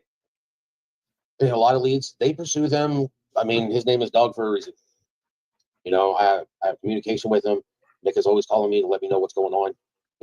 I just wish Sumner County would have been communicating with me like Nick and Dog's team does. Maybe if you didn't break trust with Sumner County Sheriff's Department and refused to do things they asked of you, you would have had that relationship. And it's interesting to me that this man who was hesitant about Dog and Nick coming in, Tony's flat out saying it's like a reward auction, and they were reading him his Miranda rights, playing games. But yeah, super credible. Sure. And do you feel like that? I mean, the professional on our team is RPI, correct? Correct. And RPI always had a strong desire to work in conjunction with Sumner County, right? They still do. And your PI has nothing to do with Dog and Nick. So your PI is tracking down the leads. So what are exactly Nick and Dog and those guys doing? Because your PI is the one figuring out the leads. How does that make any sense? Do you guys see what I'm saying here? Seth has a PI that he's had before Nick and Dog and those guys ever came on the scene. So again, they're not the investigators. They're not the PIs. They're the PR fixers. For what? What are they needed for? What would you need a group like At Night Media for? And it's never really happened, correct? It hasn't. But our PI, in your mind, has got a very solid working relationship with Nick and Dog and their team and all their resources, correct? They do. So you got to see Alma, thank you so much. I hope your day at work is going great. the horsepower behind the machine, I guess Dog's machine, if you want to call it that, what that looked like working in conjunction with our PI this last week. And without getting, I mean, I know it's out there, but how did you feel about seeing all that real time, being on the phone while it was going on and watching it? Did it give you some hope? Yes. I mean, I always have hope that my son is out there. He's lost. And he's going to be found. But it just bolsters the hope that there's other people with the means to do it that are willing to do it. The means to do what? That are willing to do what? They're not willing just to say it. They put their money where their mouth is. What money were they putting where? And you've got an open line of communication to Dog, correct? Yes, I do. So he called me during the last vigil. He called them during the last vigil. That's how I was doing. Tell us about that phone conversation. He just wanted to make sure I was doing okay. He wanted to know if I needed anything. He wanted to let me know where he was at, what he was doing. Oh, I'm sure that was a reminder that Nick said, hey, make sure you call this guy while he's surrounded with people. So everybody gets all, oh my God, Dog the Bounty Hunter's calling Seth Rogers. Oh my God, they're doing something again. None of this is shocking. It's about the public optics. Kind of a father to father talk, right? Kind of a father to father. Oh God. Yes, sir. Dog lost a child. You're missing your child. That kind of thing. Yes. Every time I hear Dog, I hear him saying "Baby Lisa." Yeah. From watching his show. I used to watch his show all the time. Yeah. Yeah. That was rough stuff. And I mean, we all know that the 71-year-old Dog is got to flex his muscles a different way, right? I mean, he's not running out there necessarily kicking doors in anymore, but I mean, again, it is my personal belief until I see otherwise that Dog the Bounty Hunter is basically retired. He is doing his own thing with this dog cast and his new wife, and he's got a merch line, and he's on all these Christian evangelical channels right now. He's doing meet and greets at churches. He's got political aspirations. The guy is he's all over the place. But I feel like Dog was paid for his likeness. Dog is basically face only in name for attention purposes. So I think that At Night probably pays him some sort of amount to use his likeness, and he fills in and does a few things here and there. That's what I genuinely believe about Dog. It's Dog is still Dog, to your point, huh, Josh? Yeah, I mean, he's The man has never found a missing child, never been involved with missing children. you know, I don't know. I'm sure that he still does the, but when I used to watch his show, I mean, they were very, very aggressive bounty hunters. Yeah, for TV. Okay, next up. So JLR does another one on the 27th of August. So you see, JLR was putting the pressure on. JLR was saying all the things out loud. He was on the 25th. He was on the 27th. He was saying everything about Seth. Alma, thank you so much for the gifted memberships. Thank you. Well, hey, Mopar, what's up? Good to see you. Haven't seen you in a while. Hope you're doing good. He's putting the pressure on. So let me go here really quick. Let me make sure what I'm doing. Recapping this. Okay. So August 17th, we have Tony going on BJ's panel. We're just going to do a quick little timeline before I pop into the real stuff. It only took us almost 3 hours to get through this. So we have Tony going on Britney's to cover his ass. We have Seth and Tony on Court TV on the 18th. We have the FBI comes out and offers a reward on the 26th. There's that. The FBI today announced a reward of up to $50,000 for information leading to the whereabouts of Sebastian Rogers. Today marks 6 months since Sebastian was reported missing. The Amber Alert remains active. More below on the reward and how to provide info. And there is that post. Then we have the TBI makes a post. Let me make sure where that one's at. Oh, that is the TBI. Never mind. I got this one. There you go. There's the TBI post. The FBI, the TBI. Okay. Then we skip, you see the 27th. There's shit being talked by Betty, all the Sebastian Rogers corruption, Sumner County. Let me show you that. Give me 1 second. Let me go over here. Sorry, I'm pulling tabs. And like I said, I opened way too many of them. Let me show you guys this. So Betty starts her clear Seth Rogers, clear Seth Rogers. So she was doing all of these things. So here is the motorcycle ride that we just watched. Then she goes into saying that Sumner County is corrupt. We can go here. This is the 28th. Let's go watch this one for just a moment. Absolutely be doing that. And what does she start calling it? A criminal enterprise on the 28th of August. I will tell you, I would prefer anybody other than Eric Craddock to be investigating my child's missing person case. He does not have the experience. He does not have the training. And actually, I will be calling for that man's resignation very, very, very soon. But that'll be after I dive into their orifices and public record request their asses out. And I'm going to say it just like that because I can do a lot. They cannot stop my freedoms of speech.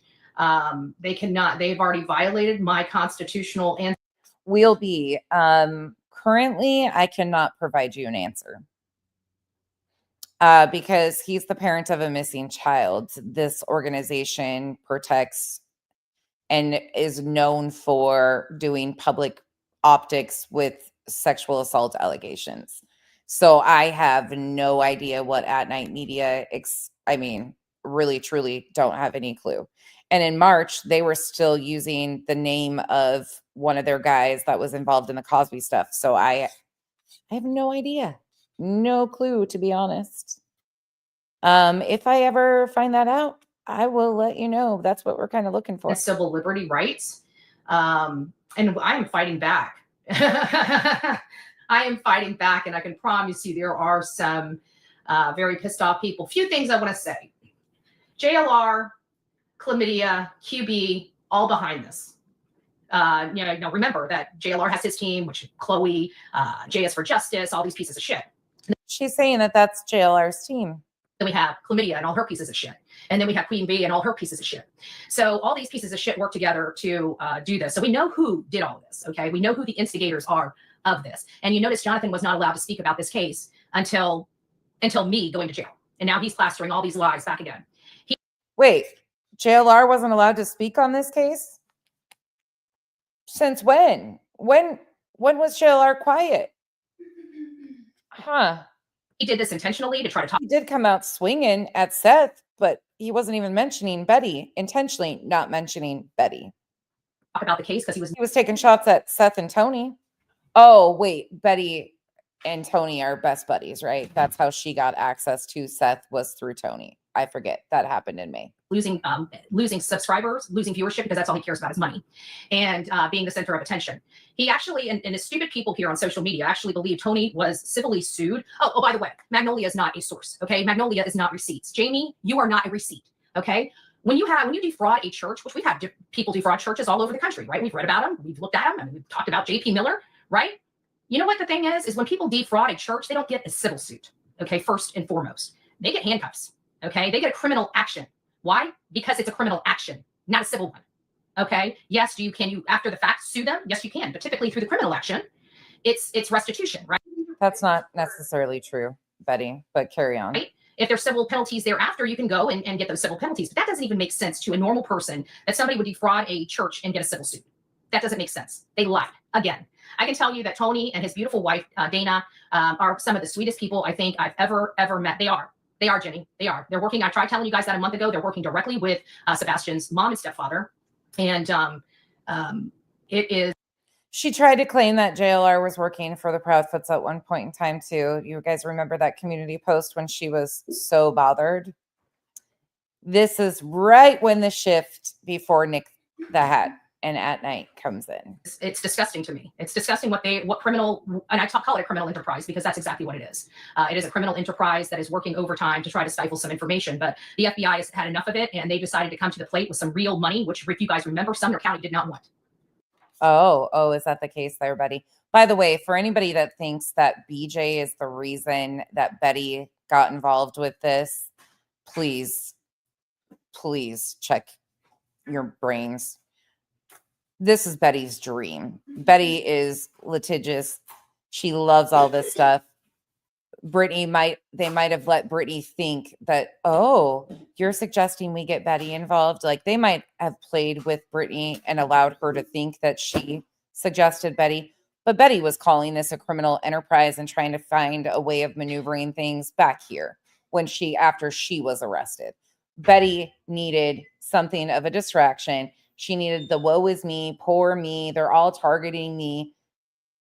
Brittany was not the one that suggested that Betty get brought into this filing. Period. Point blank. End of story. Sorry. We'll never fucking buy it. They might have toyed with her to make her believe that, which is pretty easy because she's as gullible as fucking anything and dumb as a box of rocks. But Betty, this is Betty's dream to have shit like this happen. You guys know that as well as I do. Betty and Tony were thick as thieves. Right? They didn't want a reward. They didn't want, tough titty said to kitty, right? And I'm not going to get into the POS, Detective Lisa Byington, which makes me wonder how many people has she unlawfully arrested? If she's willing to do what she did to me, how many others are there in Sumner County that doesn't have the platform or the ability to defend themselves, such as myself? I don't know. I'm definitely looking into her. She's under investigation for Bullhorn Betty, right? Because Bullhorn Betty's about to dive all up in her orifices. I'm going to be reaching out to cases and attorneys. I'm going to be reaching out to. How'd that orifice dive go for you there, Betty? How'd the orifice dive? I don't think you've ever been the same. Did you ever come out of those orifices? Just asking for me. Cases and attorneys and letting them know what this lady has done to me. So maybe they can, what she's done to me might be able to help their clients. And I will absolutely be doing that. There's not a damn thing they can do about it. Sumner County can kiss my white breaded ass. That's what they can do. But as far as them stopping Bullhorn Betty, they stopped absolutely nothing. And that's why I was there at the Gathering of Voices. Was it, we needed 10 people. We had anywhere between 10 and 15 people there. That was perfect. Remember, I said 10, 20. So we found right in the middle of that, even with all this stuff going on. That in and of itself is a blessing. That there was at least that many people that was willing to show up, not knowing if they were going to be arrested. It's pretty sad that you go into a county and you go into it and do everything lawfully, right? Everything lawfully. And you can still be arrested. And these freak shows out here, and I'm going to call them that, don't understand the law. And they're like, oh my God, she's arrested. We got her. Baby, that's short-lived. It's short-lived. I tried telling you guys this. You guys didn't want to believe me. I go through the process and you don't see me arguing with law enforcement. They got to do what they have to do. And I'm going to do what I have to do. I can promise you that. But these piece of shit parents are not going to win. You don't lie under oath. Get somebody thrown in jail and think that there are no consequences to that. There are some massive consequences to that. And to think that a judge has the right to constrain my voice on matters that involve me, with these two people, my life, now you're telling me I can't talk about my life? That's what the judge said. The judge said they no longer exist to you. The judge told you that. Yes, ma'am. That's what they told you. You can get bent with that garbage. You can get bent with that. Telling the judge to get bent? Oh, Betty, I'm sure that's why you needed backup and all these fucking games and stuff. And you were so excited to play all these games with other people, weren't you, Betty? Because you wanted a distraction for people to continue to think poor old Betts was just being targeted, right? Garbage real quick. I don't give a rat's ass who this judge is. You cannot do that. This is America, and I have constitutional freedoms. I have civil liberties that they cannot step on, which they did. And I guarantee they won't do it again. I can guarantee that. Katie, call 911. Just said your first name. Right, Sunday. Oh, good gracious. Oh, good gracious. I'm back in Florida. I will be going down this road. And I can tell you that there was a lot of waves. Not only that, but they got the attention of the FBI with this nonsense at Whole County. That's what I can tell you. That's not a good look for Eric Craddock that wants to be the next sheriff. As a matter of fact, Eric Craddock, if you're watching this, I will be demanding your resignation. You didn't see what. Meanwhile, Sumner County had been working with the FBI all along, but carry on, Betty. I did to the chief of police in Chatham County. That man's no longer working. They gave him the opportunity to serve out his. That's a lie, too. You didn't accomplish shit there, but carry on. His term. To serve out his term. I did it diplomatically, did it all behind the scenes, and that man is no longer the chief of police of Chatham County. What do you think I'm going to do to you after you arrested me? He just constrained my voice and tried to put up some signs for no loitering in the wrong area. I can tell you, Eric Craddock, you're on borrowed time. Whoever it is, I'm a conservative, true and blue conservative. And at this point, I'm willing to bend my rule of a down ticket.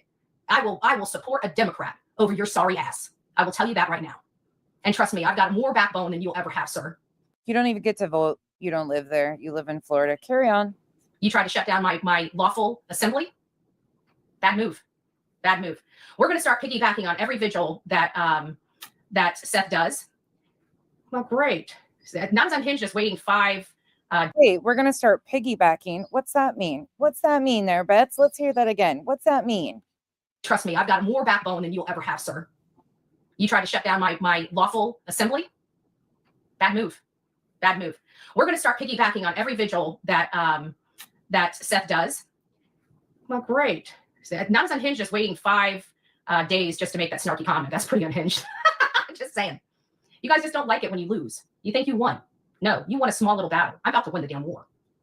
So I'm done. War? I'm done.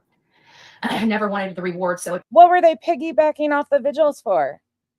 And what war was she going to? Anybody help me here? Because what the fuck is this delusional shit? Huh. Did you guys know that that news reporters went out there to ask them about the $50,000? Do you know that? And they said no comment. They didn't even thank the people, the FBI, or anything for raising it. And because she was down the road, I bet you they told her to get off their property, right? Get off their property. I guarantee that's what it was. They think they can hide. They think they can lie. They think nobody knows nothing. Nobody knows nothing. Get on the phone. Better call 911. Good gracious. Good gracious. A lady from Florida that's never seen your face before is some kind of threat. Good gracious. I'm over it. Sumner County Sheriff can just kiss Bullhorn Betty's ass. And if my attorney has a problem with it, oh well. You hear that, Eric Craddock? You hear that, Detective Lisa Byington? Corrupt AF. The problem is you don't take a national case and show your corruption in the face of the public. Because not only are you getting national spotlight, now you're getting the attention of the FBI. And I can guarantee the FBI is going to be all up in the orifices of Sumner County after this nonsense here. I think they well, how'd that work out for you? And they came out very powerful. I can tell you that. They came out very powerful with the reward. Yep, they did. They came out very powerful with a punch, 50K. It couldn't have come on such a better day. We've been praying for help. We've been asking for help. And finally, help is here. And Sumner County can't say, no reward. We don't want a reward. We don't want this. We don't want that, right? They can't do that no more because why? The FBI just ponied it up. And they ponied up not a $2,500 measly thing. They came out with a punch. $50,000. Sumner County allowed this case to get cold. They failed to follow the right guidelines when investigating this case out the. Meanwhile, it's been a year and it's still not a cold case, but Betty was trying to tell people back on August 28th it was a cold case. Gate. You know, it is crazy. It is crazy. But I also know very good, clear, and well the Constitution, right? I'm a constitutionalist. I believe the Constitution should be applied as written, even though I realize that many people don't apply it that way.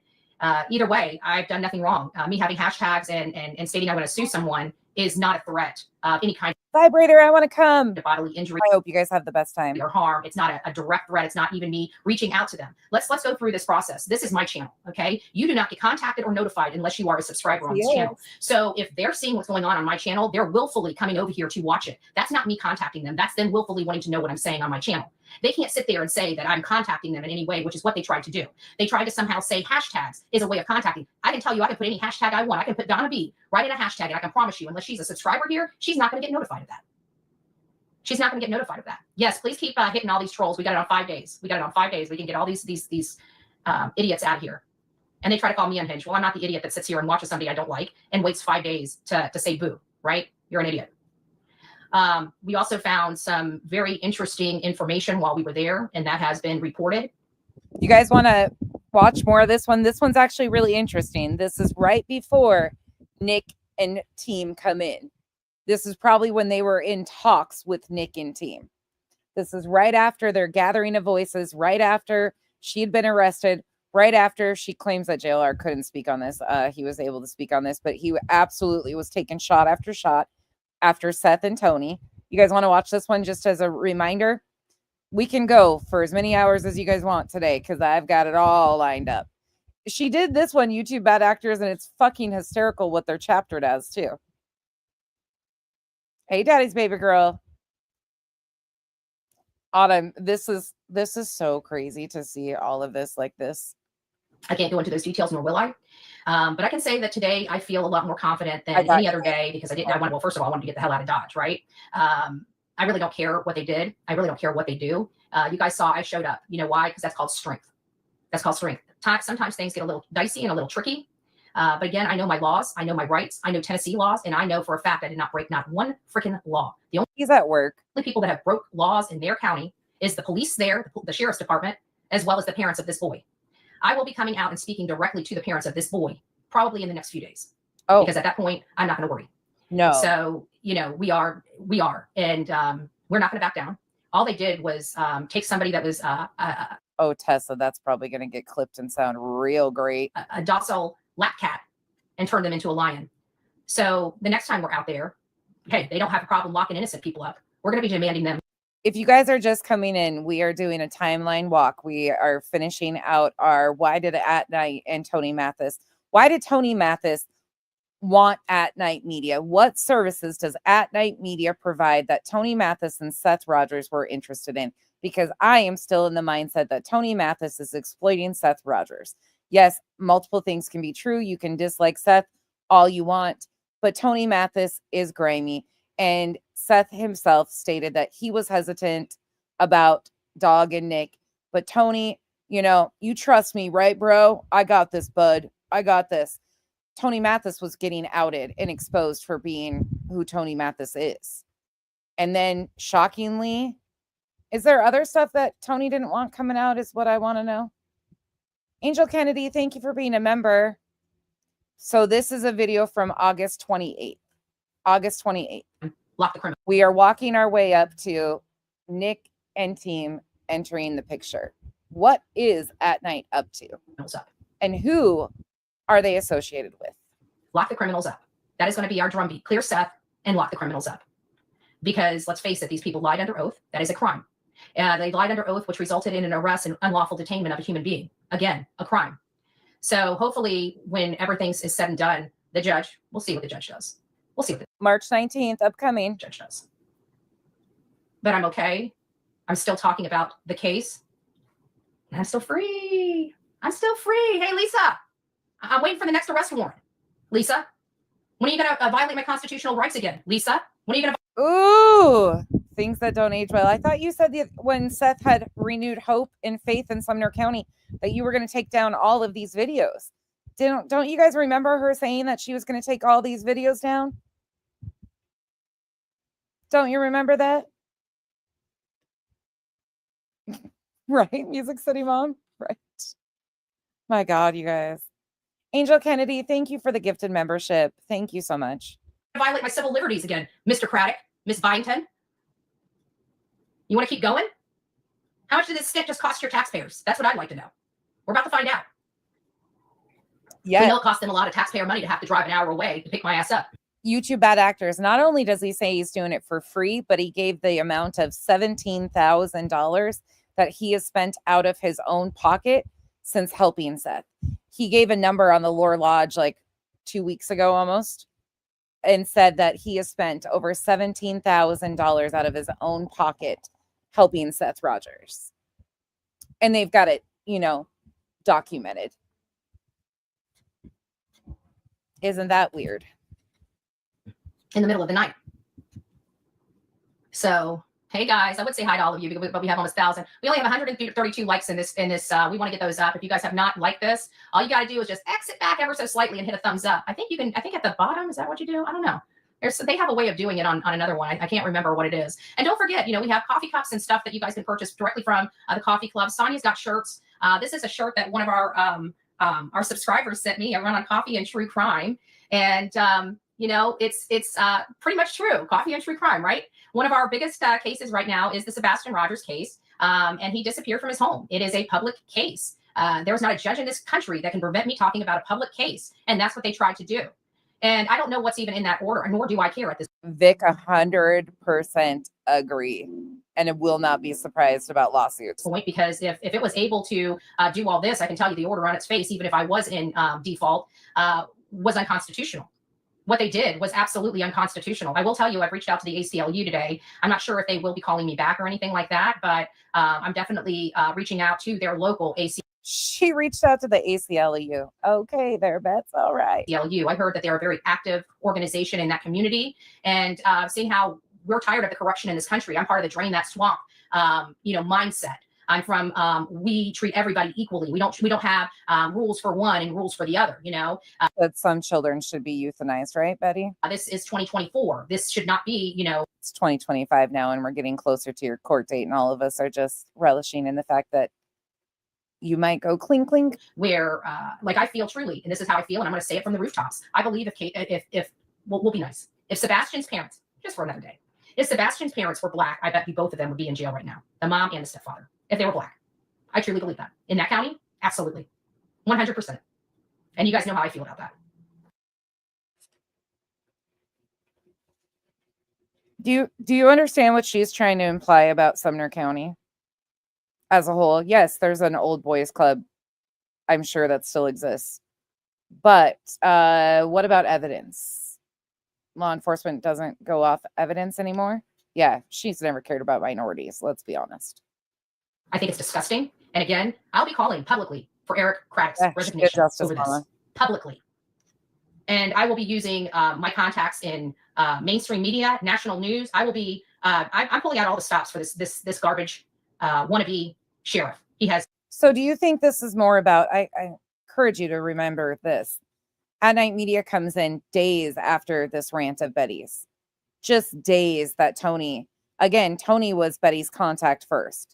She talked to Tony before she ever spoke to Seth.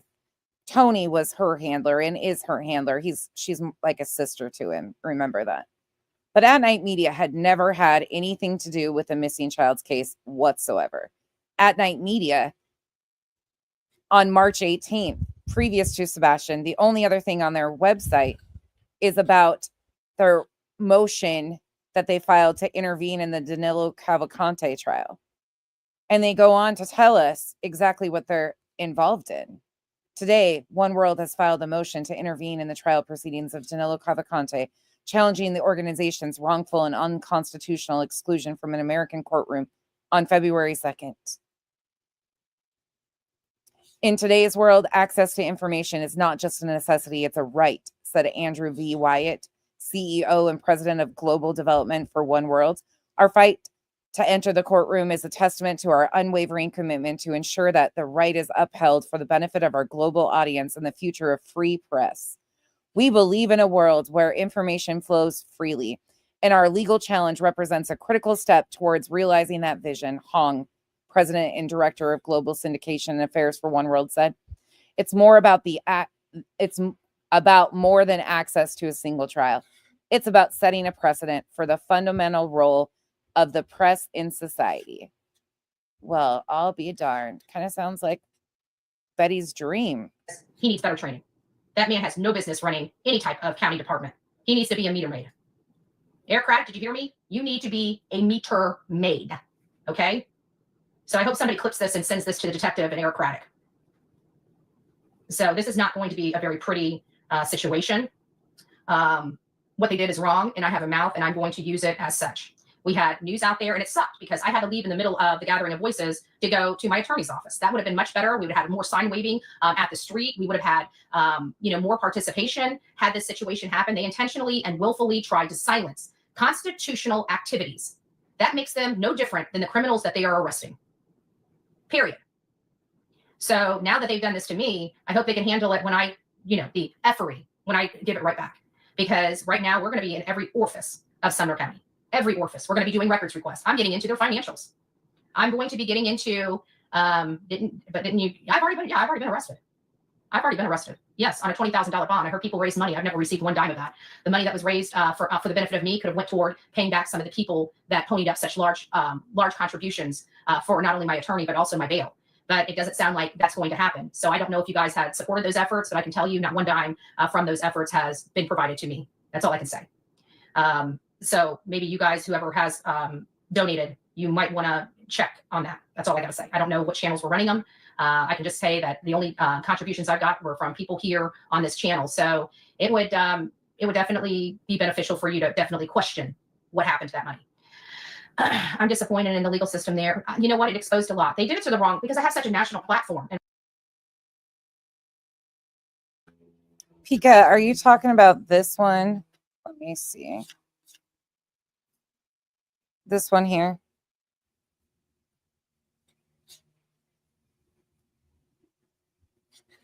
Betty on Molly go like, what's what she's about to do? This gang of crisis actors, the laundry squads who went down to laundries but couldn't spot out. I don't know what they're saying, but she throws up the sign here. Many crisis actors were embedded in all the lay witnesses and everything. So all these crazy laps who just got back home from Larpville after a big weekend in Larpville with the other lap. So Benny, and look, what's this? Stop it. Bullhorn Betty was first of all, this right here is a trigger. Okay, so 666, white power, and now she says it's a trigger, and she says in marketing, in sales, this sells things. Look at her, she admits it's a trigger, she's using triggers and shit. Watch, not 10 seconds. Blah, blah, blah, and you know what? Stop it. Bullhorn Betty was first of all, this right here is a trigger. It didn't become a white power symbol until 2017. And what dumbass, this is something I've been doing. Just like this. It's something I've been doing since I was a child. Well, no shit there, Bets. No shit.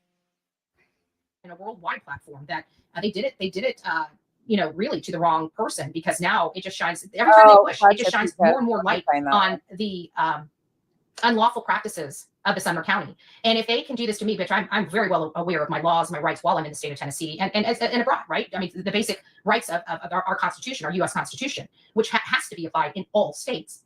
So first and foremost, they violated that. But with me, that was wrong because now it put a spotlight right on them. How many more other people have they done this type of stuff to in their own community? That is the bigger question, because I'm a law and order person. So I want to know how many times this sheriff and this sheriff body has violated the rights of their own constituents in their own county, because they had no problem doing it publicly.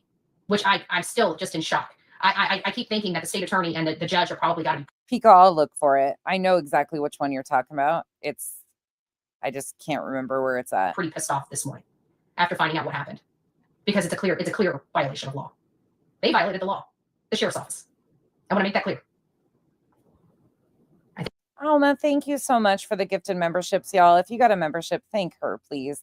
Or anybody that you got gifted one from. Thank you guys so much. I think Lisa, Detective Lisa, probably knows that. Don't you, Miss Lisa? You didn't care, right? You didn't care. Well, all you did was piss me off, and I can guarantee you, the next gathering of voices is going to be larger, and the next gathering of voices after that are even going to be larger. You don't get to silence me. Have we seen another gathering of voices? Anybody? Has anybody else seen a gathering of voices in America? Let me be very clear on that. It's going to be 100 degrees today in Kentucky. Oh, I bet. I think Terry was stalking you on your. He was. We've got him. We've got literally because you guys know my camera points back at me, so everything out of my back rear view mirror was captured. Lip locked. I'm not sure who that was on that clip.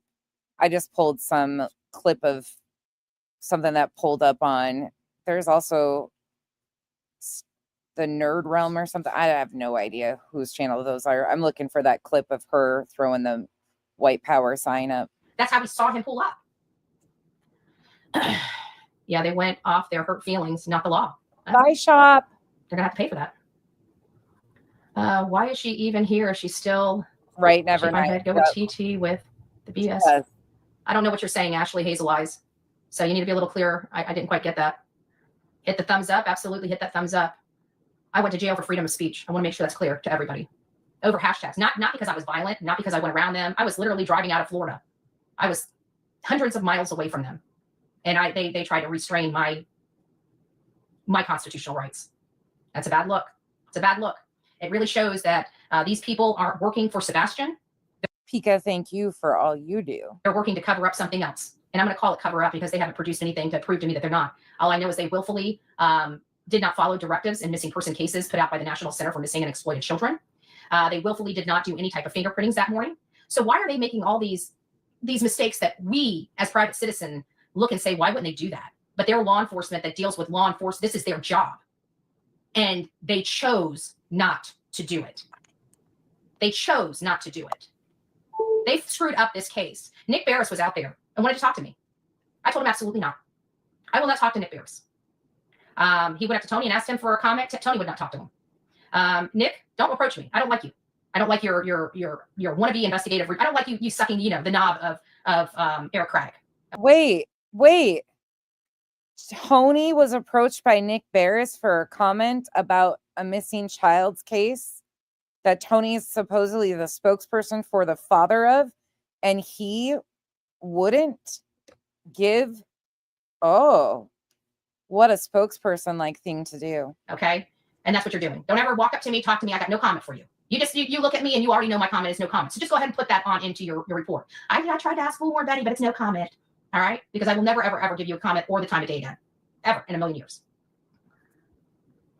That's the power I hold for being an armchair detective, asshole. Why are they bothering you so much? I don't understand. Because they tried to shut down a peaceful assembly of people that were coming together for Sebastian Rogers. That's why. That's why. Because all these hate channels blew their phones up and said I was a rioter and I'm coming to riot in their county. And they believed them because they're fucking idiots. Excuse my language, my preachers and pastors in here. So I can tell you that if I didn't think Nick Barris was a creep before, I can tell you after seeing him in the flesh and watching his body language, I think he's a creep. Just my personal opinion. He might file a restraining order against me next. Who knows? From Florida, because I think he's a creep. You're just getting close to the truth. And they're not going to stop me. And they can't stop me. I'm a video journalist, and they arrested me for videotaping. I don't know what kind of idiots they are. But clearly, they don't have good common sense. They're just trying their best to scare Betty. Well, all they did was piss me off and make me want to stand right out there and egg them on to come arrest me again. So was it Sumner County that pissed you off and egged you on? Or was it a criminal enterprise on YouTube? Was it Sumner County that violated your rights, or were you being stalked and harassed and set up to be arrested by a criminal enterprise that you are a plaintiff in a filing saying that these people are RICO and racketeering and have hurt your fifis? Which is it? What are we doing here? Anybody know? Because I sure as fuck don't. Hey, Dreams, thank you so much for the 10 gifted memberships, y'all. Welcome to the cabana. They don't know me too well. I have told you guys over and over again, I don't do well with intimidation. Now, if that does not show you, I do not do well with intimidation. They arrested me. I got out of jail, and I went right in front of their court, right in front of their office, and screamed that boy's name. She does, Never Night. She's and egg them on to arrest me again. Now, if that's not some damn balls, I don't know what is. I can tell you those little hate channels would never do anything like that because they ain't got none. They're idiots. All they've got is bullying and keyboard warriors. JLR is a piece of shit. Oh. Okay? Back to JLR hate. He's a piece of shit that is hurting people maliciously. Maliciously. What if JLR happened to pull the best troll possible yet? What if JLR was actually working with Nick to set Betty and Tony up? What would you think about that? Wouldn't that be some come around to find out that JLR basically handed Betty and Tony off to his old colleague Nick and said, "Here, you handle this." Wouldn't that be ironic? That man is lying about everything. He couldn't talk about that case until I was arrested, and now he's running almost every day with his garbage. Well, let me tell you something. After this, if he doesn't think I'm going to turn all this around, I already threatened to sue him, and I chose not to because he stopped talking about the case. I sent him literally a letter of intent to sue, and he stopped talking about it because the only reason why he's hurting these people is because of me, and that's what's going into my complaint. Oh, wait. The only reason why he's is to hurt you, but he's not involved in the injunction? Wait, what? That case until I was arrested, and now he's running almost every day with his garbage. Well, let me tell you something. After this, if he doesn't think I'm going to turn all this around, I already threatened to sue him, and I chose not to because he stopped talking about the case. I sent him literally a letter of intent to sue, and he stopped talking about it because the only reason why he's hurting. So Betty thinks that her letter of intent to sue JLR. Oh, you really think that worked? You think JLR said, "Yeah, I'm so scared of Betty suing me. I had to pay for her filing against Queen Bee, but I'm so afraid of her suing me that I'm going to stop talking about a case she has no involvement in, no ability to tell him to stop talking about." Okay, Bets. All right. I mean, JLR, can you just come out of the bushes and tell us that you handed her off to Nick and Tony, and they're going to catch her on the back end? Because that's what I really believe is maybe possibly going on, is that you said, "Hey, I got a buddy that I had a falling out with," or many think I did, and here you are. These people is because of me, and that's what's going into my complaint. But if you don't think I'm coming after JLR, you've got another thing coming. I am suing the fuck out of him. Again, sorry, pastors, I know you don't like this, but he's about to have the shit suit out of him. Well, what's interesting about that is you said you were suing the fuck out of JLR, but meanwhile, it was actually Barbecue and Granny that you filed an injunction against for RICO and racketeering. Okay, all right. And when I'm done with him, he can pony up all that money he's just collected for all these cases and lying about these cases, and he can go ahead and hand them to me because that's where his money's about to go. Jamie, I'm about to school your boyfriend. They did this. And what JLR did after this to try to further ruin me, he can kiss my white breaded ass. He thought I was a security threat before.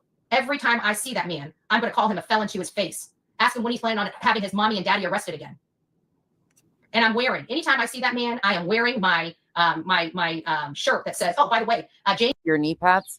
Jamie, not only does she lie, did you know that Jamie, his girlfriend, actually accused somebody of sexual assault that did not sexually assault her? That's true. That's Roy Moore. Did you guys know that? Yeah. That she literally is in the court's eyes, a big old fat liar. And every time he wants to confirm his information, who does he call? His big old fat liar, the hippopotamus, right? And says, "Oh my gosh, tell me about this." "Oh yeah, we have confirmed." No, we don't want to hear your bitch on the other end of the phone. We want to see the receipts you got, right? You just accused a man of defrauding a church. She's talking about JLR, talking about Tony. And didn't produce one scintilla of proof to support that other than a call to your fat girlfriend. Oh, her real name's Jamie. Miss Phillips is a piece of garbage that lies a lot, and he does that intentionally. So, he calls, before he used to post, remember I told you guys how he would post stuff on all these Facebook posts under his troll accounts, and then he'd be like, "Oh, look at this." Well, now he can't do that because I called him out, and now you guys are well aware of what he Yes, Allison. Yep. does. So now it's, And what Betty just said there is true. There's Washington Post articles about it. "Oh, I gotta call Jamie, right? Hey, Jamie." "Oh, sorry, Magnolia." What did you find out? Right? He's a fat liar. And he's, he doesn't do this for every case. He does it specifically for this case. Why does he have so much? She doxed her months back. Wrong in this case. Why is he hell-bent on destroying Seth and destroying Tony? You know why? Because they're working with me, his ex. So all of this stuff he's doing to them is because of me. And so that I can take him to court for. That I can take him to court for. I can bridge everything he's done to them to me because he's doing it because of me. And so now, JLR, you poke the bear, big boy. You poke the bear. I'll see you real soon. Actually, the sheriff will see you real soon. You better run out of the country or run out of the state and cover another story because there's going to be a knock at your door serving you with some papers, brother. And then I'm going to pull you out of your comfort zone. I actually have noticed this. It's clear. He reports nothing. It's lame report because he got none. Nobody wants to work with him. Nobody wants to work with any of them. Who the hell wants, this is the calling card. We're going to show the whole world what they're willing to do. Little by slow. You guys are watching it in real life, in real time. This is going to be captured for the long run. This will be used against Chloe. This will be used against Jamie. This will be used against Jonathan. This will be used against Steve. This will be used against all of them because this is the calling card. If you don't work with them, look what they're willing to do. You stay clear of these people. You do not bring them into cases. The FBI warns people when JLR comes into town. Do you know that? The FBI. Oh, really? Really? Where's the proof of that? They know about him. They watch him like a hawk when he's in these cases. That's pretty bad. You know why? Because he's a 3-time federal felon. Federal felon. He's just not a state felon. He's a 3-time federal. He was in federal prison. Actually, I think a federal prison hospital because he's not right upstairs. Looks like he must be taking his pills because I finally saw him in clothes other than black. Mind you, who is she associated with? Nick the Hat? So maybe the doctor gave him some new pills, I guess. I don't know, right? It's very clear why they are going after Seth now. Nothing she says makes sense defending. Yeah, exactly. And Joe Petito actually confirmed that he was threatened. Yes, he did confirm it. Absolutely did. Oh, and not only that, but they have JLR. They have his IP address at Michaela's. He was one of the people threatening Michaela's. They have his IP address, and not only that, pinpoint him to 6 miles from his house whenever he made those threats. So then why wasn't he listed as a defendant? How does that make any sense? Can any of you guys tell me? Oh, because he's not a resident of PA. So they needed a resident of PA. All of that's being said to me. That mysterious disappearance, they are threatening to expose some of my top contributors in my group and dox them. I'm having each and every one of them that they're threatening go file a police report and send that police report to me because that's going into my complaint against him. Anybody and everybody that's associated with me that's being attacked by JLR, I'm going to tell you right now, I want you to go file a police report. And when that police report is filed, I want you to send me a copy of your case number and a copy of the affidavit to me or how I can acquire that. That's Betty. Oh, Betty. all going to be added to my lawsuit against JLR. I'm done. Oh. I'm absolutely done with this nonsense. That man has abused me for years, and this takes the cake. This absolutely takes the cake, and I'm done.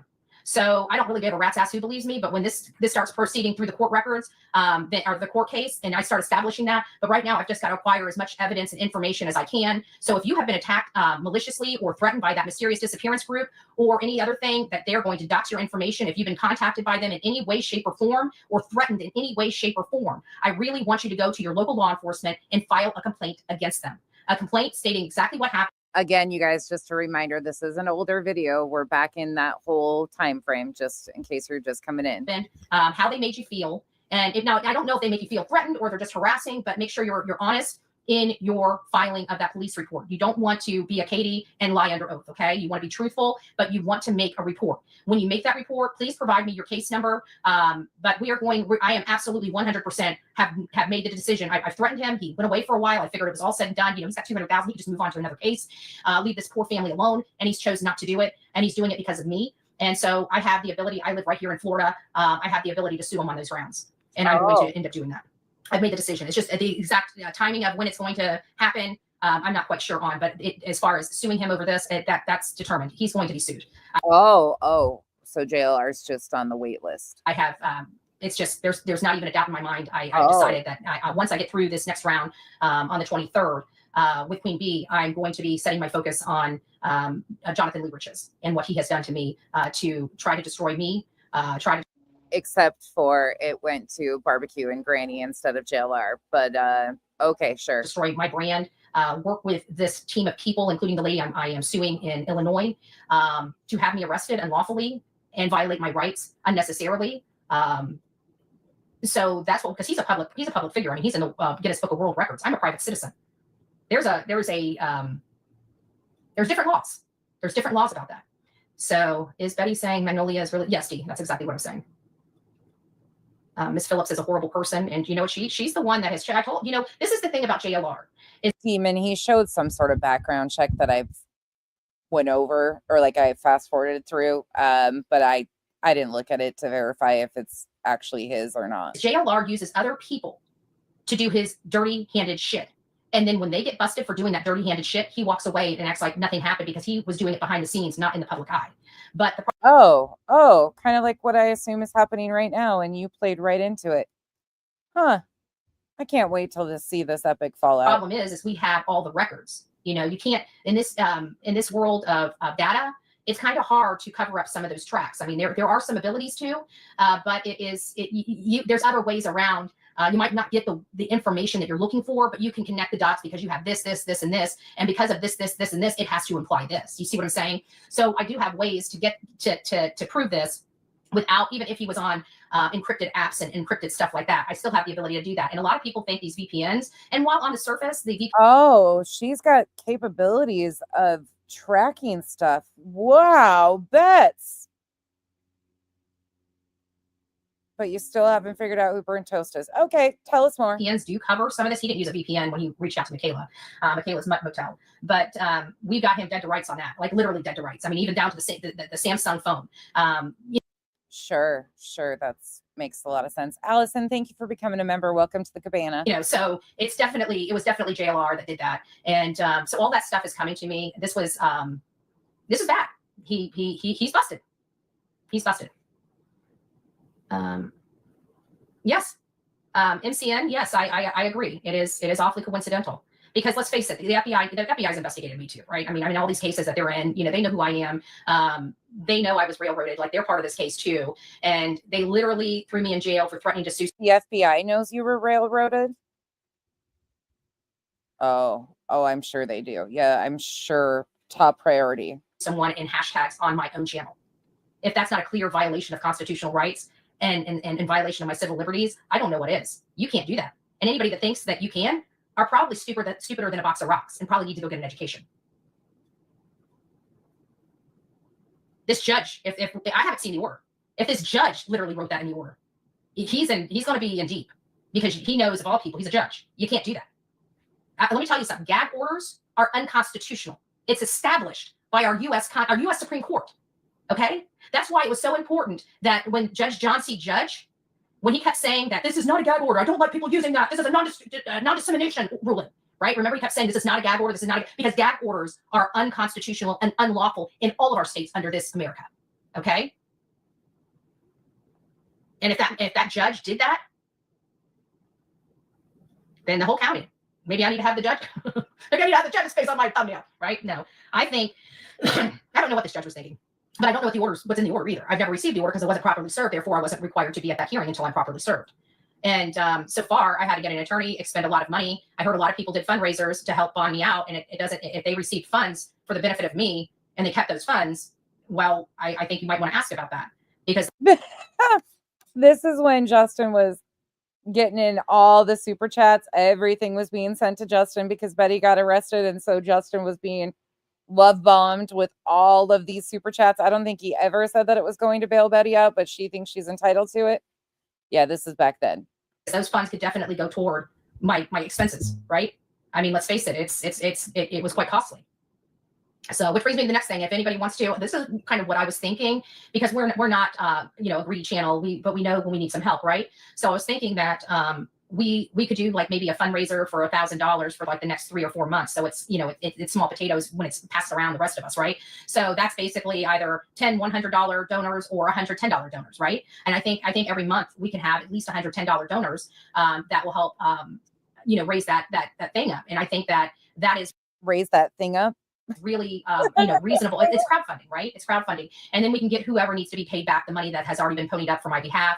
And I've got to tell you, I'm very blessed. Not Betty needing to crowdfund for legal expenses, but then signs on as a plaintiff to an injunction that tries to stop the defendants from raising money to defend themselves? Oh, okay. And thankful. I mean, good gracious, what if this had happened by myself and I had nobody out there? I don't know what I would have done. You know, I mean, it's a little crazy. It was wrong. It was wrong. And, you know, the bad actors have to pay for that wrongdoing some way, somehow.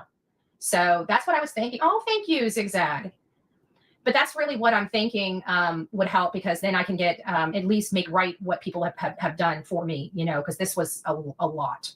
I will leave it at that, an awful lot. I was having BHP. Yeah, I know. Well, you know, after everything, I don't think Tony could have said it better. He said something. I wish I could send it to myself. Maybe you guys can hear me. Hold on. I'll see if you guys can hear me. Can you guys still hear me when I go like this? Can you guys hear what's going on behind the screens? I'm about to come back on. Unfortunately. Did you guys hear me? Yes, we heard you. You guys could hear me when the screen was frozen? Yes, we could. All right, let me read this then. Okay, hopefully this works. Okay. Did you guys hear all that? Hopefully you guys heard me read that. Please tell me you did. We didn't. No. We can't hear when frozen. Aw. Oh no. Okay. Well then let me oh, I don't have my other phone in here. But people were asking, oh, that sucks. Well, people were asking, what were they asking? They were asking where me, Seth, and Tony were, and Tony's like, I had a 10-hour drive, you know, 6 interviews, a vigil, an unconstitutional arrest, a bailout, a protest, and a bailout, a protest, and a 10-hour drive home. Where did you want me to be? I think is what he says. On drive home. Where did you want me to be? I think is what he says. On what grounds? Oh, they arrested me for using hashtags in my my videos here on this channel. Not, you know, this is they're trying to say I stalk these people. I've never laid eyes on these people except one member of the family, and it's because he was following me and chose to get my attention by taking a picture of my tag while I was in the parking lot of a place that I was about to eat a steak at, right? And so I confronted him online on my live, and that's still captured on that very live, okay? And so they're saying that I'm a threat to them, that I'm trying to kill them. I mean, that's what they're basically saying, right? I mean, a protective order is they fear for their life. I've never brought my gun into Tennessee. I've never brought a weapon other than a machete that was still in a You wanted to get a GoFundMe started so you could get a pew-pew. Okay, Betty. package, and that was for the purposes of me going out into the woods. And they're trying to say because I made mention of these items, right? Because I made mention of these items, that's somehow a threat. Like they literally have to prove that I threatened them with these things, which they can't do because you guys know everything I do is online. I mean, everything's recorded. Oh, and I sent my attorney, listen to this, Google Maps, love it. Did you guys know you have history in Google Maps? Do you guys know you have a history and a timeline in Google Maps? Do you know that I was able to go into my Google Maps and go to June 22nd to June 25th and pull every place that like they literally have my timestamps of everywhere I went. So why didn't you provide that to the court if you're so innocent? I hope it, since I was following them, right? Since I was stalking them, I hope that that their timeline looks like mine, right? We have digital stuff on our side. Everything I do is recorded. It's recorded. So that was sent over to my attorney, telling him turn by turn directions of everywhere I was and the exact time I was there. Man, that's gonna hurt. Man, that's gonna hurt. Well, when? And you know what? Why didn't you present that to the court? Why wasn't that evidence that your attorney used? I don't understand. What? If they have Google Maps on their phones, that is definitely discoverable. One good thing about being a digital person is that we use digital things to prove our. I mean, not only was everything. She's a digital person who uses digital things. Fucking seriously. Recorded, right? We recorded out there. Like they're trying to say that I was there because I wasn't driving by their house at 3:30 in the morning. I was taking the perspective of where a crime took place at 3:30 in the morning to give my audience the nighttime perspective. There's a big difference there, you know?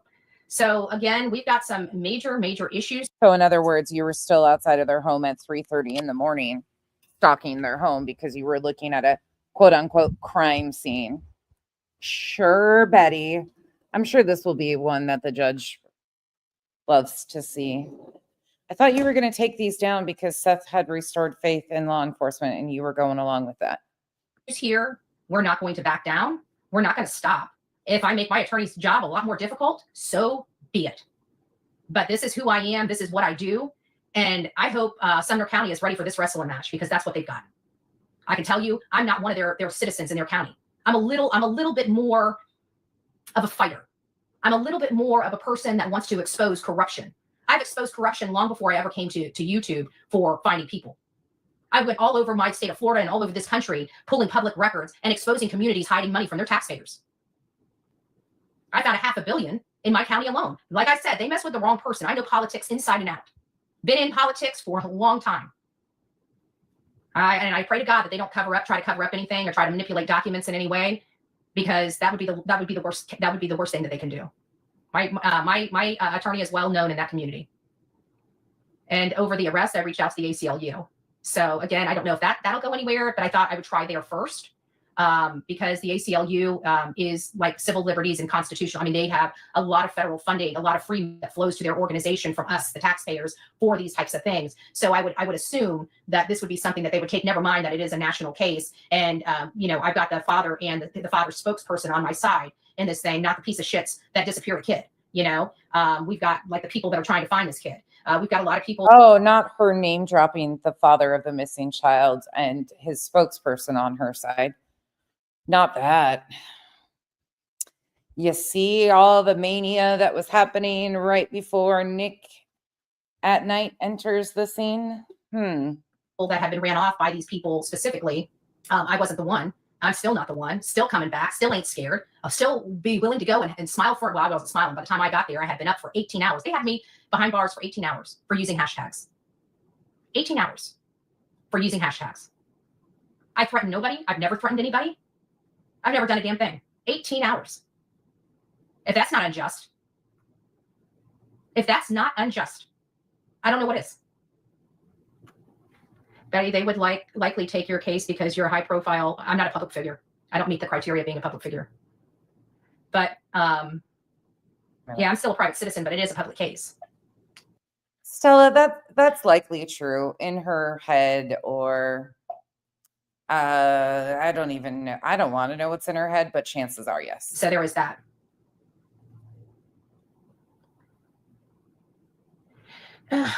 You are probably the first person who has ever stood up to these a-holes. I do think you should make up with, well, you know what? In all fairness, it's kind of hard to make up with somebody that you feel that railroaded you and then took a lot of donations and didn't help you. That's kind of how I'm feeling right now. I mean, he could call me if he wanted to. He could reach out to me if he wanted to. She's now talking about Spanky railroading her buddy Justin with the monkey. Hasn't. He hasn't even called me to see how I was doing. Just saying.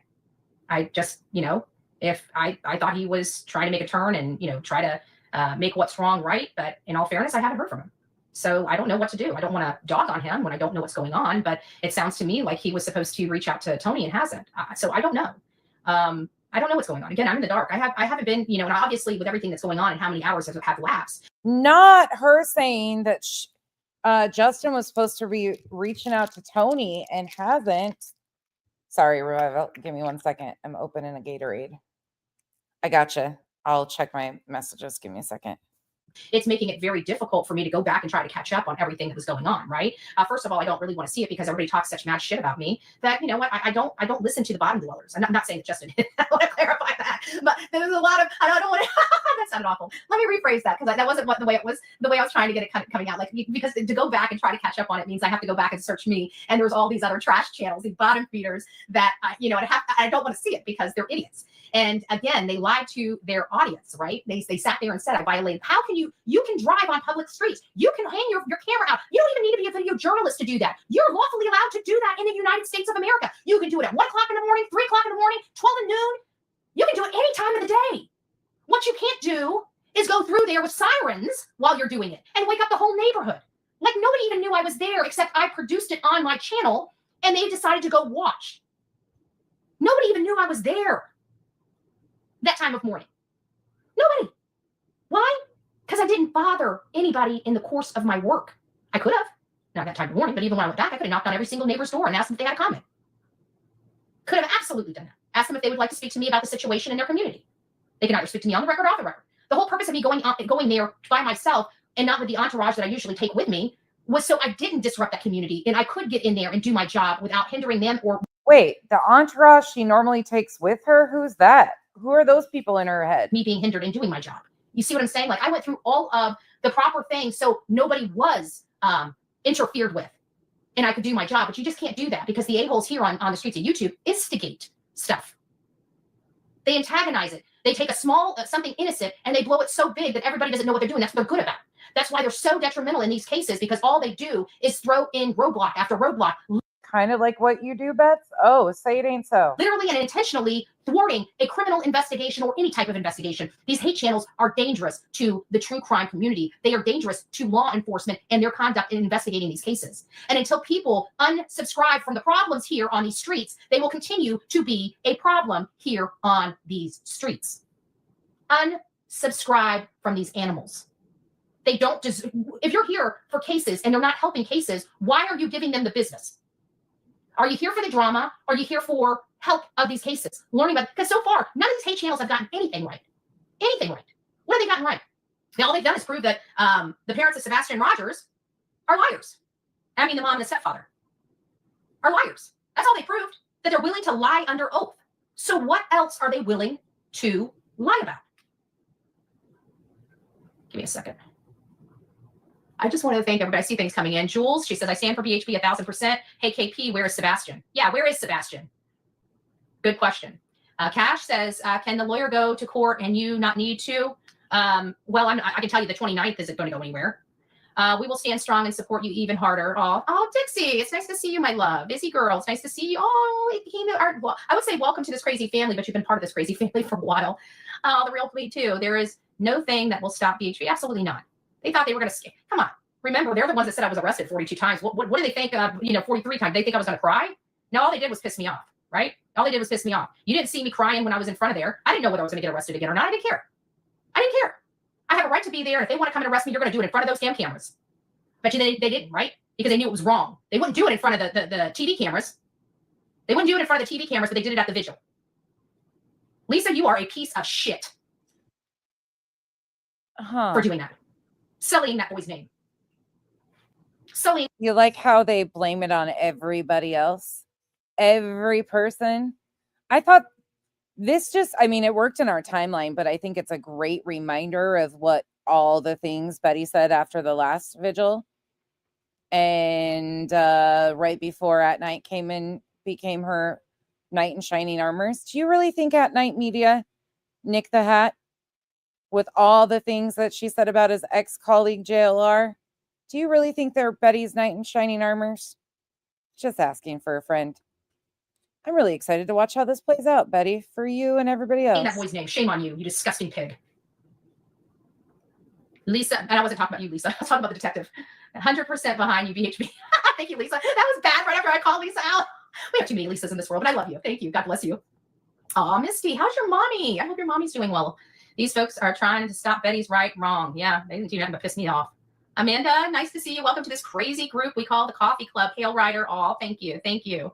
Forever Nikki's mom. Oh, sweet. Thank you for actually supporting Seth and Sebastian. I admire that you are refilling to take one for the oh yeah, I'll take one. Well, what did I tell you guys when I came out here? I'm putting my channel in front of Seth. He is a disabled father that is looking for his disabled son, and these animals are trying to destroy a disabled father looking for his disabled son. Like, I don't know what kind of piece of shit you need to be. Oh, you need to be like a JLR and his crew and a Queen Bee and a Chlamydia. That's what you need to be. That's what you need to be. Just evil, rotten. Evil and rotten. That's what you need to be. Oh, it's me, Jen. Whoa, almost. I know it's hard to believe, isn't it? Where the hell did the time go? Where the hell did the time go? I can tell you that was rough. I was not in a happy state of mind when I left there. I was pissed. It's just like every chance that they had an opportunity to violate my rights, they did. And I think it's disgusting. But now I see Sumner County for who they are, and all they did was just violation. Wake up a beast. That's all. All they did was wake the beast. They did. It's just wake up a beast, and not just me. Oh, thank you, Patty. God bless you. Oh, who you bringing with you? Not just me, but the people in their community. Oh. We heard that this area was corrupt. I didn't believe it. I didn't. You guys know. I give them the You haven't been able to prove they're corrupt yet. benefit of the doubt. When's that part of the story going to start? Can you guys get to something that interests me at least? When is you exposing Sumner County going to start? When's that happening? Where's this entourage? When's the exposure going to happen? When are you taking them down for corruption? Where's all these receipts? Can we get to the good shit? I mean, March 19th is coming up. Not March 19th. Yeah, it is March 19th. Holy shit.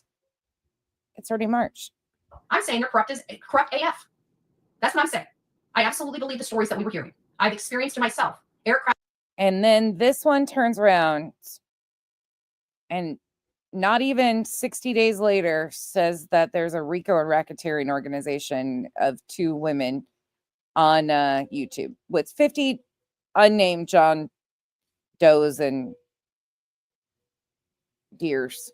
A doe, a deer, a female deer. Braddock has a lot to answer for, and he's going to answer to me at some point. Betty is not a drop of fun. We, a name she uses too often. So, a long, long way to run. I don't even know. I can't even make up shit right now because my head's just Betty. Fucking Betty. That's all. That's my excuse for being completely numb today, is listening to Betty and JLR. Like, fucking straight up torture. I should have just named this stream Torturous as Fuck. Because if I got to come there and I got to sit out in front of his office for a freaking week, he's got to come in and he's got to go out. And sir, you're going to answer my question. What the hell do you want, kids? I'm First one is, how in the hell do you have one of your detectives lock me up for my freedoms of speech? B. Betty, 27 months. You've been with me over 2 years. I love it. I love it. B. Betty, you're awesome. God bless you. KP and CP take time to get POs, but no comment for the reporter asking. Yeah, and not only that, but talking about $50,000 reward. A $50,000 reward being offered for their son, and they don't even give a shit. I think the proof is in the pudding. I think the proof is absolutely 100% in the pudding. So it's just, I'm just still in awe, but we'll go down this road. Why is Beach High School shown to be on Shackle Island? I don't know. It's just right down the road from them. I already watched Mob Crew. I don't agree with him. I don't agree with him at all. He overlaid everything but the car he thought it was. And I'm sorry. I see a hatch. You can see that the halo of a hatch. There is no way that is a sedan. No way at all. I don't have that here. It'll be, I think it'll be back in. Oh, hey, Evelyn. Thank you. Thank you. All these trolls, instead of trolling, should get together and help each other out and stop backstabbing person who's really trying to, because they don't care. These people don't care about these cases. These people only care about their clicks and their views and shutting the rights down to somebody else. So like they try to take, they're trying to use these POs to take my channel. They're trying to do everything they can to cause me harm. These 3 groups of people. So you guys know they have teams. Like QB has her team, Chlamydia has her team, JLR has his team, right? They all have teams? I'm the shit. What? They all have teams, huh? Like volleyball teams, bowling teams. What are the teams here? So it's being at the Wildcats versus the Bears direction of these people, but it's their team. They don't care about these cases. They don't like JLR. He don't give a rat's ass about these things. I tried telling you he doesn't like kids. Pika. Right? He can't stand kids. He hates them. Literally hates them. I just went and checked on Kenzie, you guys. Everything's good. Thank you. Doesn't like him. Doesn't want him in his house. Don't want him around him. Hates kids. And he's acting like he cares. He doesn't care. What he cares about is that she's messing with the kids, the girls' monitoring app, the parental control app, the Aura app thing. That's what she was asking me about. Clicks and views and making his money, his paycheck. That's all he cares about. Look at him. That man does not care. Like, he can't even cry. And, you know, it took me calling him out about how dark he's been for him to change his damn clothes and put some color on him. He's a disgusting pig. He's abusive, mentally, verbally. The Play-Doh bunnies. I like that. Every other way. I experienced myself for 2 years. I pray to God, and I don't give a rat's ass if this causes hate channels to go crazy or not.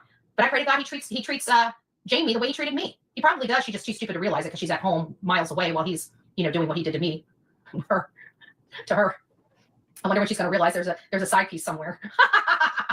She's too stupid. Revival, the only lists I seem to make are people's shit lists that I don't even give a fuck about or I'm not really talking about, but they take it on themselves. The only lists I make are ones of people that I don't ever give a fuck about. Well, truly, none of these people I give a fuck about, but I can't say as though I make many lists, and I'm okay with that. I'm kind of okay with being the one that's just over here, hanging out, floating around. I prefer that. I definitely prefer that. It's the preferred. The only lists I make are the lists of the fucking crazy pants. By the way, let me say this really quick, BJ, because I'm sure one of your stupid mods is in here. And yes, I called them stupid. Bitch, if you were accused of giving someone a heart attack, you would have been crying for fucking weeks. First and foremost, I ain't causing nobody a heart attack because I didn't do shit to that person. Period. Point blank. End of story. Secondly, you want to take up for her? Take up for her. Do all the things. But if you ever had, like you always say, if you guys even knew half this shit, bitch, you wouldn't survive a day of the things I've been accused of. So that's just a quick little shut the fuck up. Shut the fuck up. Okay, back to topic. Okay, Betty. As I got my son ready for his first day of school, I cried for, yeah. He is always ray of sunshine. Yeah, that's sad. That's sad. Oh my God, Betty, I said that too about his clothes. He wears the same outfit. I don't like him. I sniffed him out immediately. Yeah, he's a piece of garbage. He's absolutely worthless. Absolutely worthless. Why are you people sniffing people? That's why are you getting close to people to sniff them? Guys, when this, I'm going to be shutting down this live, but when this live goes off, please don't forget to go back out and give me a thumbs up, comment. Just remember, the haters and the trolls, you guys can go ahead and say what you must, but you guys will be blocked and your comments will be removed. So as unhinged as that is, it's more unhinged to constantly be putting that garbage in my chat. I mean, it's like, oh, if I just get a few people to see it before it's deleted. That's so childish. I can tell you one of these ladies that was out there that wanted to see me, they were out there. They had a small little group over there. They said they were supposed to be countering Betty. They didn't do anything but sit on their ass and do nothing but try to record everything. They're like, I'm going to get Betty arrested. Go get me arrested then, B. They walk in the air. And then they put on this thing, I'm glad you're holding her accountable. They violated my rights. I hope they ate that cake. I really do hope that those law enforcement people ate that cake, and I hope they enjoyed the every bit of it. Not the one that we brought. I hope they enjoyed the one we brought over. I think the one we brought over was better because it was done out of love, not hate. But apparently these girls put a cake together and said something snarky on it. And I'm thinking, talk about, like, they don't really even care how the rest of the world looks at them and says, man, you guys are some childish people. Betty. Oh, Betty. You guys are petty. Like, these people, they don't even care how they look to the normal people out there. But don't worry, Shay, I'm going to find out where you live. We'll see how how the tables, not live, work. We'll see how the tables turn, right? We'll see how the tables turn there, Cupcake. Did you ever remove that stick I told you to remove? I'm just curious. The lady who walks by me. The tables turning is what Betty's talking about. And she's talking about barbecue right now. And she looked like she had a stick rammed so far up her rear end. I said, you might want to pull that stick. Just saying. I said it right in front of the news outlets and everything. Might want to go remove that stick. Oh, you're such a badass, Betty. You guys know me. You guys know I did it. The bottom feeders. You know I did it. They weren't there. Oh, Mama D, love you too. Love you too. But we rock it out with our coffee beans out. I'm never scared. I was upset. I was angry, but not scared. I keep telling these law enforcement to stay out of my way. You still think she's not scared? Stay out of my way. Let me do my job. I have rights to be here. I act within the Constitution. I act within their laws. And so far, they haven't been necessarily happy, but they haven't violated my rights until Sumner County. So, they brought it. Now they have to deal with it. So it is what it is. What do? We keep showing up. That's what we do. You know why? Because at the end of the day, we're here for Sebastian Rogers. I'll go to jail every single time I go to Sumner County if that's what it takes for me to be there and advocate for that boy. I don't break the laws. I damn sure ain't stalking nobody. They're stalking me. They're using. A judge found that to be different. But go ahead. The court systems to harass me. They're doing everything to me that they're saying I'm doing to them. They're disgusting people that lie. And if they lie about this, they definitely lied about their own damn son and grandson. And I'm going to end every single lie just like this. Hey, Miss Lisa, now you can come arrest me. God bless. What happened to that? What happened to you? I'm going to end every live stream just like this. Just like this. All right. Moving along in our timeline of things that we're going to take a look at today. We're going to finish up pretty fast. But so this was August 28th. Let me make sure I'm not muted. Nope, I'm not muted. Okay, so we're going to go from August 28th to, we've got the 26th was the $50,000 reward. We've got the 28th, Betty acting unhinged, the 29th, the 30th, 31st. Oh, the 2nd of September. Enter Nick the Hat. Nick the Hat posts on Twitter and says, or X, I am seeking information regarding the whereabouts of Sebastian Rogers, age 16. The FBI is offering a reward of $50,000. I will add an additional $25,000 for information leading to Sebastian or evidence of his whereabouts. $75,000 total. Please text or email Manhunt.1. I will be covering this situation in the upcoming days. Well, isn't that ironic? Let's see what he said on September 4th, 2024. Residents in this area are asked to please lock all external doors and vehicles and remain vigilant. The manhunt of escaped convict. Review your surveillance cameras and contact police if you observe anything suspicious. If you see this individual, do not approach. Call 911 immediately. And still. And truly, before that even happened, Dog the Bounty Hunter also announced his involvement on X too. Let's go, Dog Nation. The dog is on the hunt. Got a big one coming up. And trust me, this ain't no small fry. More info to come tomorrow. This will be one for the books. If anyone causes one of these little ones, those who believe in me, to stumble, it would be better for them to have a large millstone hung around their neck and be drowned in the depths of the sea, end quote. Matthew chapter 18, verse 6. Oh, you say it ain't so. Are we talking about faith manipulation here? And then on the 4th, there's another one. If you have any information, call Dog the Bounty Hunter, and the reward is up to $100,000. Oh, yeah, that's what this is. Okay, let's go back to the 4th. No sign of Sebastian Rogers. Search crews have walked thousands of miles this week looking for him. They've used specialized technology and sent trained dogs to help navigate the rural terrain. It's just been a lot of search and rescue all over the property. Residents are once again asked to check their properties for any signs of missing teen Sebastian Rogers. The new search effort is led by online search groups who are working to make sure no one forgets about him. Now, months after Sebastian's disappearance, he is still the center of a nationwide Amber Alert as the TBI continues the investigation. Following some breaking news this morning, a new search is underway. Oh, Nick coming in strong with regurgitated information. Oh, there's Dog. Hold on. What does he say? Find anyone responsible for Sebastian's disappearance. The bottom line is, if you hurt a child like this, you've got a problem. So that is the main motivation for me to be hunting who did this. Dog and his team created a new missing persons flyer for Sebastian Rogers. In it, they explain how they're working independently from law enforcement, reevaluating the information collected, and following up on new leads.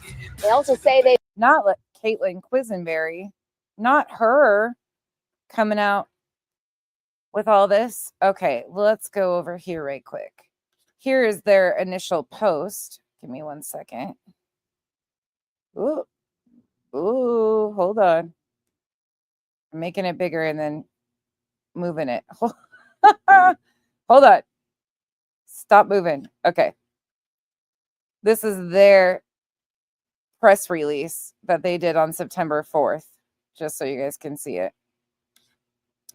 A strategic initiative to intensify the search. Thank you, Bobby, for having this one. To intensify the search for Sebastian Wayne Drake Rogers, who has been missing since February 26, 2024 from Sumner County. The At Night Intelligence Agency has established a significant reward of $50,000 for information leading to the whereabouts of the missing teenager, in addition to the apprehension, arrest, and prosecution of the individuals responsible. Furthermore, At Night is working in collaboration with the legendary Dog the Bounty Hunter and Nick the Hatzenfauso to gather evidence, information, and material pertinent to the disappearance of Sebastian. At Night has been retained by a private individual or entity to provide services to Seth Rogers, the father of Sebastian Rogers, to assist in the search for Sebastian and facilitate the arrest and prosecution of the individuals responsible for his disappearance. This collaboration is contingent on Seth Rogers' full and continued cooperation, which he has already demonstrated. At Night will act independently from law enforcement, applying its own rigorous protocols and treating all persons of interest with equal scrutiny. Information will be shared with federal, it's kind of blurry, sorry guys, with federal law enforcement.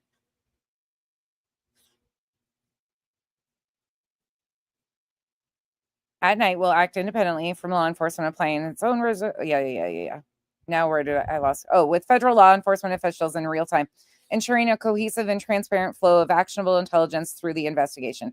At Night's commitment, oh, hold on, my computer's drunk. Commitment to the case involves deploying an array of advanced investigative techniques and methodologies. This includes conducting various tests, such as hyposensation and the strategic use of psychoactive compounds, ethanol, scopolamine. We saw all this. This is the one that they decline and say wasn't there.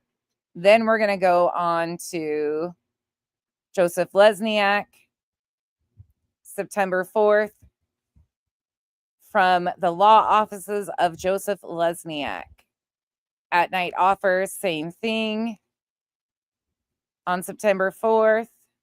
Then we've got, let's see. We've got Tony Mathis sharing this. Thank you once again, Body, for having this. Body Movin' had these. This is Tony Mathis' post saying the same exact things as the team had been saying. And then we've got Nick the Hat on September 5th. Is that where I'm at? Yes. Saying, oh, wait, here's one more. Today, I'll begin coverage on Sebastian Rogers. Before we officially get involved, we had to have a serious conversation. I'm not a YouTuber. I'm not a streamer. I chase untold stories. We chased escaped prisoners. I reminded the team that we don't just cover a story, we commit to it. We are here until we find Sebastian. To my friendly little trolls, Hawk Tua. Sebastian has become my mission. We are relentless. We are unyielding. Also, to those struggling, we shouldn't receive, or suggesting we shouldn't receive tips, I assure you, we won't kidnap the child who might have been abducted. We aim to rescue him. But to those responsible, the moment we catch even the faintest scent, it's on. And to those advocating for the rights of the parents, what about Sebastian's rights? Does he not count because he is missing? You can bet your bottom dollar that if the family consents and the law allows, we'll utilize truth serum. I apologize if I'm disrupting this peculiar narrative surrounding the case, but today we begin sledgehammering through the noise. I welcome all trolls. Bring your friends. We can find Sebastian together. Oh, who's agent? Who's the agent? Yo, Tennessee, we're back, and not for sights. From Zimmerman's trail to Sebastian Rogers' mystery, we're on it. This isn't just work, it's a mission. If you've got info, hit us up. With Dog the Bounty Hunter, we're not just hoping, we're doing. This isn't your typical manhunt. Okay. All right, let's see what Nick had to tell us. On September 5th. Zimmerman case, which was a walk in the park compared to what we're getting involved in now. Pause. Sorry, hold the phone. I forgot. We got one before this. We got the ease. We got the ease on the 4th of September. If somebody's backing. Announcing that Dog and team are coming on the scene. Not the ease jumping in on it right away. Not that couldn't be. Why would the ease want to be involved that fast? That doesn't really make sense to me. Huh. Let's look. I wondered if someone didn't encourage him to get involved with it because maybe they feel like the. Let's back it up. And Robin, Marlena Cantu, one of our members, Lucy, another one of our members is with us tonight. Episodes and it, you know, I was just kind of reading up on Dog the Bounty Hunter himself and kind of his reputation. I mean, he's got a pretty loyal fan base, and there's a lot of folks that are really thrilled about him being involved, thinking, he's the real deal. Apparently, I mean, he's not just a reality guy. He has over 10,000 fugitives that he's caught throughout his career. That's a lot. That's a lot. That's a lot of experience, And we were talking about this. What it can mean is that, he's got connections with law enforcement all over the country.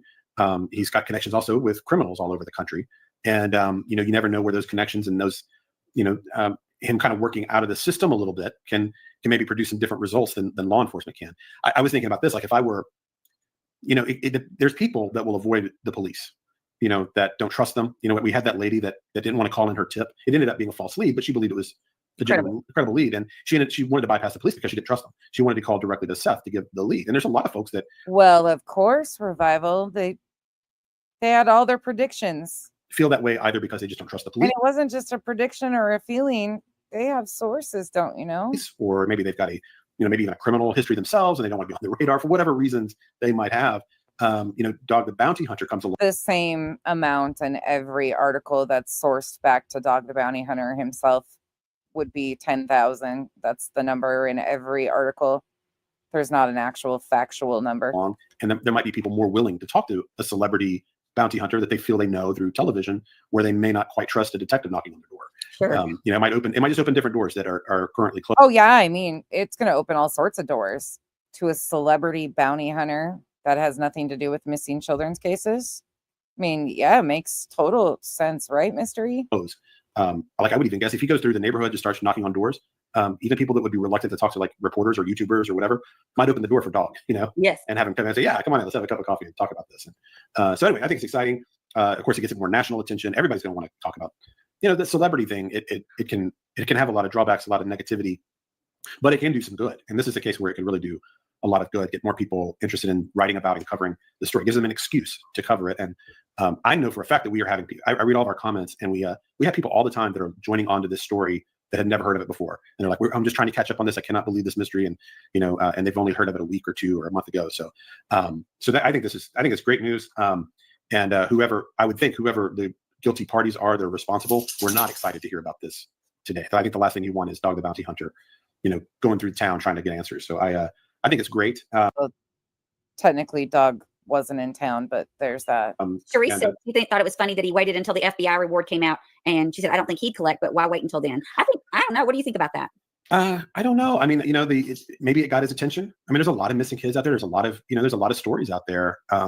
Maybe it got his attention. I know he talked about it before because I heard him speak on it briefly in a podcast maybe 2 months ago. I can't think of the name. A podcast with Lauren Conlon. But he knew of it. He was aware of it. So it's been on his radar to a certain extent. And I don't know how he operates. I wondered if somebody's backing him. I wondered if someone didn't encourage him to get involved. Enter Nick the Hat. Who's backing Dog the Bounty Hunter? Well, this guy. Search is on. This guy and his buddies.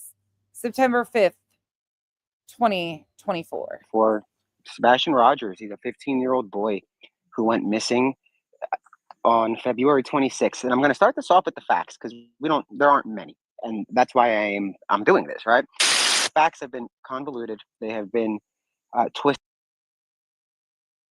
Oh, I forgot. This is the one with the mind control noise they thought Nick was doing.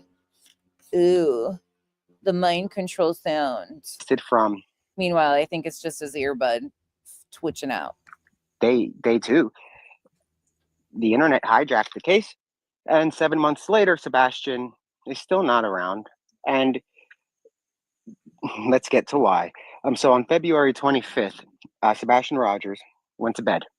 The next morning for school, his mother went to wake him up. He wasn't home, and they reported him missing.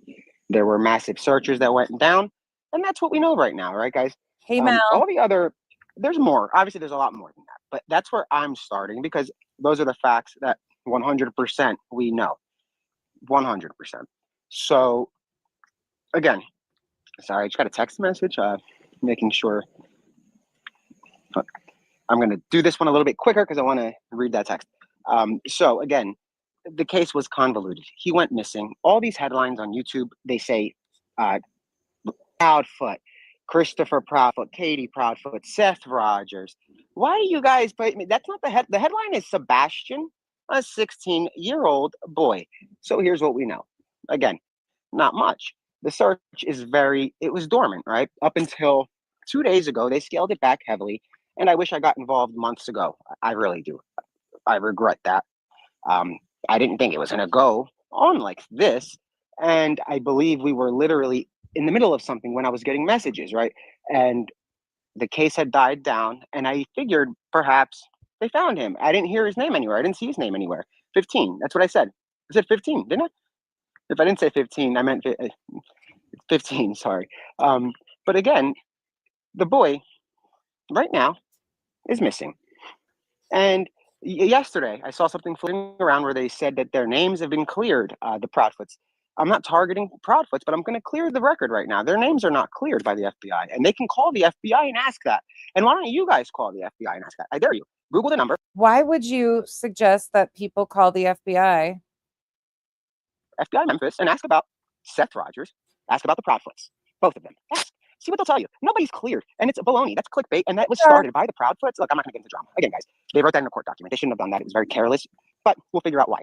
At the end of the day, this is about Sebastian. It's not about Seth. It's not about Kate. It's not about Christopher. It's about a little boy with autism. A little boy who left home possibly. A little boy who was brutally murdered possibly. A little boy who was possibly kidnapped.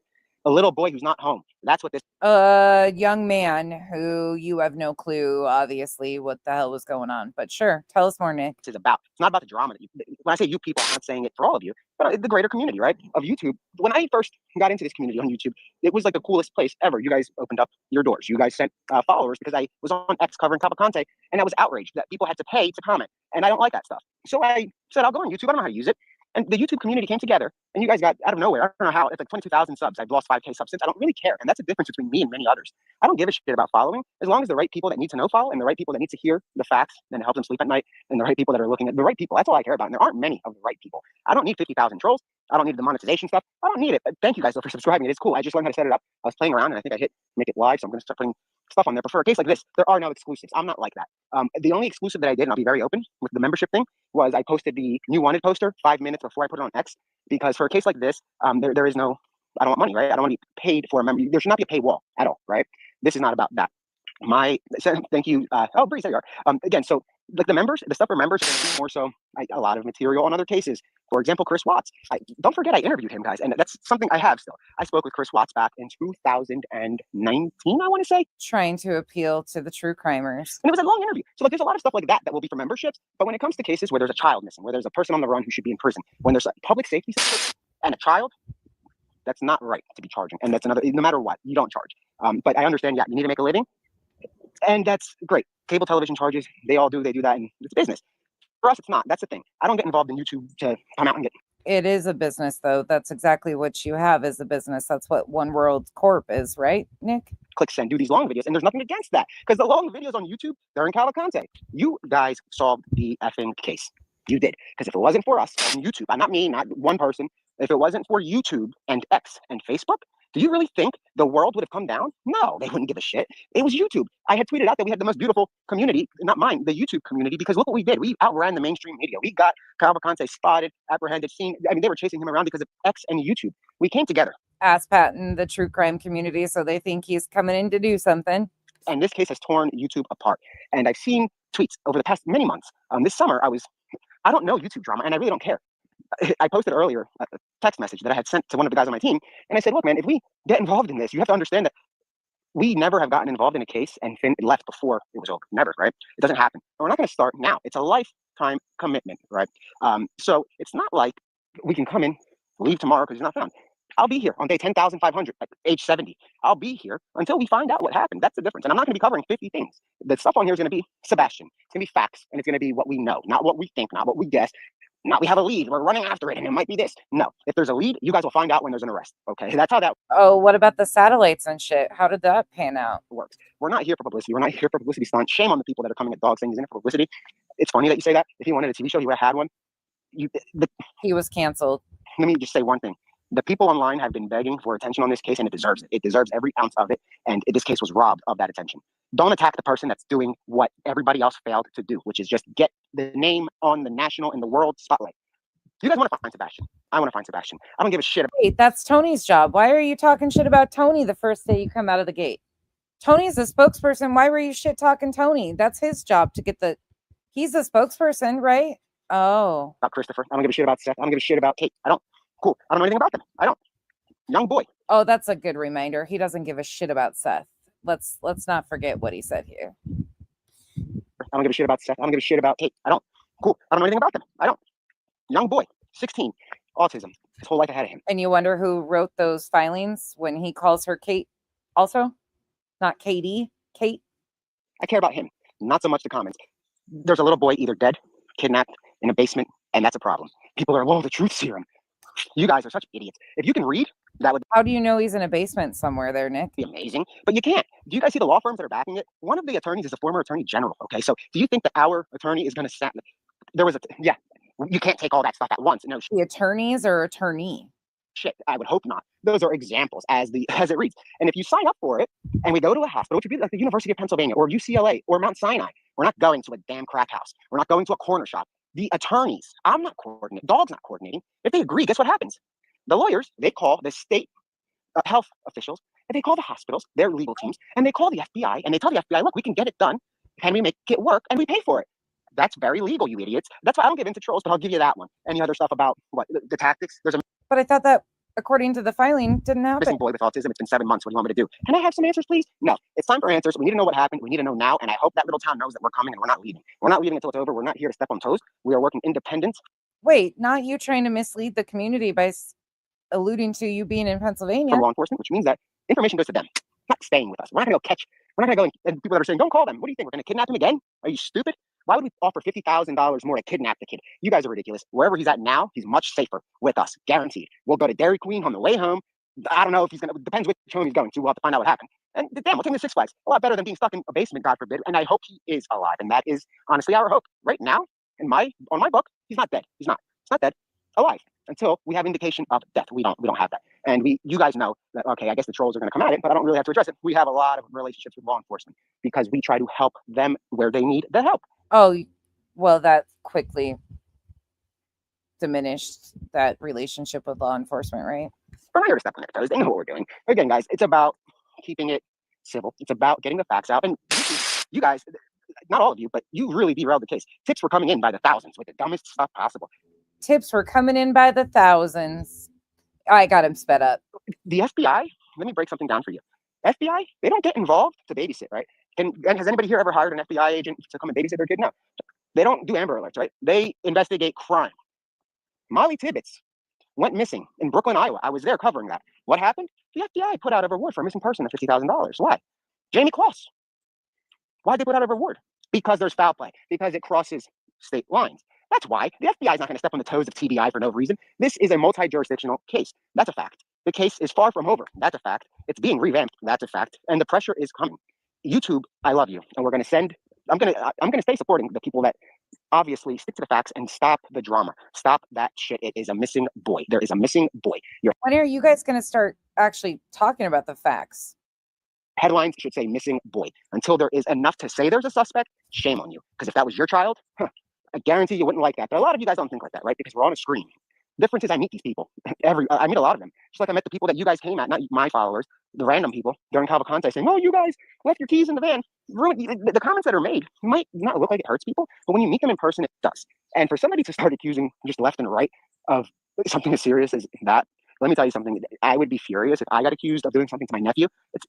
You need more than somebody wearing a shirt. You need more than that. Wait, what about the green hoodie? Internet does solve a lot of cases. Do not get me wrong at all. If it wasn't for YouTube, there would be thousands of cases unsolved to this day. There would be thousands of bad people out there. But right now, YouTube, it's not too late to fix what happened with Sebastian. Why did we ditch Sebastian? You didn't ditch you're not just chasing clicks. You ditched a 15-year-old child who has autism. So you guys what? What are you chasing? Who are you calling? Who are your sources? Who? Anybody? You guys want to go into my record? I'll get into it a little bit. Yeah, this is what I got in trouble before because I don't give up my sources. Hence how I have them, right? If I was such a fake news guy, I wouldn't be friends. All of my friends are law enforcement. All of my friends are. All of his friends are law enforcement. Network television. I wouldn't be in that arena, right? I don't care what people say because at the end of the day. And network TV, guys. Yep, sure. Find a story that I've done on YouTube or on my ex that was wrong, please. And you can tag me in it and we'll go from there. But yeah, fake news. I don't care. Call me what you want. Come at me. Don't come at the family. Because you guys are just causing so much commotion that it is distracting a lot of stuff. I'd rather the idiots come and target me. Come on, timer going off. So that way, the family grieve. And if they're not grieving, 1 sec. Oh, there we are. If the family is grieving, let them grieve. If they are lying, we will find out. I don't know if it's reason for you guys, but it's reason for me. So I'm going to start this over. Hold on. Well, Nick's first introduction into this case on September 5th. I got a lot of questions. I think we're going to end it there for today because I've got so many fucking tabs open still. but we're already 4.5 hours in, and we're just going to evolve into even a bigger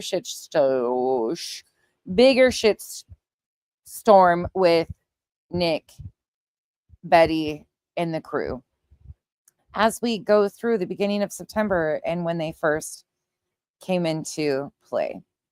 I don't know about you guys, but the more I look at this, the more I question who is actually pulling strings behind the scenes. It's really interesting to me that Betty thinks she sent JLR a letter that intended to sue him for talking about this case. She was going to sue JLR. The next thing we know, JLR is coming out hard as hell at Tony and Seth. And then the next thing we have is Betty and Tony aligning with JLR's ex-colleague, Nick the Hat. Some of the questions that I don't know if we'll ever be able to answer, but I've got a lot of them. Because if that wasn't a shit show, it makes you think, what is really going on here? But like I said, I kind of do hope in a way that JLR is somehow maneuvering Tony and Betty. I wouldn't be shocked. I really wouldn't be shocked at this point. I mean, I don't want like this for anybody, truly, especially Katie and Chris and the missing child. But this is a whole separate piece of it. This is the characters. This has nothing to do with Sebastian's disappearance. That's just what they are using. And the shit show continues. Thank you, Melinda. Right? John Doe? I know. It's crazy. Absolutely crazy. Thank you, Stella. If you have questions, if you rewatch this and you have questions, because we talked about a lot of characters, a lot of different moving pieces today, let me know in the comments below. I will see you guys tomorrow. I should be able to be on here tomorrow, like early afternoonish, probably like 11 o'clock-ish. But I hope you guys have a wonderful evening, and I will see. I might be back. I don't know. I've got another stream I want to do that's different than this one. Not about the same stuff, but I might save that for later this week too. Have a good night, you all. Bye.